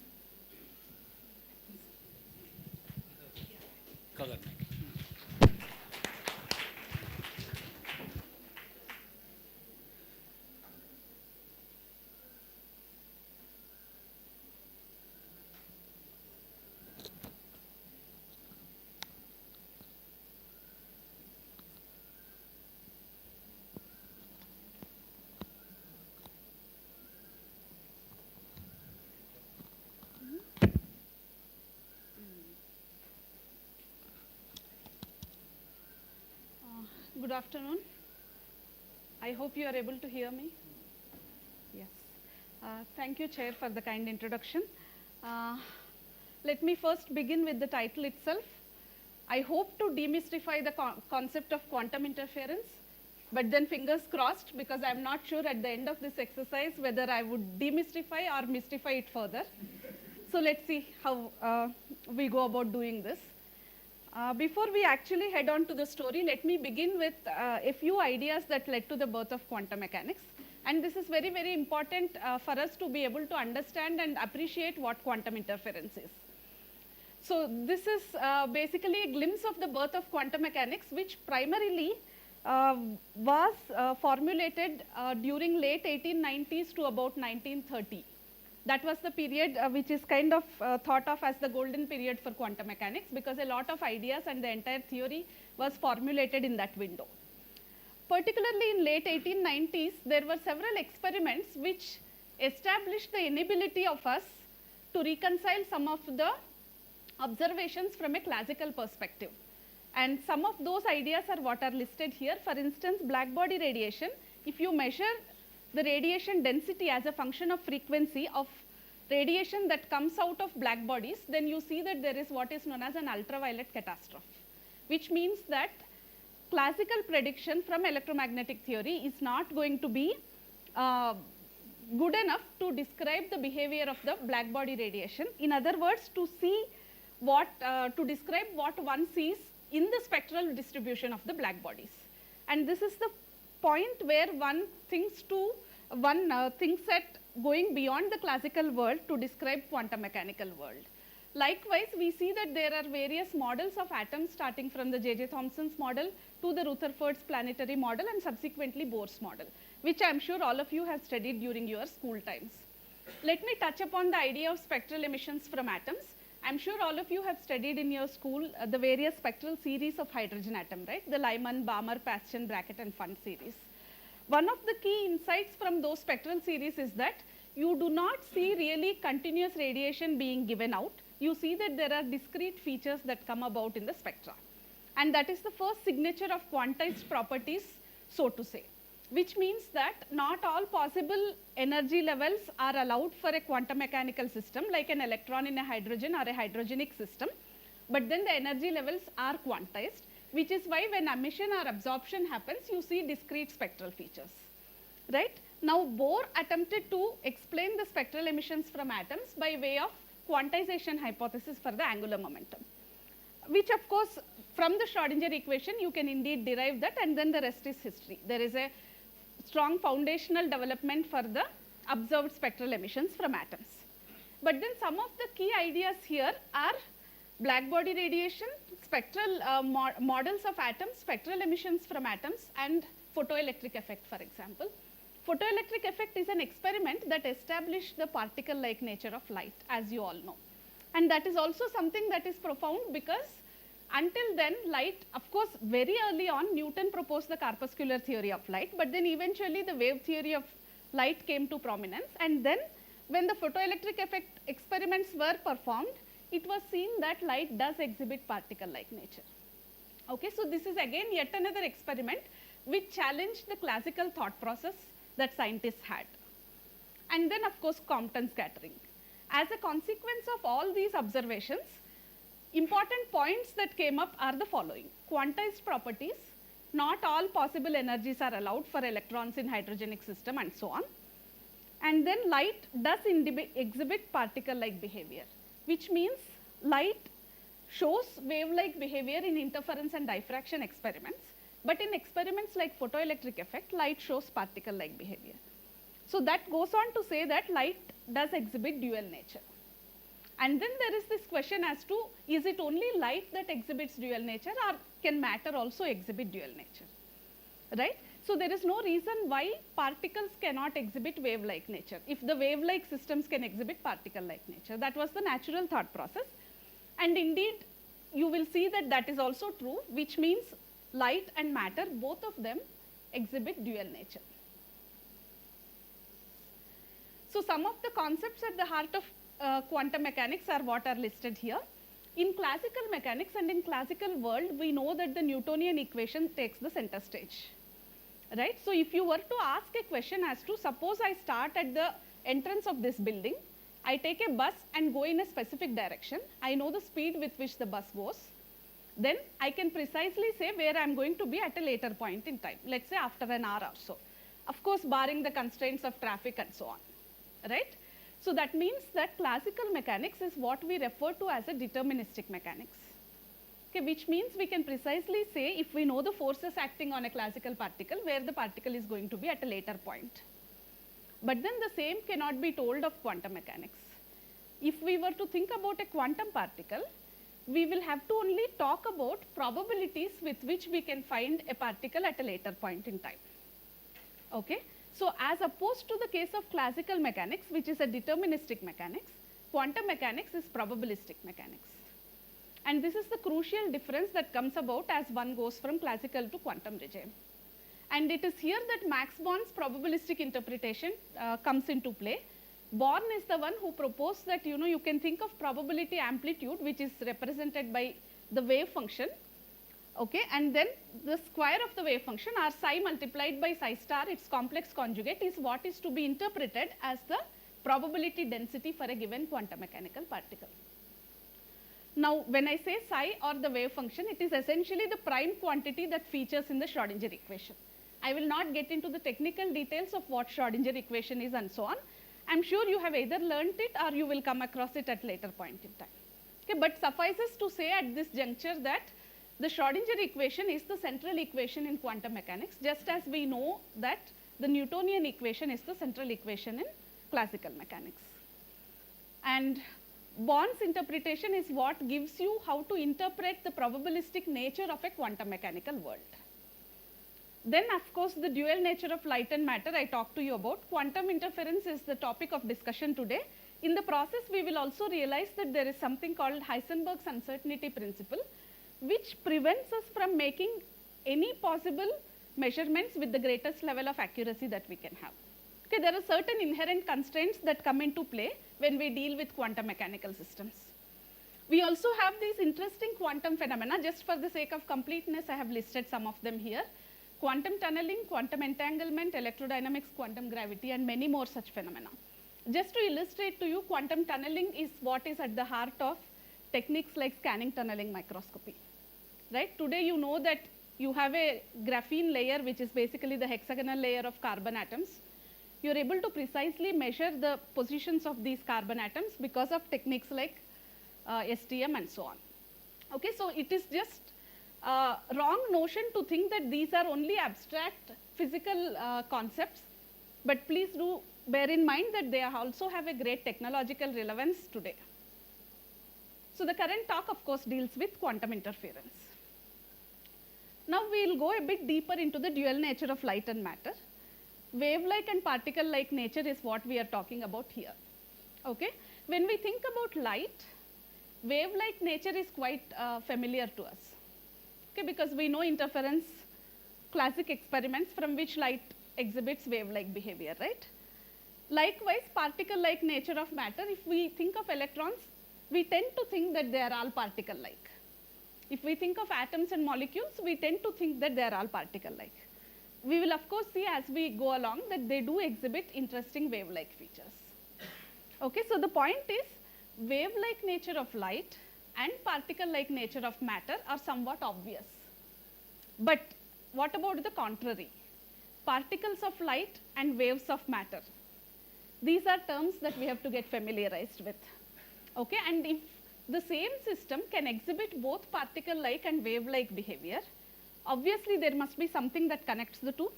And it is here that de Broglie proposed the idea that the wave-like nature and the particle-like nature are connected by this famous de Broglie equation, all right, which is lambda is equal to h by mv, which you all know, right?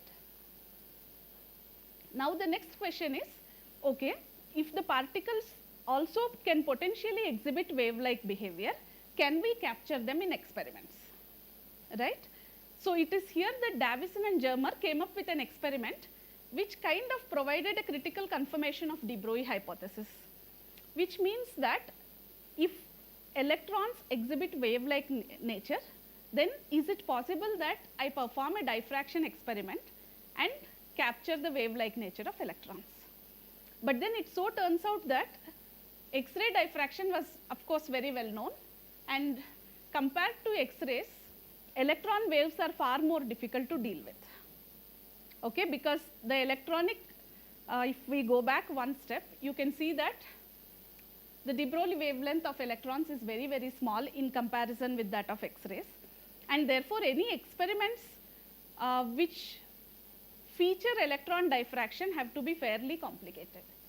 But then Davison, Germer and G.P. Thomson carried out these interesting experiments on nickel crystals where one could actually see electron diffraction pattern when electron beam impinges on the metal crystal, just like X-ray diffraction is seen. Okay, and that gave a crucial evidence that electrons do exhibit diffraction patterns. There is also an interesting story associated with it. G.P. Thomson is the son of J.J. Thomson.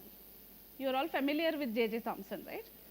And the interesting story is this: J.J. Thomson received his Nobel Prize for the, so to say, particle-like nature of electrons, while the son Thomson received his Nobel Prize for the wave-like nature of electrons. Okay, and believe me, both are correct, right? Paradoxical it may seem, but then that is the truth. So both father Thomson and son Thomson characterized the dual nature of electrons.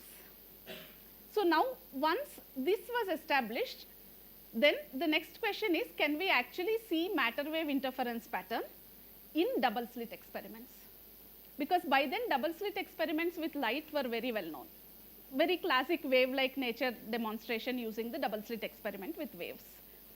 Now the question is, can one perform the same double slit experiment with electrons? Is it going to be easy? The obvious answer is no, because the electron wavelengths are much, much shorter. So it's highly non-trivial to be able to capture these experimentally.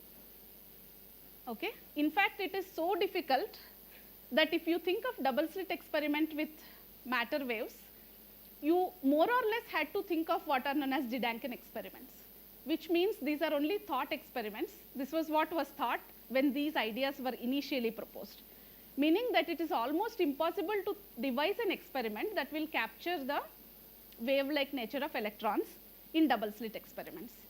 In fact, I quote from Feynman here: we choose to examine a phenomena which is impossible, absolutely impossible, to explain in any classical way, and which has in it the heart of quantum mechanics.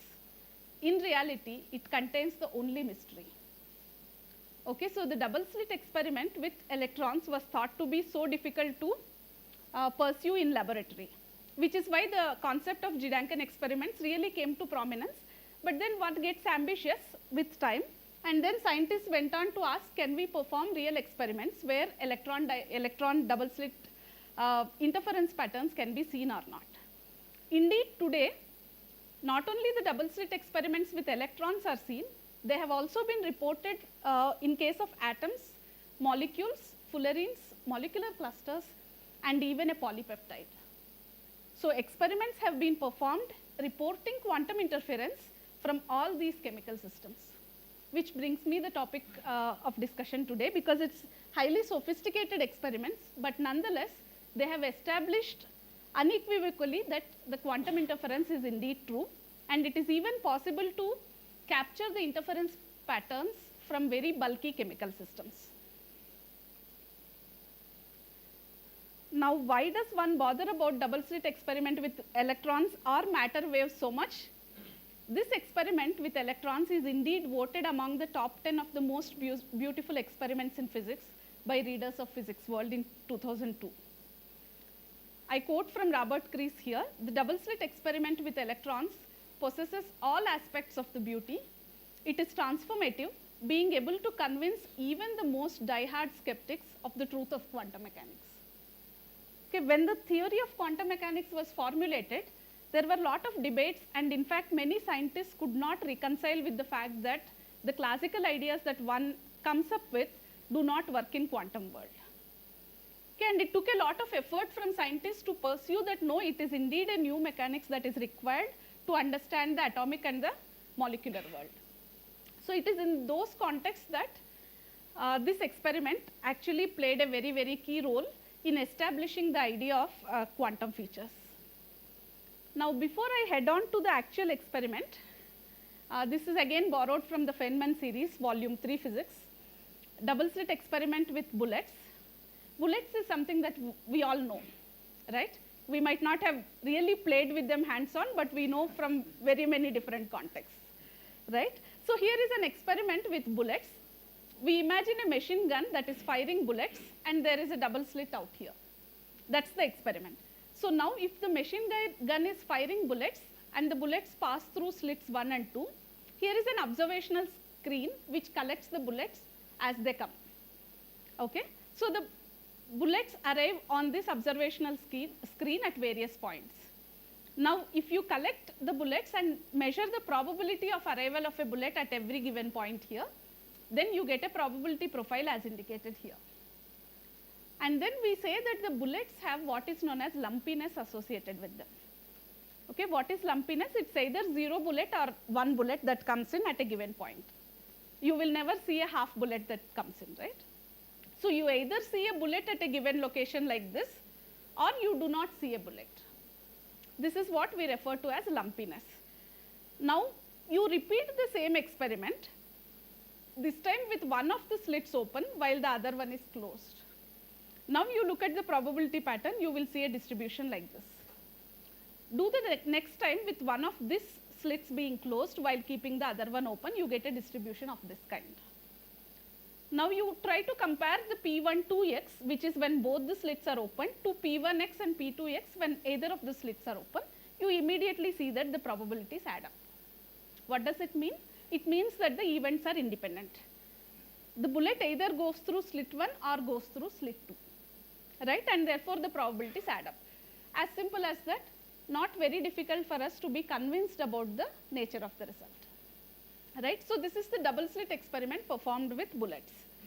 Important points to note: probabilities add up. There is what is known as lumpiness associated with the bullets. Moving on, let's think of doing the same experiment with waves. Okay, all of us have watched waves coming onto a beach, right? When we are standing at a beach, we know the water waves coming in, we know the crests and troughs, we feel them, right? So here is an experiment where you have a trough of water, let's say, and you have a mechanical object that kind of jiggles up and down in the trough of water, creating water waves. The water waves go through both the slits again as earlier. Now you see on the backstop here an interference pattern like this. Okay, when both the slits are open, you have an interference pattern, and the pattern is indicated by I12x. Now, in this context, you see that there is no lumpiness. What does it mean? You're standing at a beach, you're monitoring water waves. The water wave height can be anything, right? It can be 1 centimeter, 1.5, 1.2 centimeter, any arbitrary number, okay, which means that your intensity of the water wave has no lumpiness associated with it, unlike the case of bullets which had a lumpiness associated with it. So that's the first observation from this experiment. You have an interference pattern like this, there is no lumpiness. But then now perform the experiment with one of the slits being open. First time with slit 1 being open, next with slit 2 being open. You measure the intensities and you will find patterns like this. And the moment you have patterns like this, which is I1x and I2x, you immediately note that the intensities do not add up, which means I12x is not the same as I1x plus I2x. Okay? And that is also not very difficult to imagine, because when we are watching water waves, we know what happens, right? It's basically the height of the wave that you are looking at. And then what happens? You are either adding the amplitudes in such a manner that the intensity can lead to constructive or destructive interference. Okay, just to project it mathematically, this is what happens. You have the amplitude which is given here. There is of course a phase factor and all that. These are the two intensities, I1 and I2. Now when you write I12, you actually add the amplitudes, not the intensities, right? So when you add the amplitudes, you have typically a phase factor which is responsible for interference. Okay, this is something that you learn when you learn about waves, nothing unusual. But what it does say is that I12 is not the same as I1 plus I2, which was seen in the case of bullets, but it is this interference that is crucial for water waves. Okay? Now the same holds good for light waves as well. Now let us think of the next experiment, which is experiment with electrons. Okay? So let's imagine an electron gun firing electrons. The electrons are moving through two slits, 1 and 2. You have a detector and then you measure the probability as in the previous two cases. When you measure with both the slits open, you actually get a pattern like this, which is indicated as P12. And when either of the slits are open, you get P1 and P2, which are indicated here. I'll come back to this in a couple of minutes again in more detail. But suffices to say that when you have these electrons monitored onto the detector, you are actually counting how many electrons arrive at the backstop. Okay, there are ways of doing it experimentally. I will not get into those finer details. Now what happens here is when you have electrons that are coming onto the detector monitored, you see that there is what is known as lumpiness, which means you basically hear clicks there when the electrons arrive onto the detector. Okay, because these are typically charged particles, they are connected to a loudspeaker and you can hear clicks when the electrons get registered. That's how it is done. Okay, and you either hear a 0 click or a 1 click, but you never hear half click. Okay, which means that the electrons clearly have lumpiness, just as in the case of bullets. But then the electrons do give an interference pattern as in the case of waves. Okay. And so this was indeed surprising, because electrons were thought of as possessing only particle-like behavior. And then the question is, why does one see an interference pattern like this? How does one understand it? Now, if one wants to understand it better, one has to perhaps look at what happens if the electrons are, when the electrons are passing through either slit 1 or slit 2, right? So you think of an experiment where there is a light source placed right behind the two slits in this position, and then what happens is you want to really watch whether electron goes through slit 1 or goes through slit 2. Okay? The idea is that electrons being charged particles, they will scatter light, and therefore you can capture whether the electron goes through slit 1 or slit 2. Now you devise such an experiment and then you measure the pattern on the screen. Interestingly, you will see that it is P12 prime, which is like this when both the slits are open. And you can immediately see that when one of the slits are open, you get P1 prime and P2 prime. And this time P12 prime is the same as P1 prime and P2 prime. Okay. So what does it mean? It means that when you are trying to watch which slit the electron has gone through, the electrons seem to know that you are actually trying to watch them, and then they do not give you the interference pattern, right? So electrons seem to be very smart to figure out whether we are looking at them or not. As strange as it may sound, that is the experimental observation that one gets in measurements. Okay, so the question is, can I think of devising an experiment smartly so that the electrons do not figure out what I'm trying to do, right? So perhaps the light source that is being used here is causing enough disturbance to the electrons that something is happening here, something crazy is happening. So the question is, can I not interfere with the electrons so much? I can subtly watch them, right? Very smart way of thinking. Now the question is, indeed that is not possible, because if you were to affect the electrons minimally, that means you have to use a light source that is of larger wavelength. Okay, why do I say that? Because we know de Broglie relation says that wavelength and momentum are inversely related. Okay, if I were to give a very small jolt to the electron, that means the momentum with which it is hit has to be very, very small, right? So as to interfere less with the path of the electron. Now if the momentum has to be very small, the wavelength has to be very large, right? Because they are inversely related. Now the problem is, when you have used a light of larger wavelength, see what is the setup here. Your ability to resolve whether the electron has gone from this side or this side completely falls apart. Okay? Which means you might be smart enough to use a light of very high wavelength so that you do not disturb the electrons much, but then you are lost out completely because you are no longer able to distinguish whether it has gone through slit 1 or slit 2. Okay? Which means that you may try to play around and precisely see whether the electron has gone from slit 1 and slit 2 and yet have the interference pattern, but this is not possible. And this is a fundamental limitation which is formally coming about by way of Heisenberg's uncertainty principle.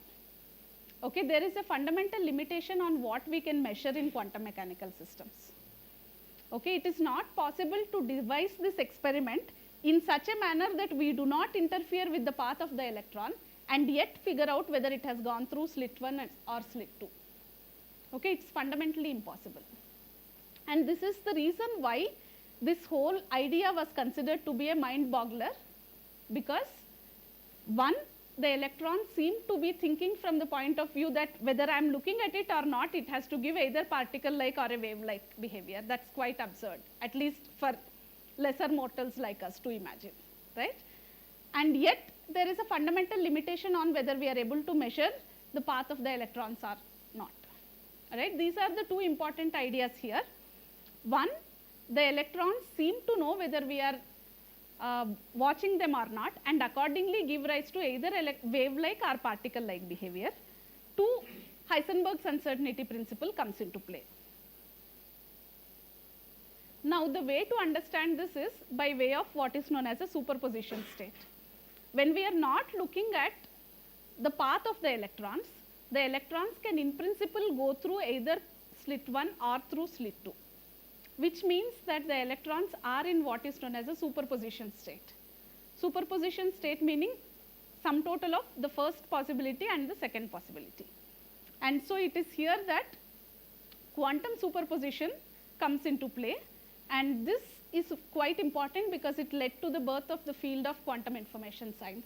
I will not delve into the details, but then at this moment, as far as the quantum interference is concerned, it is important to realize that the way to understand this process is there is a probability amplitude for the electron to go from this slit and to go from this slit. What we are supposed to add are the probability amplitudes, and this probability amplitude for the net process, which is when both the slits are open, is the sum total of probability amplitudes from the individual processes. Okay, which means as long as we are not seeing which path the electron takes, we really do not know anything, and all that we can say is that the system is in a superposition state. Okay, so that is the way to explain this, which is indicated here mathematically. You have psi 1 and psi 2, and the probability amplitudes add up to give you the psi for the total process. Now the probability is nothing but mod psi square. The reason why this is written like this is typically wave functions are complex quantities, and so in order to be able to get a real number, you take the number and its complex conjugate, multiply them, you get the real number, which is having a real interpretation in our description. So now basically what it means to say is that if the electron diffraction and the double slit experiment leading to the interference of the electrons has to be explained, the only way is by resorting to the superposition principle. Now this is something that I have already told you. It has a manifestation of Heisenberg's uncertainty principle. Now coming to the case of a real example. All that I have told you now in the previous instances, we talked about the experiment with bullets and water waves, which can be easily done. But in the case of electrons, it is highly non-trivial. Okay, we just imagined how things could have been in what is known as a Gedanken experiment. But now the question is, can one realize it experimentally? And it is here that scientists came up with the idea of using what is known as an electron biprism, in contrast to the case of what one uses in optics by way of an optical biprism, which means if one goes from light optics to electron optics, it is possible to indeed design a double slit experiment with electrons. And this was parallelly carried out by two groups, one in Japan and one in Italy, in Bologna. And these findings are what we will see here. Just to indicate the idea, the Fresnel biprism is what is shown here. And this forms a component of an electron biprism, an inspiration for building a setup with electron biprism. So you can see that this was by Hitachi Group in Japan, and that's the setup that is used, reported for the first time in 1989. So here is an electron source. There is a thin gold foil here, which means basically the electrons can come from this side or can come from the other side. They interfere, and then you kind of monitor the detection of the electrons on this.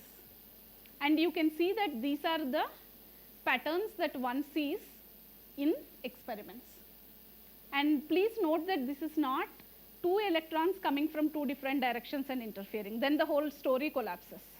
It is the result from single electron buildup, meaning that they have taken enough care in the experiment to ensure that not multiple electrons are coming in one go. Right? Then that becomes a different obvious story. So it's basically a single electron buildup of interference patterns. This was observed for accumulation time up to 20 minutes. Interestingly, this is one experiment which is actually not associated with any scientist's name, unlike many of the experiments, right? Photoelectric effect or any such experiment, because this was parallelly carried out by several groups, primarily two groups here, one Italian, one Japanese group, but then a lot of ideas were also put forward component-wise by several other groups, which is why this doesn't really go per se by any name. So here, you can see that the interference is a consequence of the possibilities of two different paths, as are indicated here. From the metal foil, you can actually go in this way or in this way. You can create an interference pattern. Okay? So, I hope this. Bright spots appear here and there.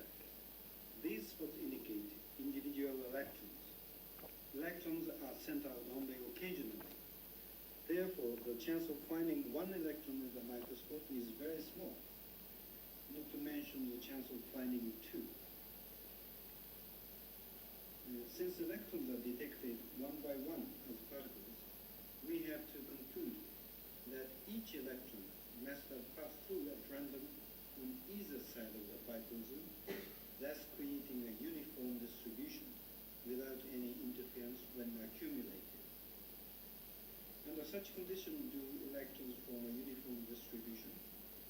But look, we begin to see some fringes in the perpendicular direction that looks like interference fringes. Since this experiment lasted for more than 30 minutes, I have sped the movie up. Interference fringes are now clearly visible. Okay, so I hope you have seen the real experimental data. Now, the reason why this was so difficult experiment to perform is given here. If you have electrons that are accelerated through a potential of 50 keV, then you see that the de Broglie wavelength is 0.05 angstroms, which means that your slits have to be so fine-tuned, your slit separations have to be so fine-tuned to be able to capture such interference patterns. This was the whole challenge, and it is here that the breakthrough came up because of this setup. The electron biprism setup was the fundamental difference that actually enabled the scientists to see the interference pattern from the electrons. All right. So this is the success story with regard to electrons. Now, over time, scientists get more ambitious, as you can see. The next question they asked is, if matter exhibits wave-like nature and if electrons do show interference pattern, there is no reason why atoms and molecules do not show such patterns, right? Now, it is up to your imagination to see what kind of systems to be explored, and it is here that scientists thought about the C60 molecule. C60, as you all know, is fullerene, the buckyball kind of beautiful system. So interference measurements with such a system were devised. Of course, the setup was quite complicated. We will not really get into the finer details, but I'll tell you the gist of it. There is an oven which produces these fullerene C60 molecules. They are heated, collimated as a molecular beam, pass through the diffraction grating, and there is a laser here which kind of enables the measurement of charged fullerene species. And the reason why it is charged is because these are detected in what is known as a time of flight mass spectrometer, which means you ionize them, have a way of measuring them by means of their mass. And it is by this process that interference with C60 molecules was achieved. And please notice the condition here. We use the de Broglie equation for C60 molecule. We see that the de Broglie wavelength should be 2.8 picometers. Okay. In the case of electron, 0.05 angstroms. Now it is even smaller, 2.8 picometer. 2.8 picometer means 10 into 10 to the minus 12 meters, right? So you need much finer setup to actually be able to see such interference patterns from C60. In fact, the authors from this group have actually pointed out that these are the most massive and complex systems in which de Broglie matter wave interferometry is observed. Okay, this is the setup again. The fullerene oven gives fullerene molecules which are again controlled by way of their velocities by way of slotted disk velocity selector. You collimate them through slits and then measure them in the ionizing laser detector setup. But here are the findings. So you can see the interference pattern clearly by monitoring the motion of C60 molecules that are ionized onto a detector. So this clearly establishes that you can even measure quantum interference from C60. Now, again, one gets a bit more ambitious. It is up to your imagination. You think of any other large molecular system that can give rise to such quantum interference. Some experiments were performed with fullerene as well as tetraphenyl porphyrin. I'm not sure if you're familiar with tetraphenyl porphyrin. It's a biological molecule which is kind of part of heme, right? The heme protein. I'll show you the structure in a moment, but then the investigated molecules are said to be among the fattest Schrodinger cats realized to date. Okay, what do we mean by the fattest Schrodinger cats? How many of you have heard about Schrodinger cat? Students, please. We are talking about quantum mechanics, no half, three-quarter, 0 or 1. Okay, a good number of you have heard about Schrodinger's cat. So I really do not have to get into the details. But the point is, a cat is in a container like this. There is a radioactive species that gives out nuclei, and then there is a hammer connected to a poison. If there is a radioactive decay, then the hammer hits the glass containing the poison and the cat dies. But the question is, as long as you're not watching the cat is both alive and dead, because the cat is in a superposition state. In reality, you know that it's paradoxical because you know for sure cat is either alive or dead. Okay, so that's the paradox. But then this is a system which is in a superposition state. That's the whole point. Now, the claim is that these fullerene and tetraphenyl porphyrin molecules are the fattest Schrodinger cats realized to date, meaning that is the heftiest system in which the quantum features are in full glory. Heftiest objects like us, for example, we do not exhibit that kind of quantum features. We are so hefty that quantum features are irrelevant for us, right? But the molecules, the larger sized molecules that you can get to have quantum features, the nicer that it gets to. Okay, that's the whole point. So the fattest Schrodinger cats are what have been investigated. Again, in fairly sophisticated experiments, the setup is what is given here. But then to give you a feel for what molecules we are talking about, the fullerene, which is of course appended with long alkyl chains, the porphyrin molecule, which is of this kind, again appended with large alkyl chains. For all these molecules, quantum interference was experimentally reported, and it becomes all the more interesting because the de Broglie wavelength is of the order of 1 picometer now. Okay, so the smallest that you are able to capture in experiments, the better that it gets, because that is where quantum mechanics is in full glory. All right, so these are the experimental quantum interferograms that one sees in such experiments. Again, a range of molecular systems were investigated, and it is here that anthracene clusters were also a nice setup that were looked at for quantum interference. It so turns out that cluster sizes up to 15 exhibited quantum interference pattern, which means 15 molecules of anthracene put together. You imagine the mass of it, it's so hefty, but you can still capture the wavelength in experiments. Okay, so that was the beauty of it. Here are the findings from the experimental setup. There are 3 lasers now that have to be used coherently, one for creating a coherent superposition state, one for allowing them to go through 2 paths, and the other for bringing them together. Okay, so to capture the coherence in these systems is fairly complicated, and here it is, the de Broglie wavelength is of the order of 275 femtometers. Okay, and this is the best result that is known. In 2013 that was shown, but then the finest result was reported in 2020 using what is known as gramicidin, which is a polypeptide with 15 amino acids.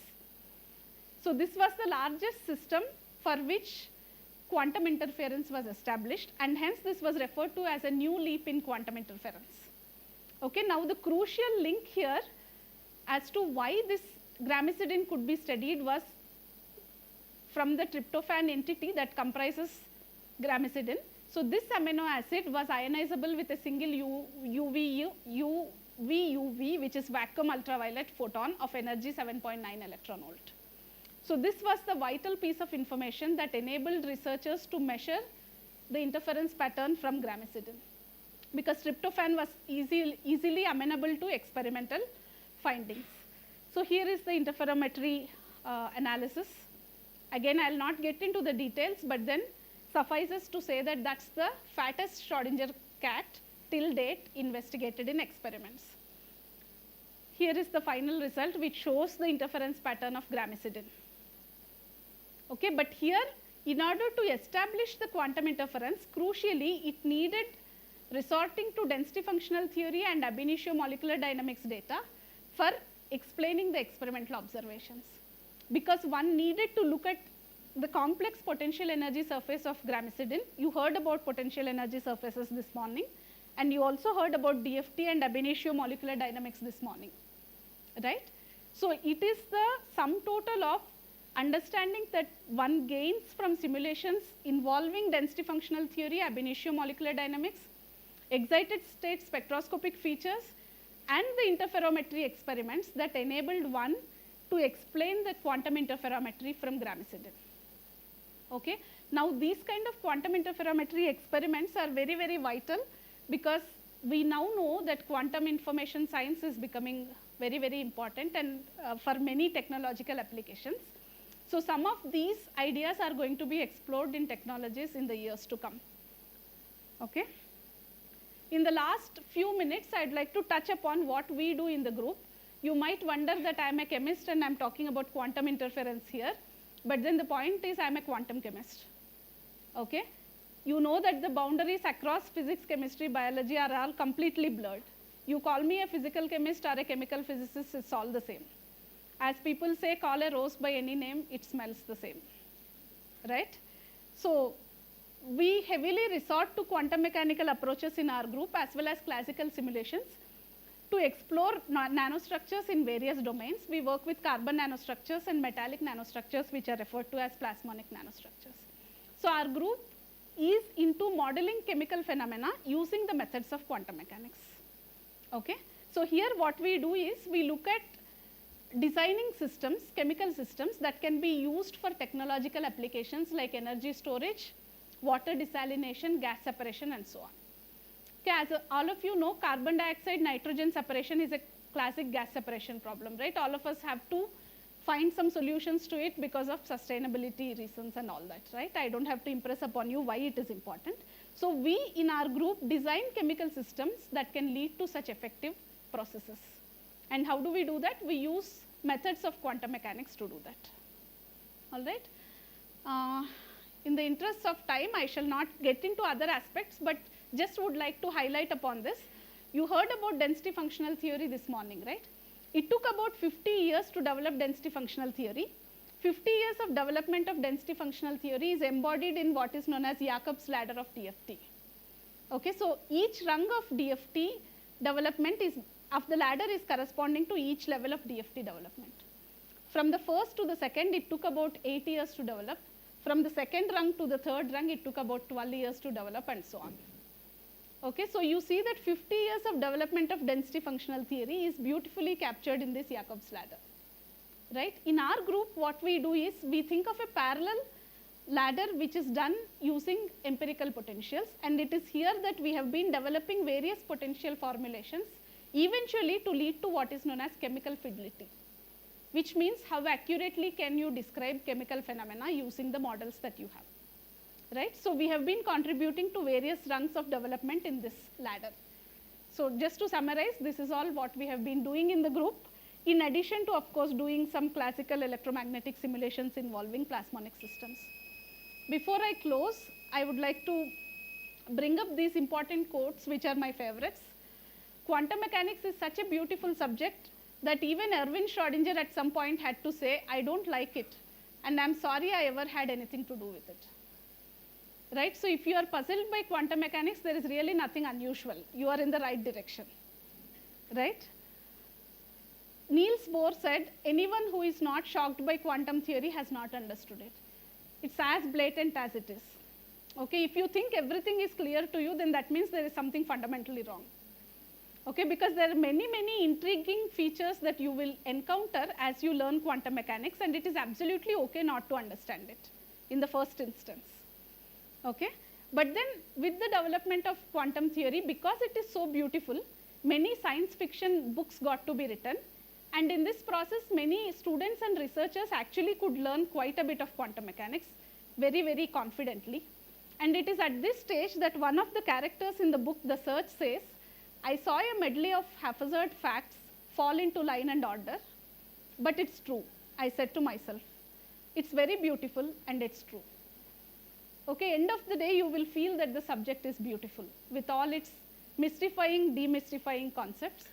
So I leave it to you whether you're mystified or demystified, but I've nonetheless made my attempt to demystify it. Thank you very much for listening.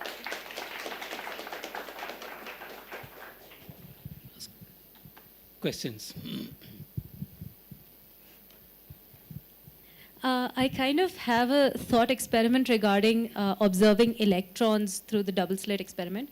So you said we are advanced enough to pass large enough molecules and still observe the interference. So we cannot observe it through light.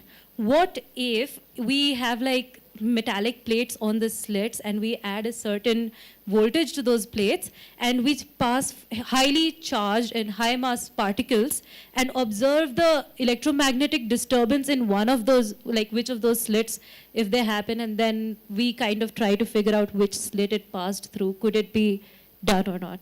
That's a thought in the right direction. In fact, that is how the experiments were set up. There is a potential difference. If you notice, there was a metal filament, right? There is a potential difference that is applied across. This metal film was kept at a positive potential so that the electrons could go in either directions. Despite all this, it is impossible to design an experiment where you are able to watch which slit the electron has gone through and yet have the interference pattern. But if it passes through a certain slit, won't it show a certain fluctuation in the Yes, voltage? so the thing is, for you to be able to say if it has gone through this slit or not, there is a fundamental limitation by way of Heisenberg's uncertainty principle. To make it simpler, the current that will be registered in the plate, that will also have a reaction on the electron and transfer. Oh, okay. A similar question.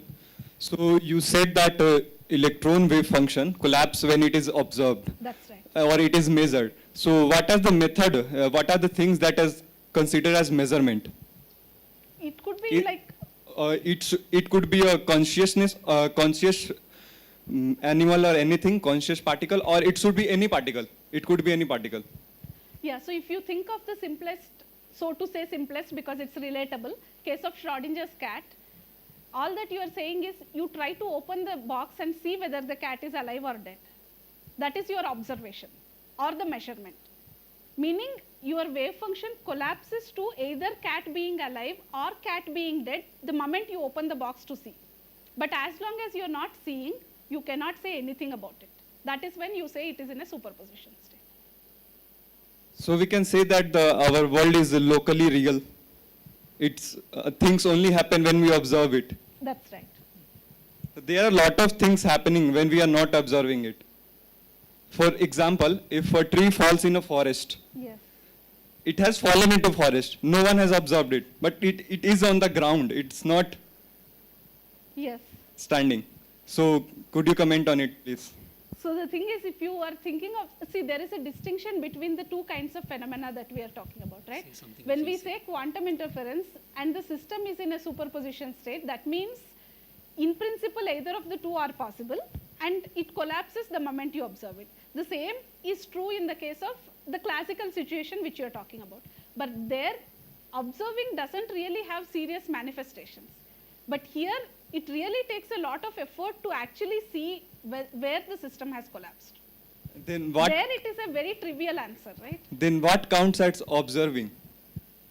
I think we should not be getting into this debate because collapse of wave function is still a matter of big research, whether there is collapse at all. There are many in world interpretation would say there is no collapse. Every time you interact, it splits into multiple of universes. So let's not continue with the discussion. It's a highly debatable part whether wave function collapses or the universe splits.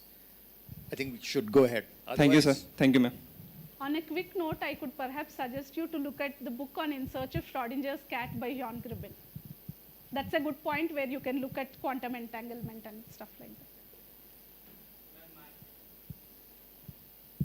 Ma'am, my question from that slide number 12. You move to slide number 12. Go ahead with your question. So there was a light source, and also light source emit some electron. So how detector segregate that light source, that electron for light source or electron goer? That because that electron release might be from light source. No, light source doesn't give any electrons. That means, Light source doesn't give any electrons. Per se. that is light photon. Photons. Yeah. Light gives photons, but you're looking at only the electrons that are being collected on the backstop. It's basically a loudspeaker that connects, that is connected to the measured electrons, which means when the electrons get detected there, you hear a click on the loudspeaker. There's Good. nothing that photon does there. Okay, ma'am, thank you. Okay. Yeah.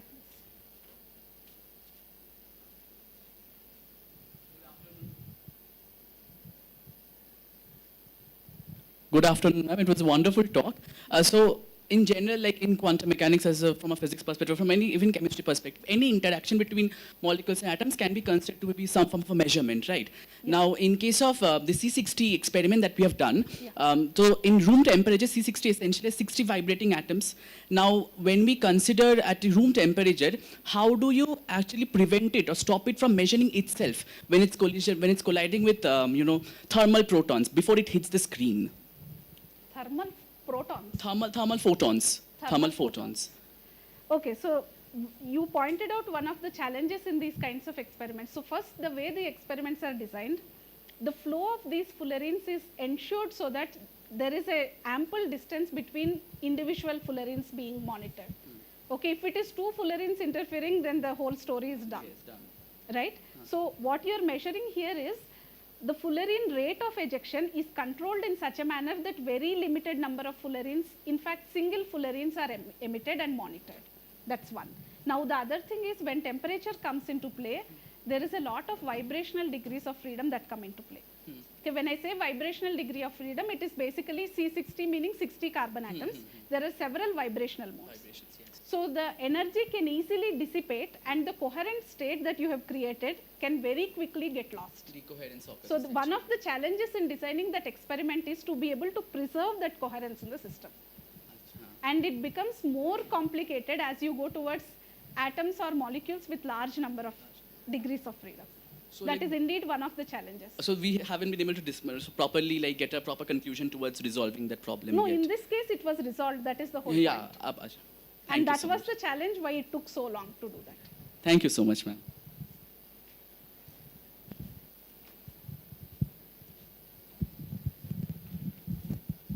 Any more questions?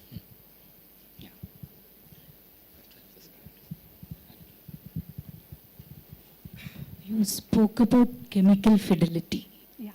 How generalizable is that in the sense, each molecule type you have to set up one ladder and for another you have to.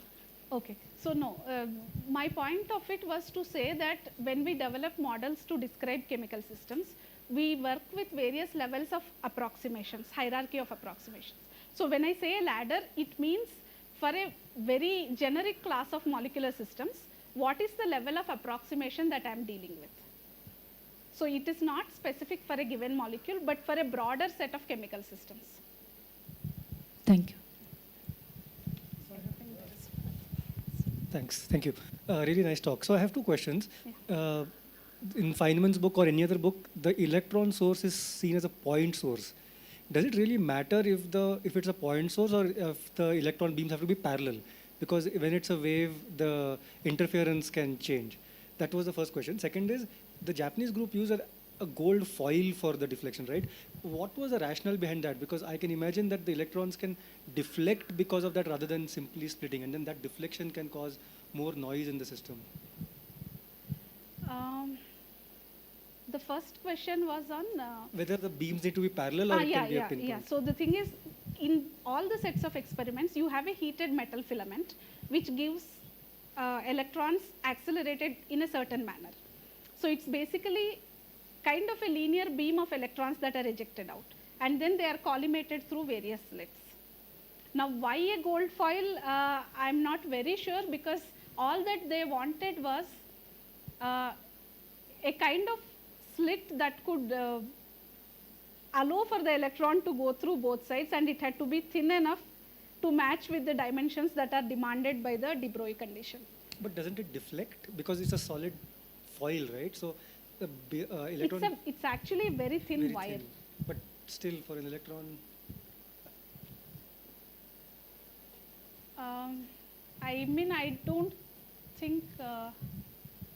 what you're saying is, can it really go like this? Or rather than split and just choose one. I don't think the probability of these electrons coming and hitting head on is very, very small. That's where the thinness of the wire comes into play. I think it's mostly that the electrons are kind of seeing this in their path as they traverse from the electron gun. That's my guess, but I could be wrong. We'll have to check. Okay, I think we'll can have more questions later, maybe during dinner. So I request Professor Patrick to... Thank you, Professor Thank you, Swati, sir. for the very exciting talk. Thank you, sir. A lot of people are very excited about it. Thank you So very let's give a big clap. Thank you. The next speaker is Professor Vishal Govindrao from IIT Kanpur. He has been very active in the area of plasmonic metallic nanostructures like catalytic energy transfer from solar energy to chemical energy, and also generation of very energetic holes when in this plasmonic metallic nanostructures. So we invite Professor Rao.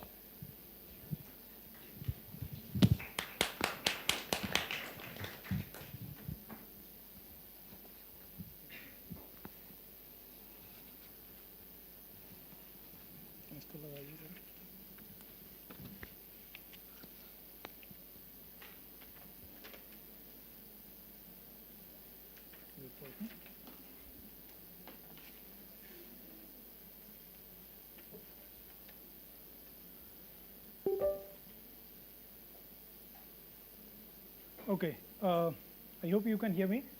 So my talk is divided in two parts. in first part I will talk about tiny giants, and in the second part I will talk about my actual work. I see most of us are not talking about our work, thinking that probably you will not understand, but my work is designed on class 12 level chemistry, actually the concept part. So I'll present the full-fledged research which we are doing in our group. But the first part is about tiny giants, and we will try to make it little interactive if you guys respond. So how many of you know about nanomaterials or ever heard about nanomaterials? Okay, good. So that's good enough. So the nanomaterials, so we are the tiny giants which we are mentioning, we are going to talk about the nanomaterials, right? Or you can also say quantum dot. So what are the sizes of those nanomaterials? So if you think of a football and compare the size with the entire Earth, so this comparison and compare this quantum dot with football, they are in the same domain, right? So we are talking about at that dimension. And you know, in 2023, these three gentlemen were awarded Nobel Prize. So we have heard about many things about the Nobel Prize given after 50 years of discovery. So they started their work in 1979, okay, and they were given Nobel Prize in 2023. So whenever we hear about Nobel laureate, how many of you think that they all were born genius? How many? They are Nobel Prize winner, right? Yes, please interact so that we can do. So let's see. So Bawendi, who is in MIT now, he failed his bachelor's exam when he was in Harvard. He got 20 out of 100 in chemistry, and then you can imagine getting Nobel Prize in chemistry, right? Louis Bruce, I'm a big follower of Louis Bruce. He is no more. That is also very unfortunate. He got Nobel Prize in 2023 and died this year only, a month back. Okay, so how did he got Nobel Prize? He was working on pump probe spectroscopy and catalysis, organic photocatalysis, right? Where he observed that the reaction medium was changing color over time, right? So that lead him to thinking that why these things are changing color. Nowadays, if you are doing some experiment, I hope you have exposure to doing experiment. So your supervisor or whoever is guiding you will tell you, okay, we are expecting this kind of thing. So if you see something unusual, you will rather be afraid that, okay, nahi batana hai sir ko, this is not happening, let's do the proper business. But that only thing which bothered him, and he went after that why it is changing color, and got Nobel Prize. I'll share some of the story in the first half part. Ekimov from Russia, okay, Vavilov Institute, so I'll talk about him as well. So he observed this beautiful colored glass. We don't have tainted colored glass here, but when you are visiting some places here as well, you will see colored glass, right? Different color. So he was interested in that color. And that's the only interest. He wanted to know where from those colors are originating. That's the thing he went after, and he got Nobel Prize. So what I'm trying to say is that nothing in the world can take the place of persistent. Talent will not, right? Because nothing is more common than unsuccessful men with talent. You must be knowing many talented cricketers, right? But not all of them were successful. I'm sure you know many of the talented cricketers, they were not successful. I don't want to take name. Of course, genius will not, because unrewarded genius is almost a proverb. Education will also not, okay? The world is full of educated derelicts, okay? So persistence and determination is the only thing. Whether you are talented or not, you need to be persistent with your problem, and you need to be determined that you are going after a certain problem. So this was given by Calvin Coolidge, and he was the 30th president of United States. Okay, so first we will get to the what we are going to talk about, which is quantum dot.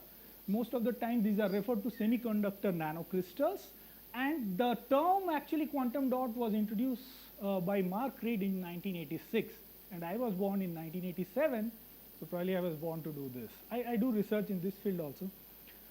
So, okay, so what is important about quantum dot is that they vary color according to their size.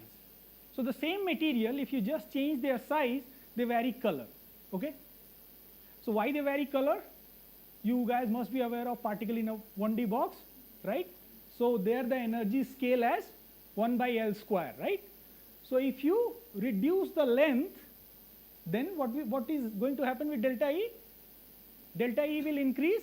Delta E increase means you are going towards the blue side, right? Lower wavelength side. So that is what is happening here. So same material can give you different colors. So imagine a paint and you have a different kind of brush, the same paint, but the brush chooses different particle, and when you take one brush, it will give you red color, other brush, it will give you blue color. And this is the reason why we observe these different colors. Then we go in the side. Now the question is, you can ask, how does it matter something is blue, red? We can take a different dye and make blue, red. Why it is so important that people will get Nobel Prize for this, right? It's a simple question. Why it is important? Because the periodic table gained a third dimension, right? What we know from our chemistry study, that every student learn chemistry, and we know that the property depend on number of electrons, outer orbital, all those things. But here it gain a third dimension. You have the same material, just by changing the size, you can not just, the color is just one manifestation. You can change the property of the material. So that was a very important dimension for these materials.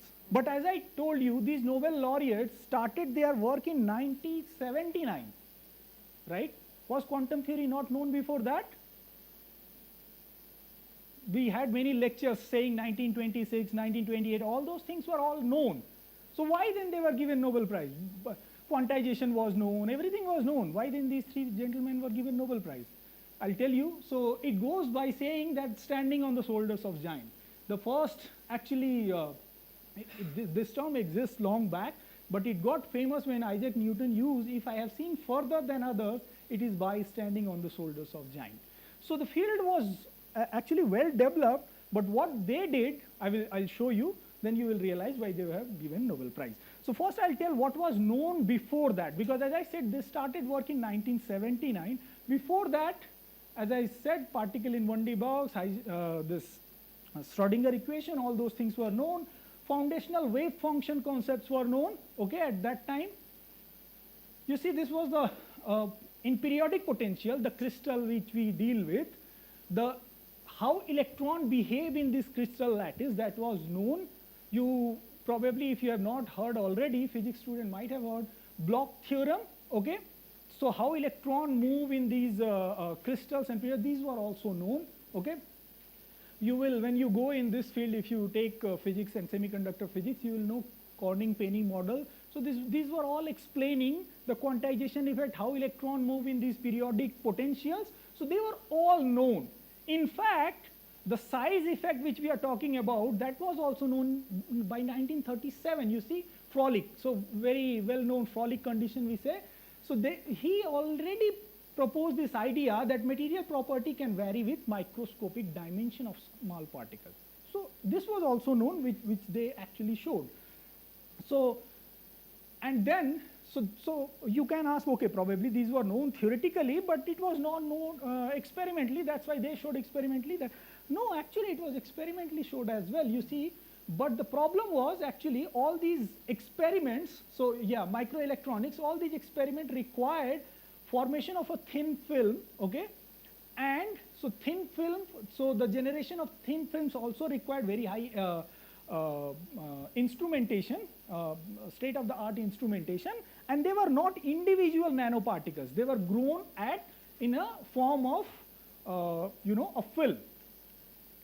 So, and there it has been shown that because of this quantization effect, actually you see a color change in the films. Okay, so you see less than 5 nanometer gallium arsenide quantum. So all these things were actually known before they started actually their experiment. In fact, you see semiconductor heterostructure. So before they started their, not before they started, before they got Nobel Prize, the 2000 Nobel Prize was given because of this development of very thin films and their properties, okay. So yeah, so why they were given Nobel Prize? You know, right? This character you guys know? Viru Sahasrabuddhe from 3 Idiots. So who was the first man to step on the moon? Neil Armstrong. Who was the second one? Huh? Who was the second one? So we don't know about the second one, right? Second one was Buzz Aldrin. So these three gentlemen were the first one to ever demonstrate that these nanoparticles can be synthesized individually, not in a film, thin film or anything. They can be synthesized individually, and we can study their property individually in a colloidal state. So all the things I told you were known, but these were the challenge. Like everything was synthesized from a top. So you take like for example gold nanoparticle and you crush it down to a level of nanometer thing. But bottom up approach was what they actually did. So yes, so again I was talking about this color tainted glass. So the third Ekimov was actually fascinated by these colored glass, and he wanted to investigate where from these colors are actually coming. So it's not that, see, remember our ancestors were very smart. You know, all these beautiful colors, they were all nanoparticles. It's just that they were not aware of the scientific origin. These three gentlemen only did that. They knew and they characterized that why this color is a specific color and in what conditions. So the people were making this, you know, this is from medieval Europe. We are talking about 1920, 1980, so this is from medieval Europe.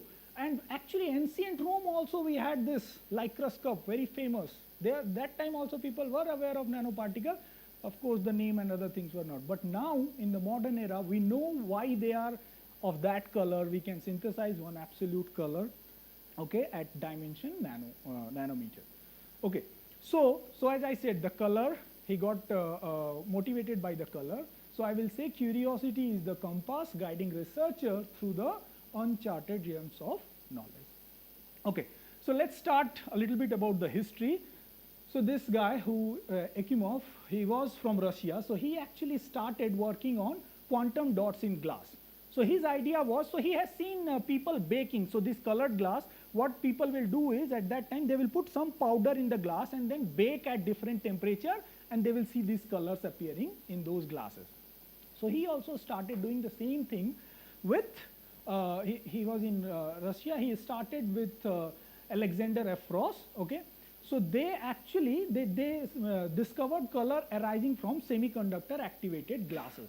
And they started with copper chloride, I guess, yeah, copper chloride, and you see at what temperature you are, so basically you add copper chloride in glass and then bake at different temperature, 200, 300 and 400 degrees Celsius at different, and give different time. So after doing this, you will see that their size, the particle size and other things are different and the color is different, okay. So that's how they started realizing that we can, we know at least for what reason, because of the different size, they are getting a different color. Then they demonstrated in cadmium sulfide, cadmium selenide. So that era was about the cadmium sulfide and cadmium selenide nanoparticle of different size. So you see, so this is 1.2, so starting from somehow this, so 33 nanometer is the red one. You see where it is absorbing 2.5 eV. When we are going to 2.3 is the black one. Green one is 1.5 nanometer and this one is 1.2 nanometer. So when you're going towards the lower size, the energy delta E, which I said, is increasing. So it is doing the blue shift, higher energy. It is going towards the higher energy. So this was very good actually. But at the same time, okay, so I'm talking about 1980. Okay, Louis Bruce. So he was in US. Okay, in Bell Laboratories. So he was doing the similar kind of experiment. But nobody was aware of what Ekimov was doing, because at that time Russia and US relations, you know, it was if you search Iron Curtain in Wikipedia, you'll get to know the history. So what happened one day, Bruce actually came to know somehow in some conference about what Ekimov is doing, and he wrote a letter to Ekimov that I'm also working on the same problem. And when the letter went to Russia, the problem is at that time, more than the scientists, there were in Russia, there were this, yeah. So they will ensure that they asked him why you are getting letter from US. So actually he was there with these people for 5 hours. He was investigated why you are getting this letter and other things. So ultimately he explained, and after proper explanation, then they started exchanging letters that they are actually two scientists, they are not doing any harm to country. And then they met at one of the conference also. After this Iron Curtain is raised, I guess, yeah, intensive exchange post Iron Curtain. Okay, so you search Iron Curtain in Wikipedia, you'll get to know the relation between Russia and US at that time. Okay, so they get to know about each other's effort. So how actually Louis Bruce made, so as I was telling you, Bruce actually accidentally observed quantum size effect while studying organic photochemistry on cadmium sulfide particles. So what he observed is that this is changing color over time, aging, because of Ostwald ripening. Okay, Ostwald ripening you guys must be aware of, right? Okay, so but all of them, you see, still there is at baking stage, so they are not preparing these nanoparticles at individual level. So then Paul Elvistus, they are all big name, okay? Paul Elvistus actually joined his group as a postdoc in 1986, okay? And they started thinking about controlling the nanocrystal, okay? Controlling the nanocrystal dimension. But they were both spectroscopists like me. They had no idea how to do synthesis. So they actually collaborated with Michael Stewart. So he was there in the same institute. They started collaborating synthesis. Organic people are good in synthesis. So they started that using slinkline, glove box technique, and they could make this. So you see, so how they made? They used reverse micelle. How many of you know reverse micelle to control the size? Do you know? You guys know about micelle, right? Micelle, soap solution. So actually my PhD was on, somehow every topic is related to me, okay? So I'll show you, this is my PhD work. So I worked with surfactants where one end is hydrophilic and this is hydrophobic, tail part. So when you put it into water, right? The hydrophilic part will face the water and this will sequestered inside so that this does not face water, right? Make sense? So this is called micelle. What happens if you put this surfactant in a non-polar solvent, not water? Non-polar solvent like hexane, toluene, something like that, it will form this kind of, because the non-polar part will face the non-polar solvent. So this will form a reverse micelle. And then the core is what? Polar, right? This part is polar, so you can put water there. So this is called microemulsion. Water and oil will not mix, right? But if you put water containing these reverse micelle, then water will easily go in this. So what will happen? This is again one of the slides from my PhD, so that's why I did not give any reference. So this R value is actually defined by water to surfactant ratio. So more water you put, what will happen? It will swell, right? The size will increase. So this size in nanometer dimension. So they utilize this size to control the size of the nanoparticle, because this size in nanometer. So suppose if I put water at 0.4 where I am 5 nanometer or something like that, 5 nanometer, so 5 nanometer nanoparticle and I can make. All the way if I go to R equals to 1.2, that means more water is there, then the size is more. So now it is say, I don't know, some 15 nanometers, so I can synthesize nanoparticle of 15 nanometer size. Okay, and that's what they did. You see, W is same as R. So W equals to 0, the size is less. W equals to 5.4, the size is more. That's why it is moving towards the red side. Okay, so that's how they control the size. But this technique again was very messy, because you have to make reverse micelle, and then on top of that, after you form these nanocrystal, you have to break them, reverse micelle. I mean, you have to extract the nanoparticle. So it was messy. So they again wanted to work on a different method. So then Bovendi actually, Elvistus actually left his lab, he joined Berkeley, Bovendi joined the lab, okay? And Bovendi, Nobel laureate, he had no idea what is Lewis acid and Lewis base. I guess you guys know, right? Lewis acid, Lewis base? Yes. So when he was asked to design these nanoparticles, the collaborator was still there. He said, why go step by step? Why don't we try all the Lewis acid and base which you have in your lab at one go? So they set up, you say, hit and trial kind of thing at that time. So they, in his lab, he was organic chemist, whatever Lewis acid, Lewis base were available, they started making these nanoparticles, and they set up these reactions, okay?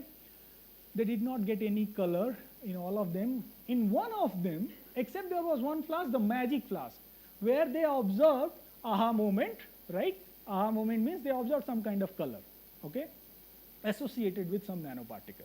That is what they thought. So the magic flask, actually, the color was there, initial color was there, then it disappeared, and next day stunning orange red color appeared. Okay, so this then they actually discussed together, and they thought probably this is what is we have synthesized nanoparticle. But that time they were in US, as I told you, everything is happening in Bell Laboratories. In December, actually, if you go to US, the lab closes because it's very cold. Okay, most of the people go home, so they also closed the lab. They went home. When they came back, they started synthesizing it again using the same thing, but nothing was working. Right, a problem. So then they again sit together, talked. So Stewart said that we have analyzed the bottle which was sitting on the shelf for a while. For a while means 15, 20 year bottle was there, and the chemical which was supposed to be there in that bottle, it was actually oxidized. So that's why it is not getting reproduced. So nothing was happening. So then say, okay, if it was the oxidized bottle, why don't we use the oxidized form of we buy a oxidized form and we use that. So they used, actually, you see here it is TMSE, TMS2, and selenium is there. Here, so PO is there. Yeah, I don't know this. Yeah, BU3P is there, and here PO is there. So basically they use the oxidized form of that Lewis acid, and they got actually the same color. Okay, but still they got only one color. They had no control on the synthesis. So the Bruce story ends here. So actually, these are some of the lines when Bruce was giving Nobel lecture. He told, so that I have written here, we all are trapped by our educational background. Nowadays, particularly this happens. So when some student or other people apply to our group, you ask them, or even in PhD interview, you ask them, what's your interest? They say, this is only my interest, because they have worked 6 months in a project, and they define their entire interest based on that 6 months of project, which should not be defining you, right? You should be open to ideas. 6 months, we are doing research. I mean, I'm still young. I consider myself young. And but you can change your field whenever you want. If there is a right question, feel free to change your field. Okay? Of course, I cannot go to astrophysics. I mean, so yeah, so these were the few lessons. I find it very important for students. So please, I mean, don't restrict yourself by just 3 months, 1 year, or 6 months of project. Okay, then comes the third person, Bovendi. Again, still, see, the nanoparticle synthesis was resolved, but tuning the size, that was not resolved. Because to demonstrate that with changing the size, you are observing this color change, that has to be done. So again, he completed his postdoc and moved to MIT, right? These are all big people. So he moved to MIT, there he started his group, and in his group, he actually started doing again the synthesis. So I'll not go in detail. Manoj Nirmal from India, he actually started the company from his lab. So they first time again observed very crystalline material in his lab, and this is, yeah. So I will directly go to this is the synthesis, most famous picture you will see when they were given Nobel Prize. So this technique is known as hot injection method. This is the art and science of quantum dot synthesis. So this is what, depending on, so how actually they do, they actually preheat the solvent where they are going to add the precursor. So depending upon the temperature of the solvent, the rate of the nucleation varies, and that actually controls the size of this nanoparticle. So this hot injection method is the most famous, and if you see that the citation of this paper, it's cited more than 15,000 times, and when I last checked, one single paper more than 15,000 times. So I probably checked in 2023, that time I gave a Nobel lecture in IIT Kanpur. So yeah, so with this, they could actually synthesize and monodisperse cadmium E. So E is cadmium sulfide, selenide, and telluride semiconductor and quantum dot. And this is the beautiful picture you see. The size, 12 angstrom to 115 angstrom, the size changes and it is going towards the red side. So this is what they achieved. So this was the first part of the lecture. Now I'll go to my work, and I'll go a little slow there so that I could explain you guys, okay? So yeah, this is again. So after this, of course, as I said, 1980 they started, but the Nobel Prize will not come immediately. You need to visualize, and there should be many application out of that. So it got application in almost any and every field. The most important application relevant to you guys is your screen, okay, or the TV. You quantum dot TV. Have you guys ever seen? At least in malls and other places. It's very expensive though. If one TV might cost you 2 lakhs compared to what we get in 40, 30,000. Quantum dot LED TV, okay, which has very crystal clear visuals. So why is that? Because the wavelength, I mean, these are very sharp peaks which you get out of these quantum dots. So that's why they are already commercialized. People are using them. Now I switch to my work. And why I switched to my work? Because these three gentlemen, before they were given Nobel Prize, they also started working on perovskite nanocrystals. All of them, okay? So I had never worked in perovskites. So when I joined IIT Kanpur, I was still working on plasmonics, as sir mentioned, because there I got training in plasmonics and spectroscopy. So for first 1.5 years, I worked on plasmonics. But then these materials were making news every day. And I was reading, sometimes I was getting interested that should I jump? So one day not one day, I mean after our research, we thought that okay, we'll move to this field. So I left completely whatever I have done, my PhD, 2 postdocs, and I went to this field of the perovskite. And these three gentlemen are also now working in the field of perovskites. Why is that? So let's first see what are the perovskites. So this has this ABX3 kind of structure, halide perovskites, where A can be either this organic cation or inorganic cation, B can be this, and halide, as you know, chloride, bromide, and iodide. So this is the composition for this. And why they are very good? Because of this exceptional properties. So you remember this Nobel laureate, they worked on cadmium sulfide, selenide, and cadmium telluride kind of quantum dots. So what is the need to shift into the other one? Because if you choose the best of cadmium sulfide, selenide, and telluride, the high absorption coefficient is in the order of 10 to the power 4 to 5. Okay? In this case, any random one you choose, it will be in the order of 10 to the power 6. So an order of magnitude higher absorption, high quantum yield. There the best quantum yield after a lot of research is close to say 60%. Here randomly you pick any 90%. Most of the time people claim 100% quantum yield. So these are very good materials. Low exciton binding energy. Exciton, I'm not sure. So exciton is basically when we excite these materials, we generate electron and holes, right? Electron is negatively charged, hole is positively charged. So if there are electron and hole, they will be bounded by this Coulombic force. So this bound electron and holes are called exciton. Okay, so low exciton binding energy. Why is it important? Because if you want to do any reaction, organic people or anybody, you know what we show with the arrows, electron moving to this, attacking to this, and then, right, that kind of, so we need to extract electrons. And then other very low cost of the synthesis. Now why it was making news every day, as I said, because when silicon solar cell, you see solar cell all over the place, right? So those solar cells are actually silicon solar cell. But when these perovskite came into the picture, actually they came into the picture in 2013. And you see they were already challenging the silicon solar cell, which was there forever, okay?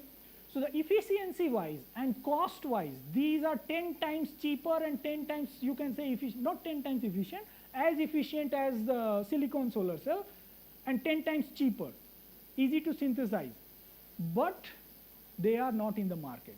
So when I started, our group started this work, so as I said, navigating the perovskite maze, it is very crowded field, okay? Many people are working in this perovskite. So when we started our research, we identified 2 problems. One is this Shockley-Quasar limit. What is Shockley? So you see this is almost saturating efficiency-wise, right? Initially this was very fast growth in terms of efficiency, then it is saturating. So one is Shockley-Quasar limit, okay, which is a theoretical limit that how much light you can convert to electricity, to put it in a simple way, Okay, how much light absorbed, you can convert it into electricity. So the limit is close to 31, 32, 33%, okay, depending upon the band gap.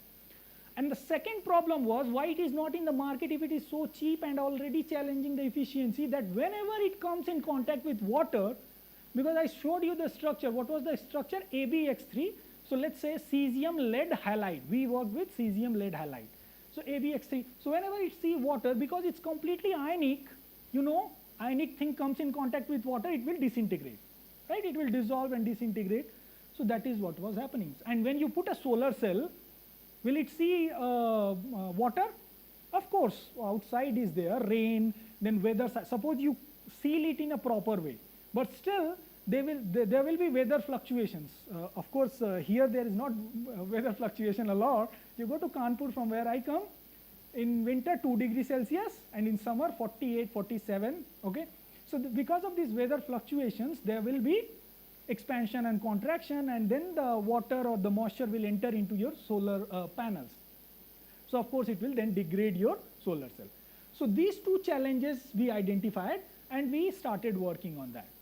So literally I started working in this field like 4 to 5 years back. Okay.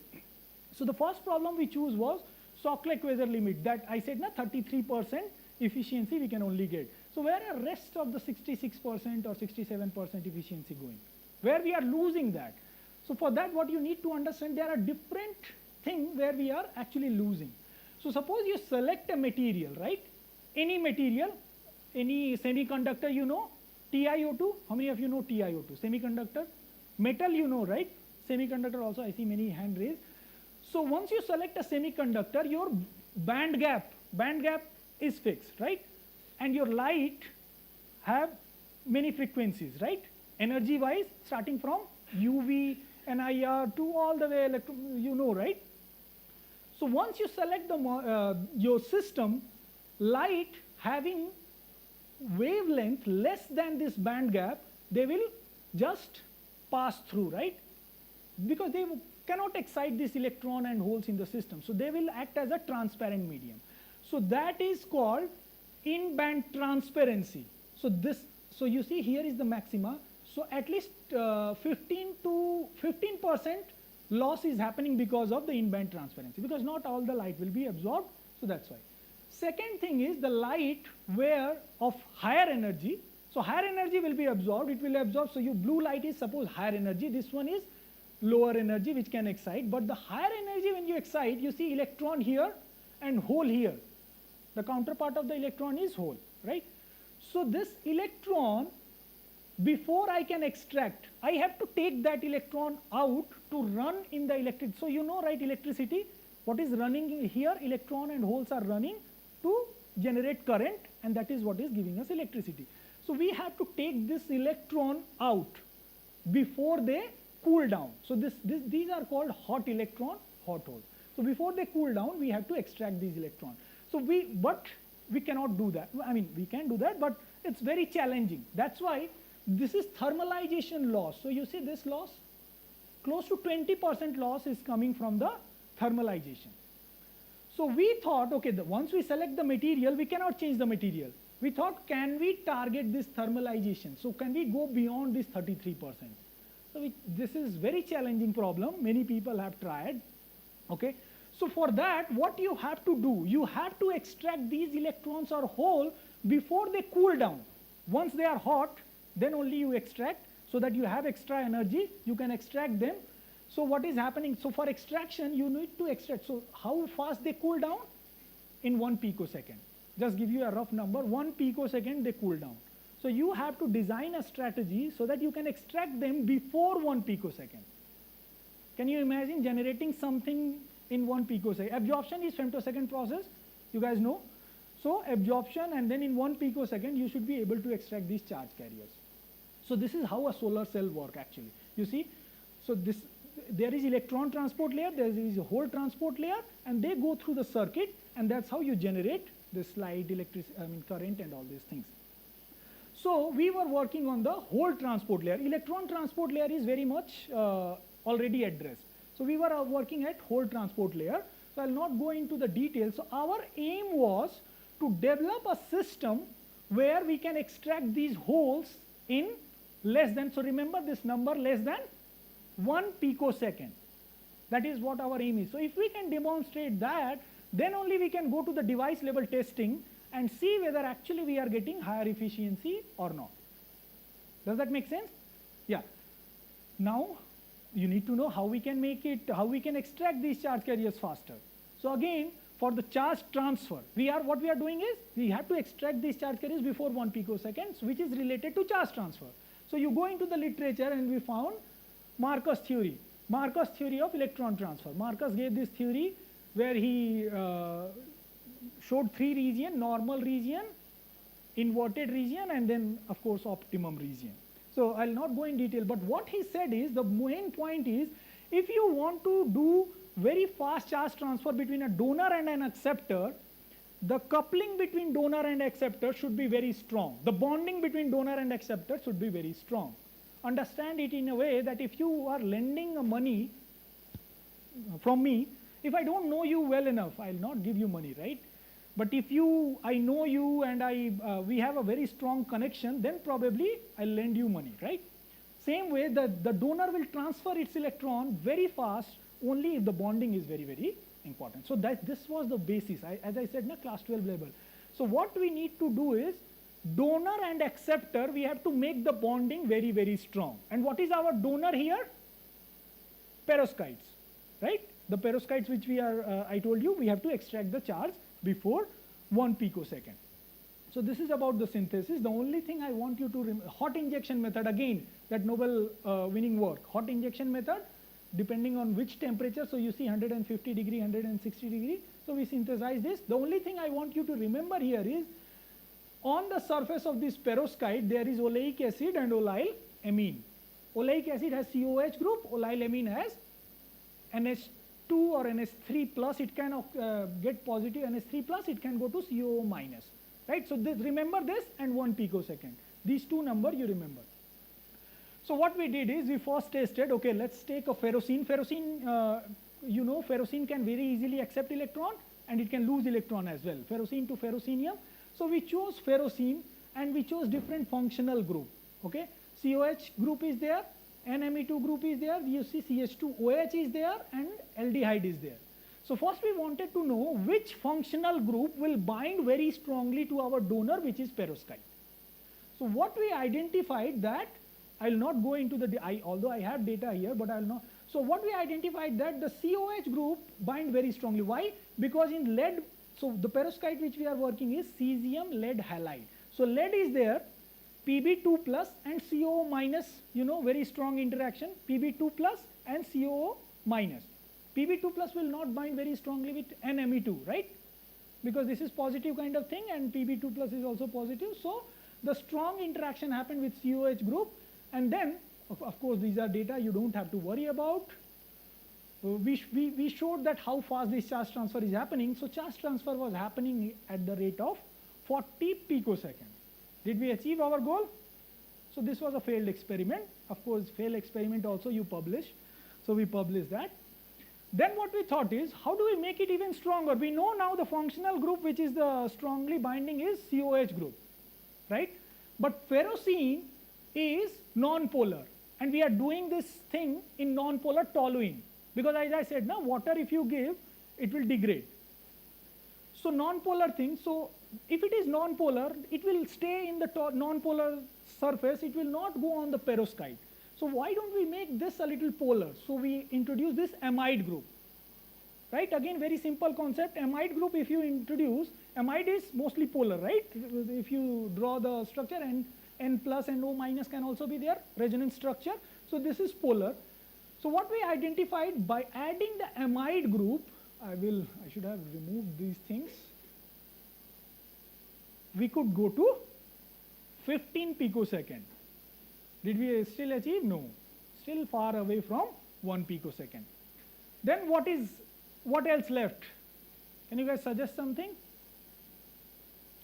The next thing was, you see, I told you, when we are synthesizing on the surface, we have oleic acid and oleyl amine. I told you to remember that.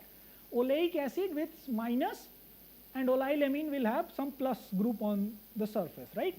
But the ferrocene is going with COH group, COH can go to CO minus.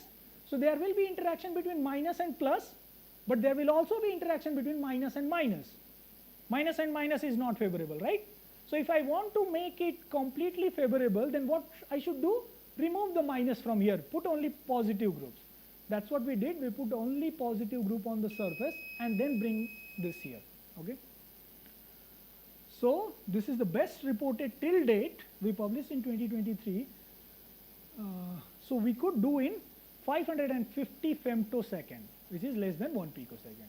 And once we achieve that, we started testing this with the device, which is a collaborative work, so of course it will take some time.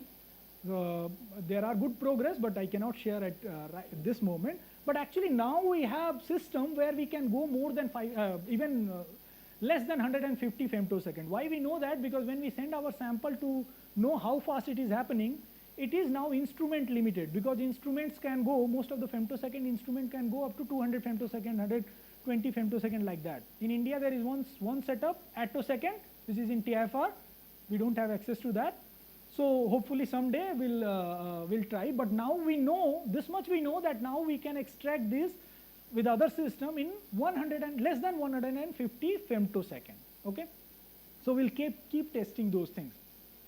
Second problem I'll quickly talk. So I told you two problems. This problem is about water. So whenever they come in contact with water, they degrade. So in Bangalore, when you go out, water, it's raining, what do you do? Umbrella or raincoat, right? This is what people in the research have done. They have put umbrella, like you see, they have made some kind of core cell structure, or they have coated silicon on top. Silicon is a kind of plastic, so just like you wear a raincoat kind of thing, they will be stable forever. But what is good with that stability, because they are stable, but you cannot extract the charge carriers. Remember, charge carriers has to rotate, go through the circuit. You cannot extract those charge carriers. Our aim was to stabilize as well as extracting the charge carriers. So now when you look into the literature, all the literature was something like this. You see surfactant, all the stability report were one head group and then a tail. So what will happen? Okay, let me go to the next slide. What will happen? So this kind of structure were there reported all over before this article published 2023. You see one head group, polar head group. So polar will go to the polar surface. I told you perovskite is polar, and then this will extend in the toluene or non-polar solvent. So if I add water here, what will happen? Water, where water will go? In reverse micelle, it was going to the polar core. Here, water will not like the toluene. So it will go onto the surface. If it goes on the surface, what it will do? It will degrade, right? Here, what we chose is, we chose a BOLA amphiphilic ligand, where what does that mean is there are two polar head groups, both the sides. So one head group, anyone can go and bind onto the surface, other is free. So water coming, it will see, okay, it's just like a micelle. Micelle, you know, you saw, right? The polar group is facing the water, it is happily there in the water, right? So same thing, we just adopted this method, all polar head groups are there, and then water can be stabilized away from the surface. So although it is in water, water is not going on to the surface. And believe me, we were very new in this field, but we managed to publish back-to-back 2 ACS Energy letters, which for our field is actually very good. So, and just because of this concept. So this concept was very simple based on this micelle thing, how micelle exists in water. So we, of course, when you do this, you have to prove many things to the reviewer, which end is binding, why it is happening. After you do this exchange, are they still intact? So you have to prove many things. So, but what we showed is that it is stable for 15 days. On the other hand, if we don't put these ligands, it's stable only for few minutes, forget about hours. So what we designed is actually was stabilizing them for 15 days, but 15 days is not enough. And as I told you, that stabilization was done using the umbrella and other things. What we wanted is that can we extract charge carrier? So for that we chose this coumarin dye and showed that yes, we can extract charge carrier as fast as before, like 1 picosecond, okay? So we could do that. We did that, we did another work showing that, so I'll not go in detail. Yes, so when we, when we started presenting for students, when we started presenting this work, because we were the first one to demonstrate something like that, people started questioning that, is it really happening? Then we said, okay, let's not just stabilize. Why don't we demonstrate some catalysis in water? So we did, this acrylamide polymerization in water. So we did acrylamide polymerization. How do you know acrylamide is polymerizing in water? So first is this evidence. You see, it is upside down. Polymerization has happened. The color is intact. The perovskite color is green. I'll take 2 more minutes. So it's green. How do we know it's happening? So you see, this is the monomer peak. And when all the catalyst and light is there, the monomer peak disappears. We followed the kinetics using FTIR. We also followed the kinetics using NMR. You see, so when the monomer peak disappear and the polymer peak, which are these 2 new peaks, appear over time. So we can follow the kinetics. We did, so we have application for this in 3D printing as well. One last, so this one. So again, when we were presenting the ligands which I showed you for the stabilization, they were synthesized. So people say, okay, if we want to do your thing, there is nothing available commercially. So you are doing, and why don't you demonstrate this with something commercially available system? So then we bought this Muta, which is a little expensive, like 50,000 for 1 gram or something like that. So we started with this, and again is the same thing. You see, one is polar sulfur, one is, again, this end is N+. So what we observed is with this also same story goes, and we could stabilize for 60 days. Here the stability is more because the sulfur and lead binding is even stronger.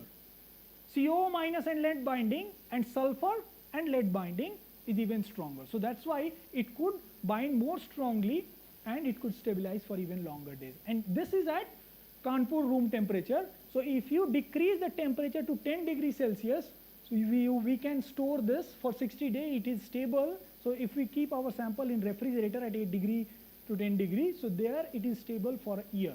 Okay, so in cold conditions, so it is very good stability. Okay, with this I will stop. Yeah, so this is my current group, and I want to thank funding agencies, STARS, which was by ISC, run by ISC. Tata Steel, we do some collaboration with Tata Steel where I do carbon dioxide reduction kind of project. SERB, and recently I got the NRF project, my collaborator. These are my current students, but all the work are done by these 3 students. All of them are graduated and they are doing their postdoc. Thank you. I'll happy to take questions.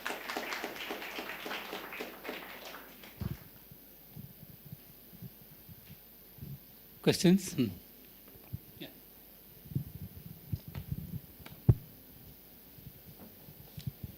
So, as you said that size of quantum particles or quantum dots can be tuned by changing temperature. Yes. Is there any other parameter that can be changed to tune their size?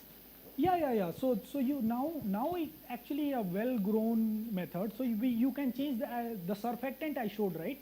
Oleic acid, oleamine. So if you change the surfactant, then also you can have control over the size. Size means not only size and shape also. So size we talked about like spherical.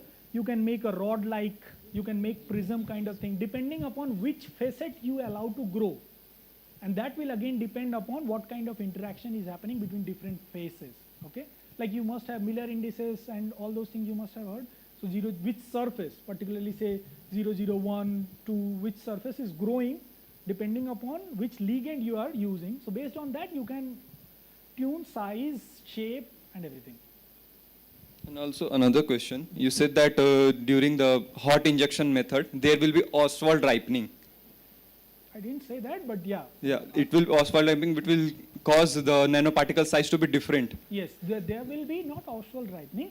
Depending upon the initial temperature of the solvent, the seeding process will be different.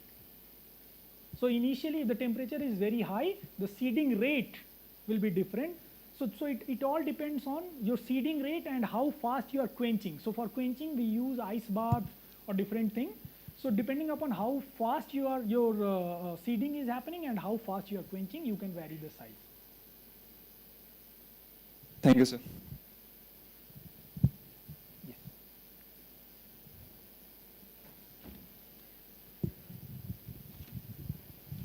In that first slide, you showed the cup from first half of the first millennium BC, Yes. sorry, CE, Yes. and from the second half of the second millennium CE, you had all those jewel colors, blue, green, yellow, red.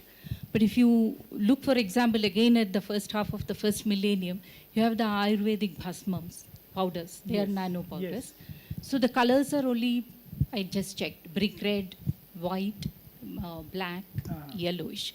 So what changed within 1,000 years? Like, did they control the size or the shape or the active atom for Yes, those so church windows? Yes, thank you for bringing this. Actually, I was also aware of this bhasma and other thing which existed earlier, right? But these things, as I said, the color which you saw in the glasses, they are controlled by again this temperature.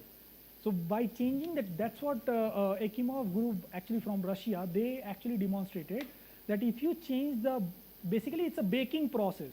If you bake at different temperature for a different time, then you get the size of these particles, different sizes. And they characterize those size, I did not go in detail, using like size measurement they did, XRD. So from that they actually get to know that, okay, you have this particular size. So by changing this, they are actually varying the size only. They control the size there as well. Okay, thank you.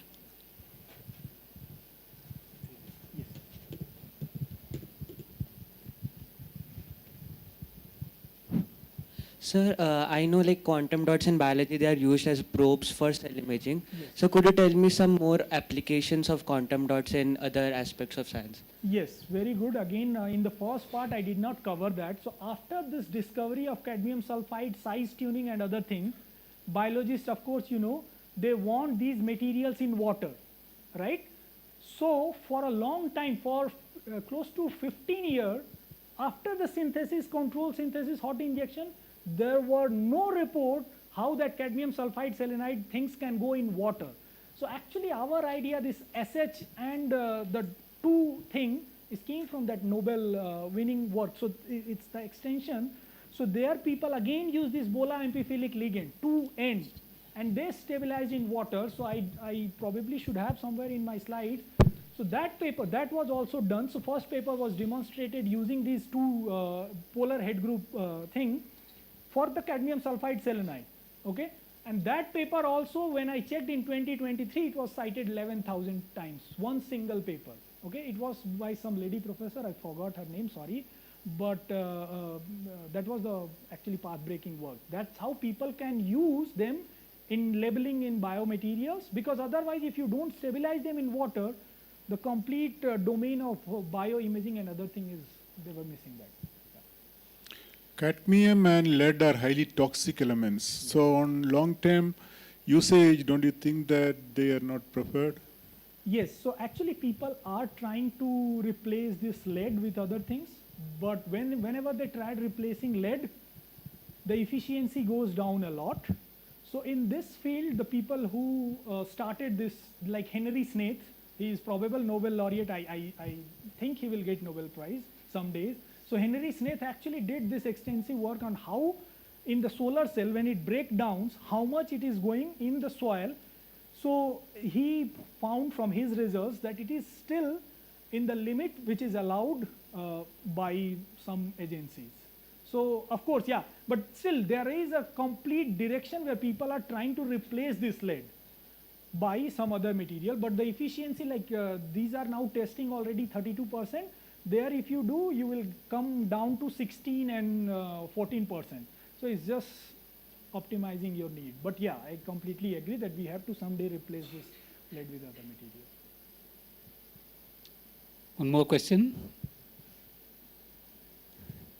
Okay, so let's thank the speaker, and I invite Professor Patrick to give a memento. For taking us along the journey of innovative steps in research. Thanks for conveying that. Yeah. All the best. So, as you know, yeah, we can just wait for a minute. Yeah. So before he announces the next talk and so on, I also wanted to point out that this morning we were expecting the president of the academy to inaugurate the session, and unfortunately he had some other work, and now he has come here, and I invite him to just let us just share a few thoughts about the academy and this outreach programs. Hi. So I apologize for not being here in the morning. I had sudden meeting which I had to attend to.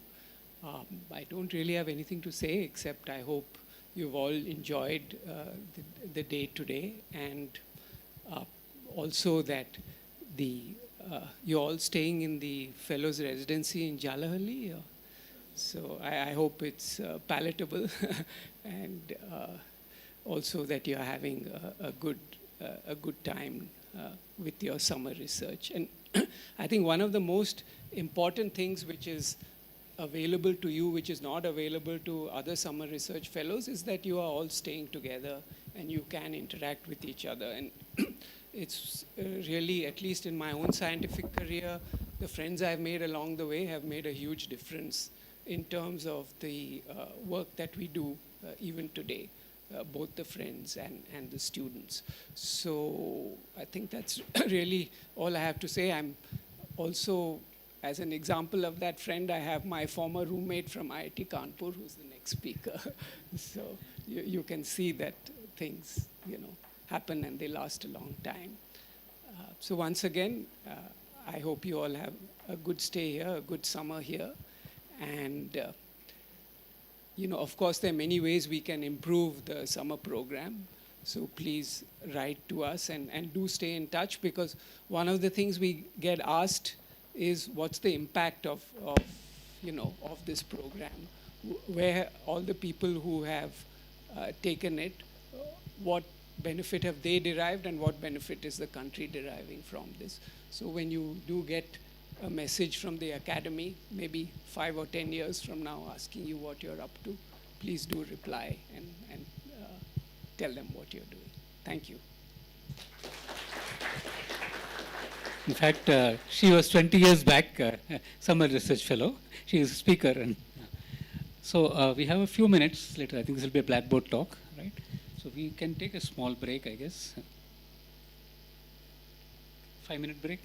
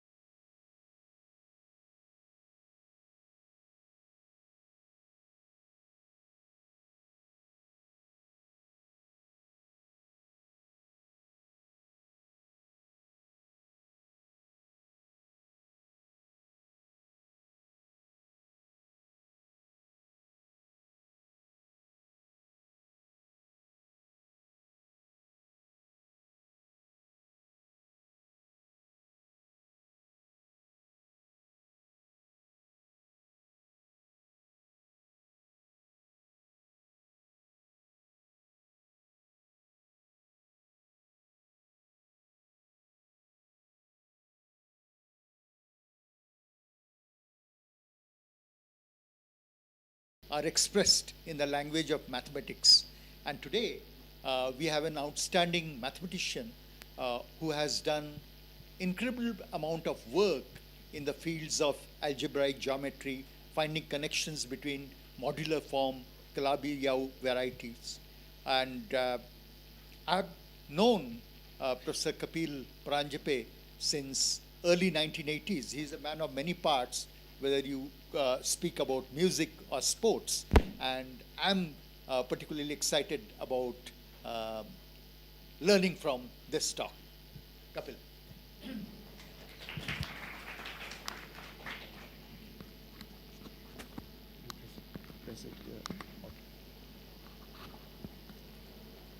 So Patrick, thank you for the kind introduction. And yeah, as Raghavan said, it's a pleasure to be lecturing to the guy who was my roomie when I first started undergraduate studies. There's a chalk somewhere. Yeah. So I took on somewhat, for me, as Patrick said, my work is in algebraic geometry and related areas, algebraic topology. So somehow those years in Kanpur gave me a healthy respect for computation. And I will try to outline to you what it means to talk about computation as a science, right? So there's a science of computation, which is very different from software engineering. Well, some people will cross the border, but the topic which interests me most is the science of computation, which is not necessarily about writing programs, but certainly designing what I call algorithms is an important part of it. So what is the algorithms which you have learned, which you're absolutely certain about? Maybe you don't know them by these names. Anything in mathematics which gives you a method to calculate can be thought of as an algorithm, right? So what is the first thing which you learned and called mathematics? Anyone? Multiplying numbers, right? Multiplying numbers is one of the, okay, adding numbers may be coming even earlier, but let's assume that that's. So why were Indian mathematicians, and as we learn from history, Mayan mathematicians, why were they better at doing addition than the Greeks and the Romans? They were better because they used the place system. And the place system has a superiority over any other in the other system because of the following. So if I, not that I'm going to do it because I'm sure I'll get the calculation wrong. Suppose I multiply, let's give an arbitrary number, 619. How many steps are involved in this calculation? So assuming, like me, when we were in school, we learned multiplication tables. So that's something which is often used, which we'll come back to later. So let's think of that as a one step. Finding 2 times 9 is just one step for me. How many steps are required? N square, roughly speaking, right? N square steps, because, I mean 3 square, that is. You have to multiply this with this, this with this, this with this. Each one of them in the top has to be multiplied with each number below. At least those many steps. So if your number is in place arithmetic written in terms of a length n, and you're multiplying by another number which is of length n, then the number of steps is n squared, okay?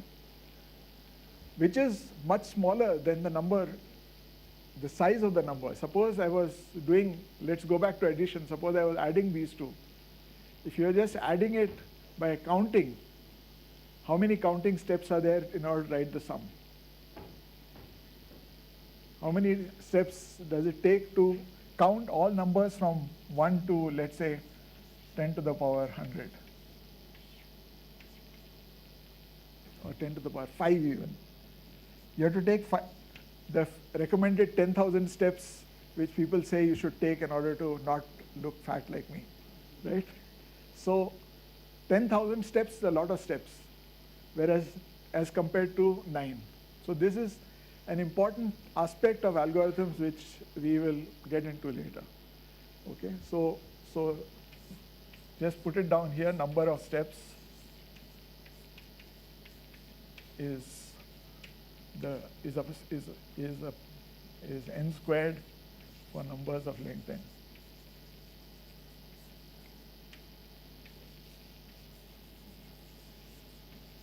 Correct. Whereas if you're doing it by counting, a number of size n is in fact, as a counting number, it's of 10 to the power n. Right? So there's a big difference between how we deal with what multiplication could be done by those who had invented the place system as opposed to those who were doing it by counting. That's the point I want you to take home from this. Now let's move on and say what's the next algorithm which we learned in school. Next method of beyond multiplication and addition. Long division, right? So long division, which in particular, which leads us to what is called Euclid's GCD method, right? So what is Euclid's GCD method? It allows us to find the greatest common divisor of two numbers. So let's maybe, this is like one of our teachers in Kanpur, always work with the same pair of numbers. So I want to find the GCD of these two numbers, let's say.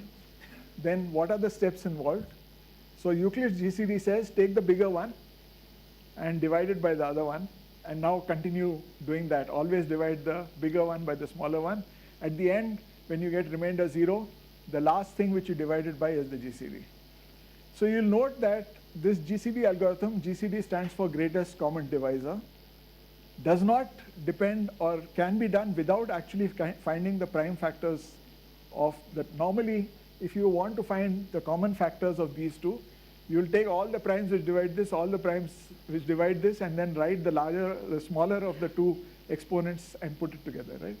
So it involves factoring, but the GCD algorithm doesn't involve factoring. And this again is related to the number of steps is of the GCD algorithm is now again going to be of length which is a polynomial, maybe n cubed steps, but not 10 to the power n steps. So I want you to keep this in mind that what we are interested in is working with numbers of size n, and number of steps you should take should be a polynomial in n. N to the power 5, n to the power 6 even is fine, but we don't want it to be growing exponentially in n. 10 to the power n is very bad, right? Okay, so Euclid GCD was one further method. And then, how many people have heard of this? Or maybe because nowadays everything from China is suspect. People may not have been taught this, they might have been taught. Right? So people, anyone knows, recalls what is the Chinese remainder theorem? Good. There are some hands up, right? And again, the importance of this Chinese remainder theorem, as far as computing is concerned, comes from the fact that a small modification of the GCD algorithm will allow us to do. So Chinese remainder theorem says that given two numbers a and b and residues r and s, there is a number which such that a minus sorry, r, you can find a number n such that n minus r is divisible by a, and n minus s is divisible by b. Okay, so that, sorry? Right, assuming that the GCD is 1. Yeah. Okay. So a simple modification of this GCD algorithm will allow us to solve this, this problem of finding the remainders correctly. Right? So both these are examples of a linear problem, and since we are Indian, we should be happy with somebody has done something on a kind of quadratic problem.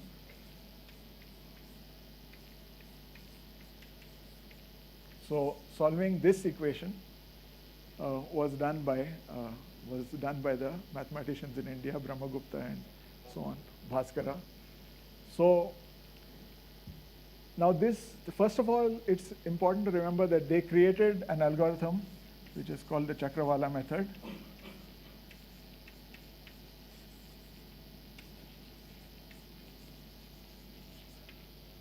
To solve this equation, find x and y integers.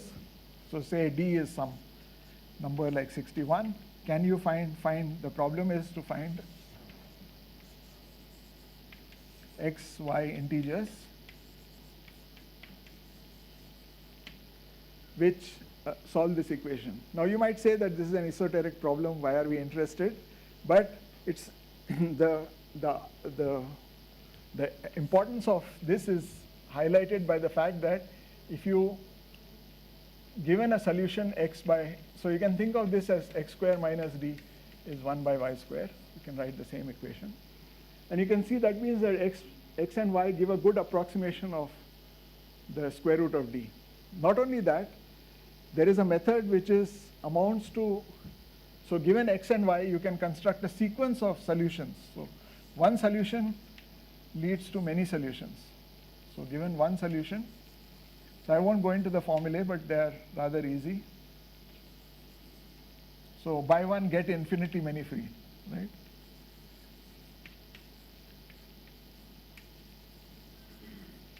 So this is an observation called, I think that also goes back to Brahmagupta.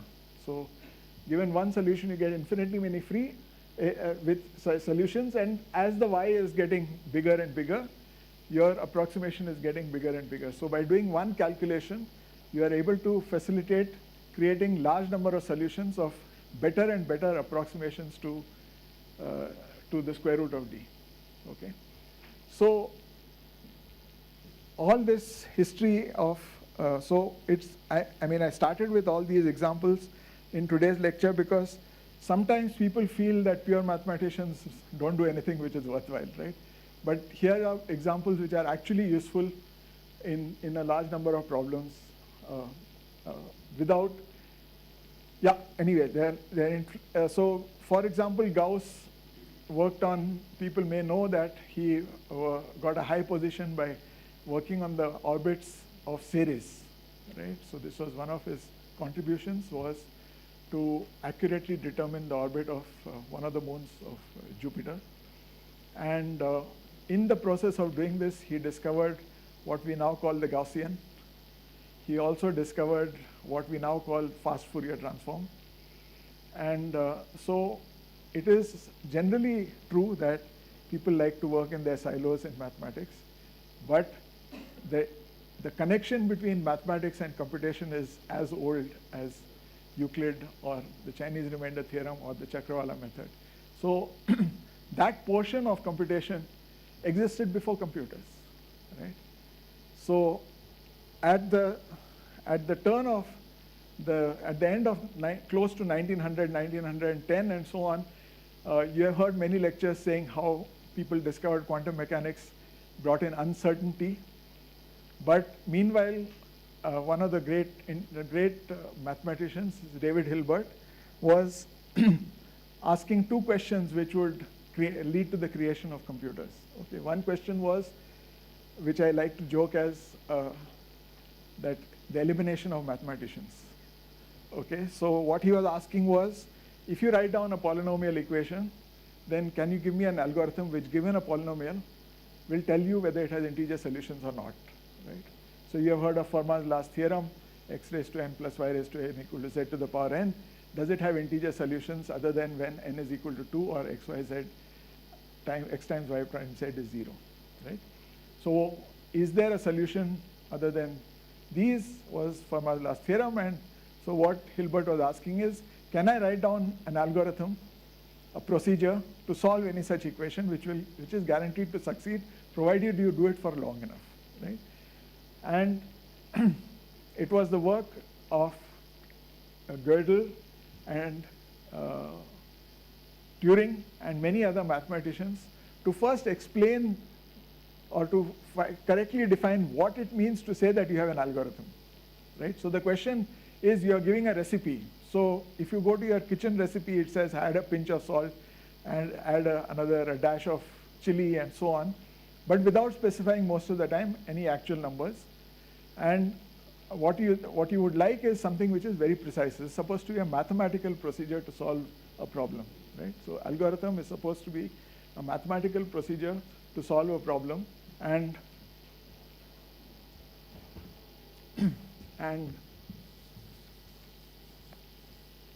the first idea of Turing, so Turing designed what he called as finite state, a machine, right? What we call a Turing machine nowadays. But Gödel and many other mathematicians decided that it should be written as what is called a recursive functions.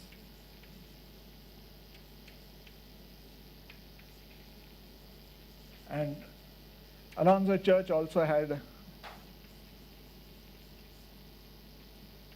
a procedure which was called lambda calculus. So the three of them, what turned out very interesting in the work of all these three mathematicians and others like Rosser and so on, was that doesn't matter whether you followed Turing and then came upon Gödel and said, should I change my line of work? No, because they give the same model of computation. So what functions can be computed by Turing machines are the same as the recursive, coming out of recursive function theory, and are the same as the functions coming out of lambda calculus.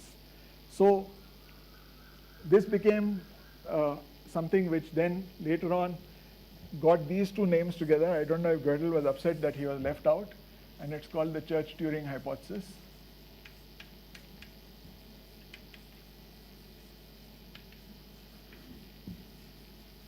And this says that there is this either formulating it as what can be done by a Turing machine, or what can be done by recursive function theory, or what can be done by lambda calculus, or by any other method that you may think of which does what you might call a computation. It is all something which can be realized by any one of them. So all of them are equivalent. And of course, now in this day and age, we don't have, because of the work of people who followed, like von Neumann and so on, we don't have to have too much of a discussion. Everybody uses a computer, right?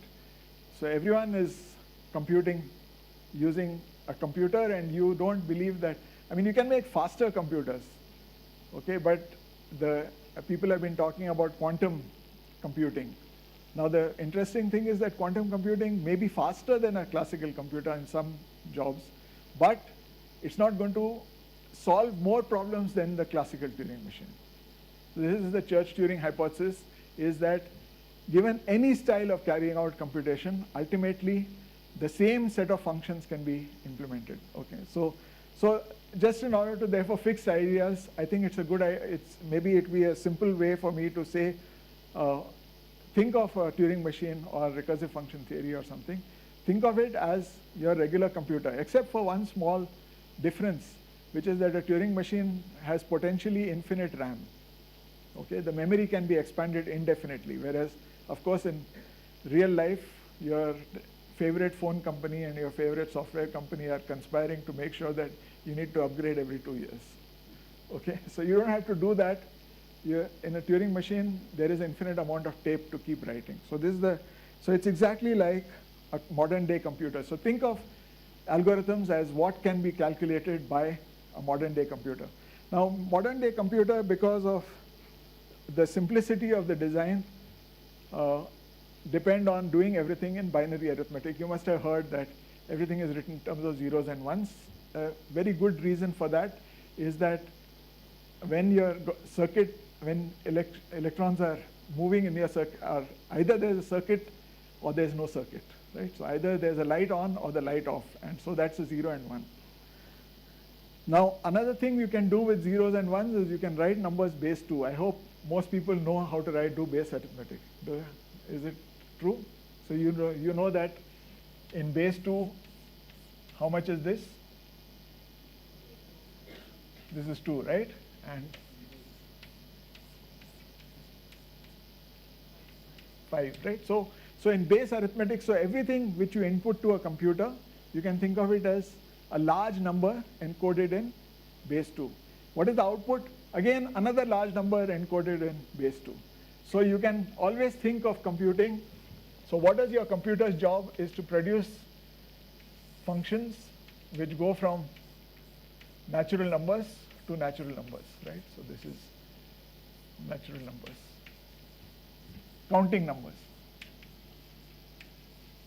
Now, of course, this is not quite the full story because some programs will only work on certain kinds of input, right? So it's what is in computer science often written with half an arrow to indicate that it's a partial function. What about the program which we put on the computer? What kind of object is that? It is also written in terms of zeros and ones. So really speaking, f itself can be thought of as a number. So the correct interpretation of what is computation, or the simplest explanation of what is a computer doing, is that it's taking two counting numbers, let us say. So this is the f, this is the input, and a partial function giving you the output, right? And what did Turing say? Turing said I can write down the universal such function, which is called the universal Turing machine.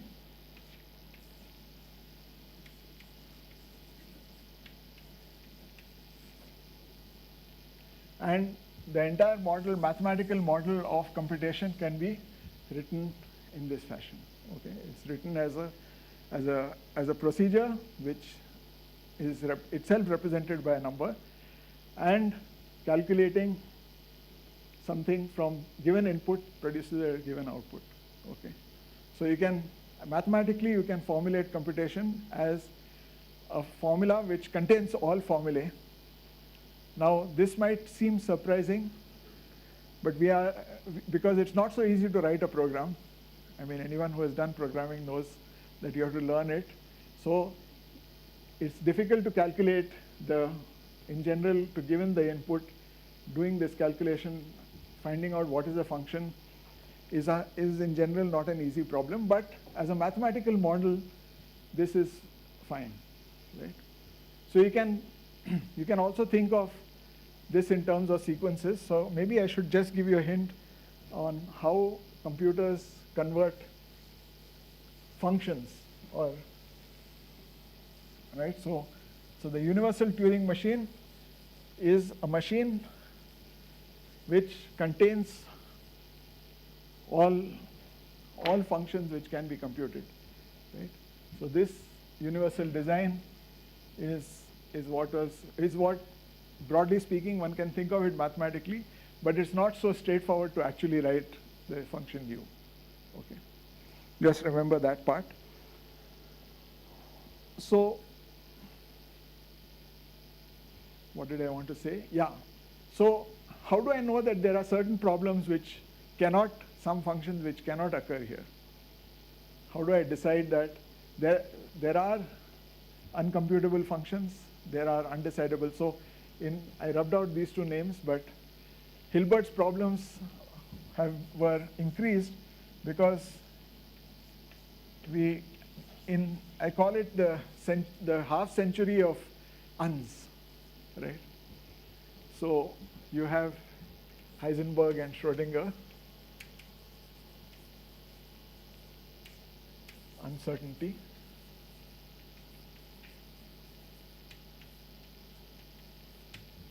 Gödel. What is that? Unprovable. And Turing, unsolvable, right? So certainly there exists some programs which cannot be automatically solved, right? That was Turing's contribution, was to say that you cannot decide whether some machine will halt saying yes or no, okay? And that's why I say this is a time of three uns, because at the end of the 1900s, early 1910 or so, people felt that we have developed enough science, we can solve any problem. And then came along this bunch of people who said, no, you do have uncertainty in physics, you have unsolvability in computing, and you have undecidability. So you mathematician can write down a proposition and you will not be able to decide whether it's true or false. Okay. So, of course, people worked on this, and there have been attempts to try to at least get a new problem out of them. So the newer question is back to our things which can be solved, can we do it faster, right? So they said there are certain problems which are unsolvable. Let's hope that none of us meet such a problem very soon. So but in a sense, as I said, it's saying that something is unsolvable or undecidable says that, by computer, says that mathematicians always have a job, right? Because there is something which computer cannot do, so hopefully that means the human being, of course you're not clear that the human being can do it, but can keep trying. And that's, as my mathematics colleagues like Suri and so on will attest to, the joy of mathematics is in the journey.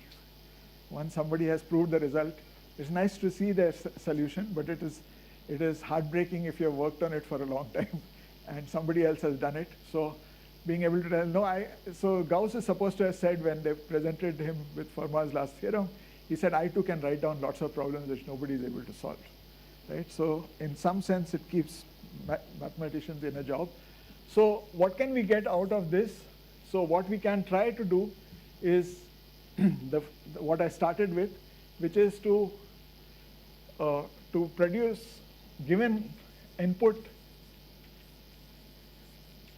length, as I said, what we want to do is to write a program which will calculate f of n, f of, well, which will complete its calculation in something like n to the 5 or n to the something steps for our calculation, right?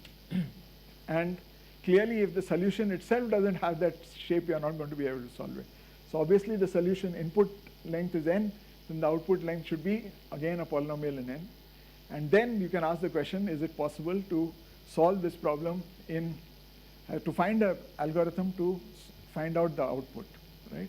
A better algorithm. So just as we saw with GCD, if you try to find all the factors of the number and then multiply them out, for small numbers, it seems to play nicely.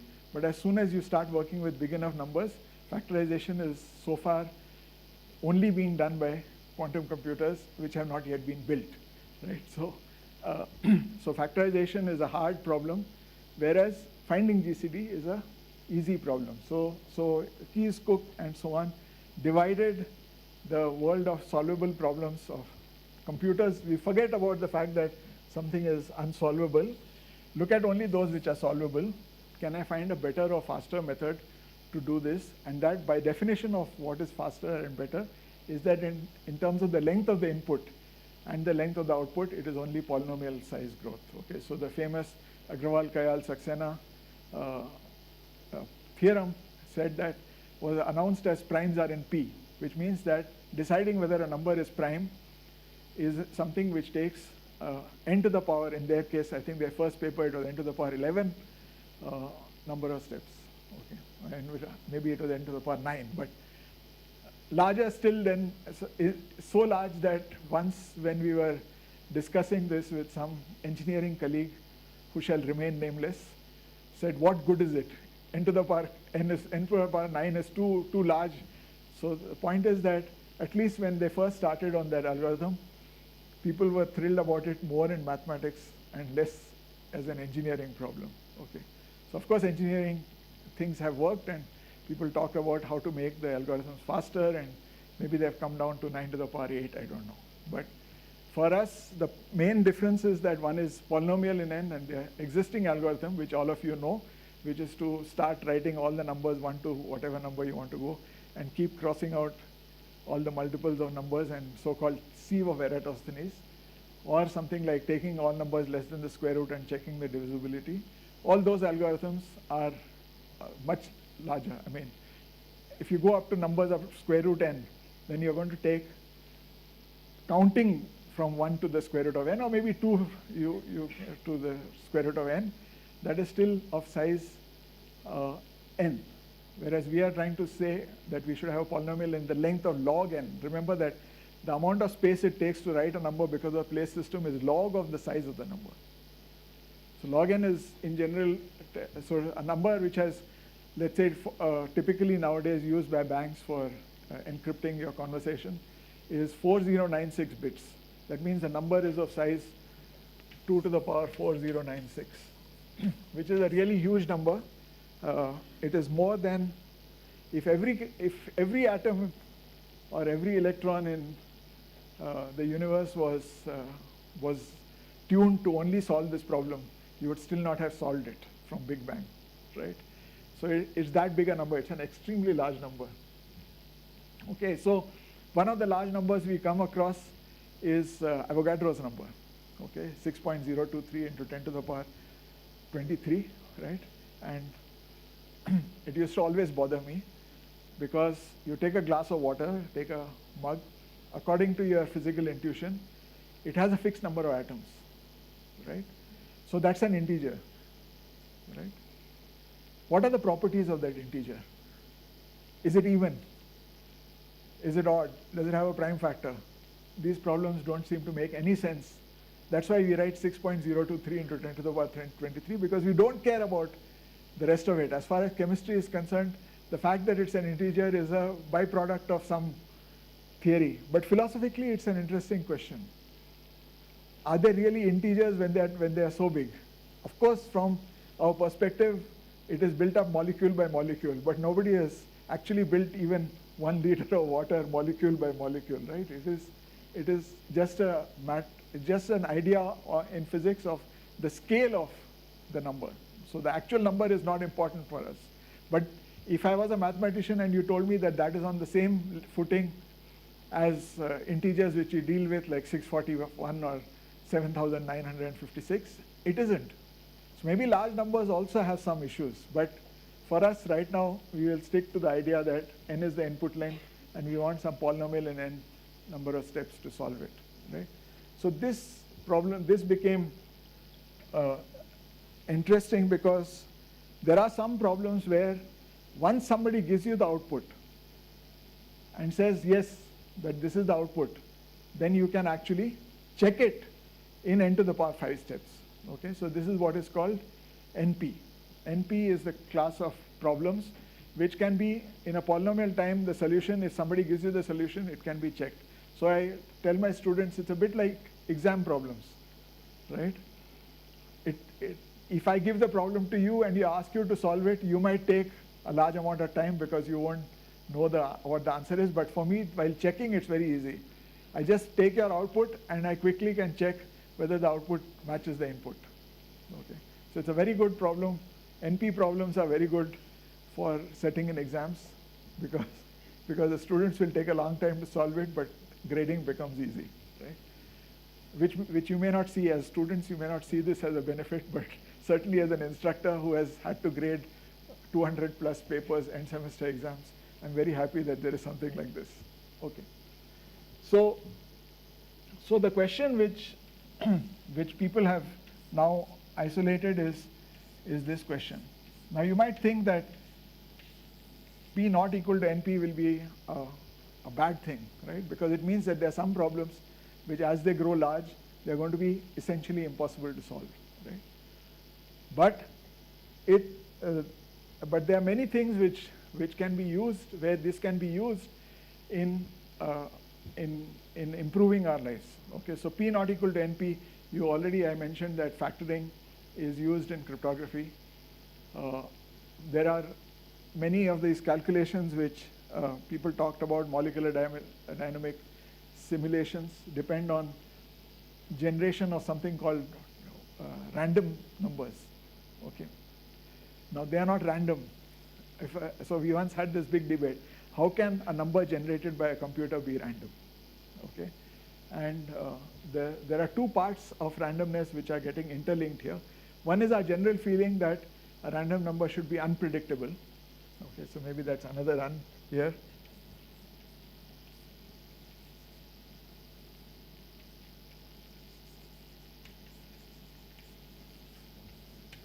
right? And I want to contrast unpredictable with random, right?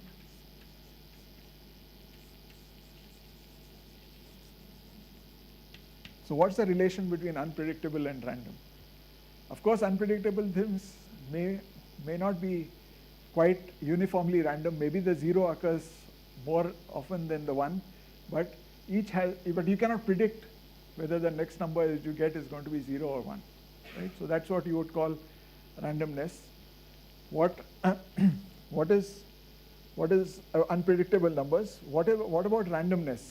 So randomness has a very precise notion in probability theory, which says that every number in a certain sequence, let's say you have 3 numbers or even zeros and ones, we talked about, I think, coin flips, right? So coin flip is one where we expect that the distribution is equal. Of course, if somebody came up here and told you I have a coin flip which goes exactly 500 heads followed by exactly 500 tails, that is not random, right? In fact, for computer program simulations which are done in the cause of science, I mean, which we had some talks about, it is important that the number be unpredictable. But on the other hand, they use the same random number generator in order to check that the result. So one of the questions which you can ask when you're working with any of these simulation strategies is, suppose somebody else tries to do the calculation you have done with the simulation. How will they know that they have exactly replicated your experiment? And the idea is that you have this notion of pseudo-random generators, and which are intimately based on P not equal to NP, right? So pseudo-random generators are computer programs which generate a sequence of numbers which come as close to randomness in their behavior as we would like, but they are actually determined. It's a determined sequence of, you can think of it like your OTP, right? The OTP is, which you get from the bank, is inherently it is repeatable, which is why they tell you that once you get your OTP, don't give it to somebody else, because then they know where to start, and from that point on, they can regenerate the entire sequence. Okay, so they are random in the sense that they are equally likely. So every number is more or less equally likely. I suppose they leave out in the OTP numbers like 0000 and so on, but that is a very small percentage, so it doesn't matter. The main idea is that unless somebody knows some elements of the sequence, they cannot tell you the rest of the sequence. And that is what pseudo-random generators allow us to create such a sequence, which is reasonably spread out, may not be entirely uniformly distributed over all 6-digit integers, but it's good enough that if somebody sees a number from that sequence, they will not be able to, they will think of it as random, right? So the P not equal to NP is used in order to facilitate pseudo-random generators. It's used in what is called one-way functions.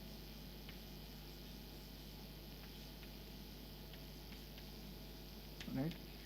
So one-way function is an important contribution. What the idea is, again, that you can, given some input, so you've got a file.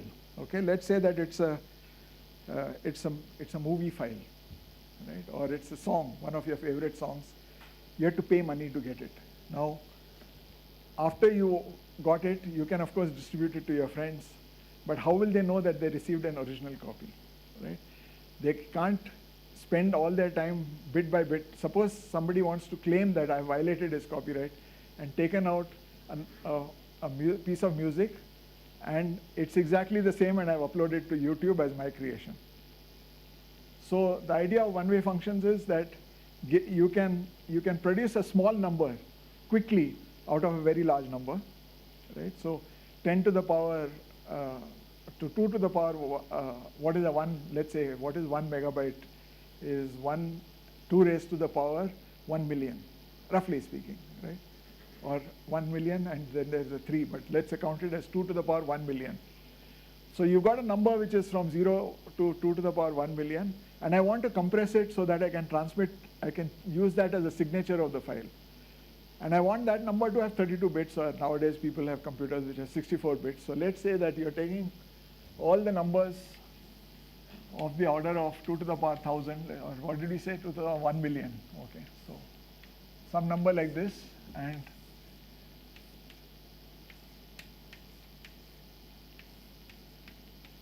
two to the power, let's say 64, right? So any mathematician will tell you that there's something called the pigeonhole principle, which is very important in mathematics. It says that whenever you do this, there will be at least two numbers here which will have the same value here, right?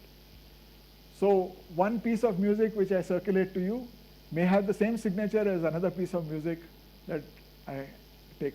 So it's possible, but one-way functions are such that given this number, I cannot replicate the inverse image. Okay.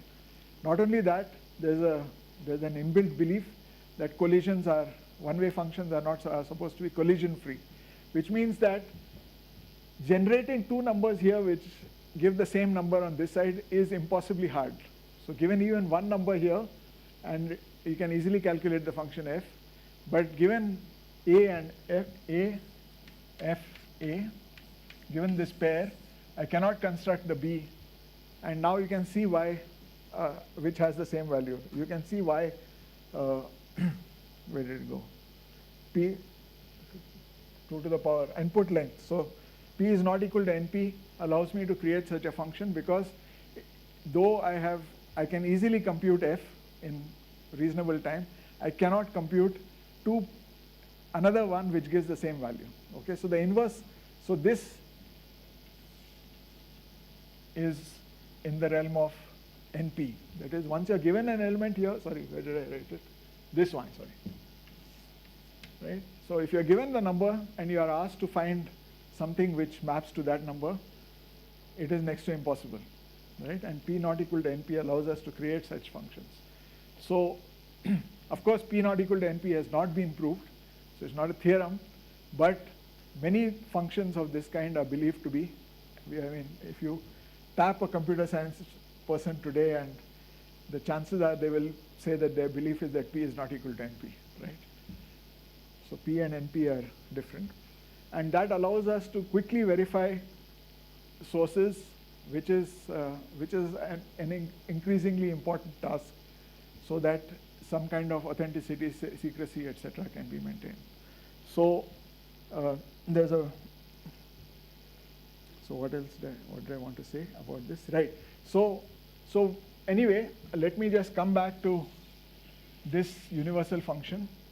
So what are the things which I must have so that I can ensure that this is like a universal machine? Okay, so this is the other question one can ask, that how many functions do I want to have such that every other function can be built using those functions, right? So this has been, this is a problem which has played an important role, because you want to build a universal Turing machine because that's what your computer is going to do.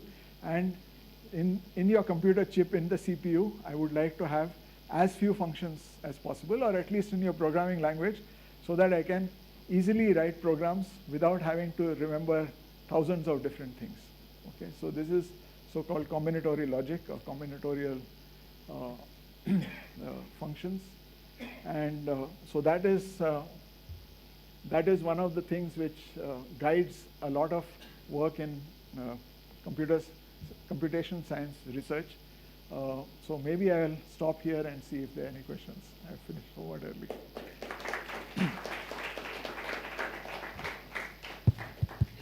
Feel free to ask questions.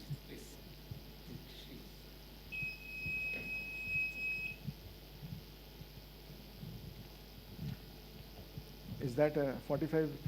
So I was not too bad. Oh, 5 more minutes, okay. So. Hello, sir. Yes. Nice talk. I really enjoyed it. So, going back to the going back to the concept that you just mentioned. The universal Turing machine. Right before that, when you're talking about one-way functions. Yeah. So I saw something like this while, and I was not able to understand it. I saw something like this while looking at hashing last year, and I believe so. First of all, I want to know if I'm understanding this right. You mentioned that you want to make it impossibly hard to find a B such that it maps to the image of A as well. Right. So are you trying to induce some kind of unpredictability?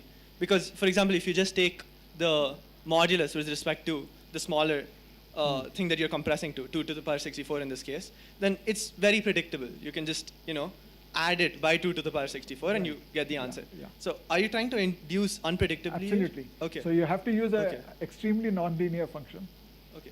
Typically, not just nonlinear, but use some modular arithmetic and so on. So I always characterized, whenever I studied these things, I always characterized the design of hashing functions to be black magic. Yeah. Because because it's next to impossible to prove that your hashing function has all the properties, but you build into it various designs which people know mix things up a lot. See, what you would like to do is, for example, take the 8th bit or the 8th to the 21st bit of the first number and something towards the end and mix them up. Okay, so it's a kind of mixing function, which is one hopes hard enough to crack. So they have various contests to determine such functions. And I think now people are using SHA-256 or something. So there are specific algorithms which people will have to use. And the interesting thing about this is that the functions which are used, what you call hash functions or one-way functions, you have to publish them. Okay, it's not like I can hold the function secret and therefore you won't be able to invert it. Because somebody else has to be able to verify that A actually produced f of A. And so for that, they have to run f. That means you have to give them the program for calculating f. Right? So the program which does the hashing has this property that all knowledge about it is public, but yet any amount of analysis doesn't allow me to create a pre-image of a certain number. Right? So you got the idea right. It's exactly hashing functions has this property. Sure, thanks. Because when I saw it for the first time, I just couldn't understand the motivation, especially what you mentioned about checking if something is a hashing function. Yeah. Since our prof just asked us to just randomly check it, and how do you get around proving this, right? Yeah. Thank you. So it is the one-way property which is important for hashing functions. Okay. So one-way and collision resistance. These two things will be. Thanks. So one way I like to think about hashing functions, by the way, why it can work. So you'll say here is such a large set, there is such a small set, so it's bound to have images. But remember that most of the time, the input here, though it can be of 1 megabyte size, but not every input of 1 megabyte size, not every 1 megabyte file size is your favorite movie, right? It's only one of them which is there. So the number of things which you can generate on your hard disk, right, as 1 megabyte files, let's say your entire photo collection. This is a very small subset of this set. So every photograph is 1 MB. Okay, nowadays it's 12 megapixels, but assume, okay, it's 12 megapixels, so 12 to 2 to the power 12 million. But it is still much smaller. The amount you generate by human activity is going to be a much smaller set. So it's still possible that on that set, it is 1-to-1. Okay. Except that you can't identify what that set is, right? Otherwise, you would be able to write down, like the famous monkeys on the typewriter, you'd be able to write down all the important works, not only of Shakespeare, but of Mozart and all the film directors of the world, right? So you can't, that set somehow is a sparse set here, and therefore it may be included in something here. Okay. Other questions? Yeah. Yeah. Yeah. Yeah, so the interesting thing is that actually Hilbert posed two problems. One is called the Entscheidungs problem, which is what I stated. And there was also this other problem of his which was defeated by Gödel. He wanted all theorems to be derivable, right? And Gödel said that certain things you won't be able to decide whether it is a theorem or its negation is a theorem. Yeah. Right? So therefore he made it unprovable, right? Unprovable. So that was another of Hilbert's problems, formalization of mathematics. And the way I see it is that these were all the products of the enormous success that science had in in the whole of the 1800s and the early 1900s. And then came along these people who said, wait, there are lots of things which you can't do. Okay, your results are uncertain, your theorems are unprovable, and your problems are unsolvable. Right? So there, incompleteness, basically some kind of incompleteness of classical knowledge. Classical systems for deciding whether we have solved a problem or not. So it could be said that maybe we have just been coasting along and we haven't hit those unsolvable problems yet. But there are, if you go on Wikipedia, you will find there are many problems which are, as a consequence of Turing's work, unprovable. One can write down, for example, an explicit polynomial involving, I think, 16, 10 or 26, but I think there's a smaller number, something like 13 variables. Okay, an equation of degree maybe about 10 in about 13 variables. You can write down such a polynomial, which is Gödelian in the sense that you can't decide whether it has a solution or not. I see. Thanks. Except that luckily no such problem has come from the other side. It's not like they have taken actual mathematical problem and translated it into such a polynomial. One last thing. This is not at all related to the talk, but are there any similar techniques such as I haven't actually seen the proof for incompleteness, but how exactly was the so that 10th problem? actually, sorry, I did mean to say that, but I didn't. If you look at what such a function is doing, it's generating a function from counting numbers to counting numbers. So let's think of a program which, given input a counting number, outputs another counting number. So we would like to say that the collection of such programs is not n, which means that it's not countable, right? So how would you prove that?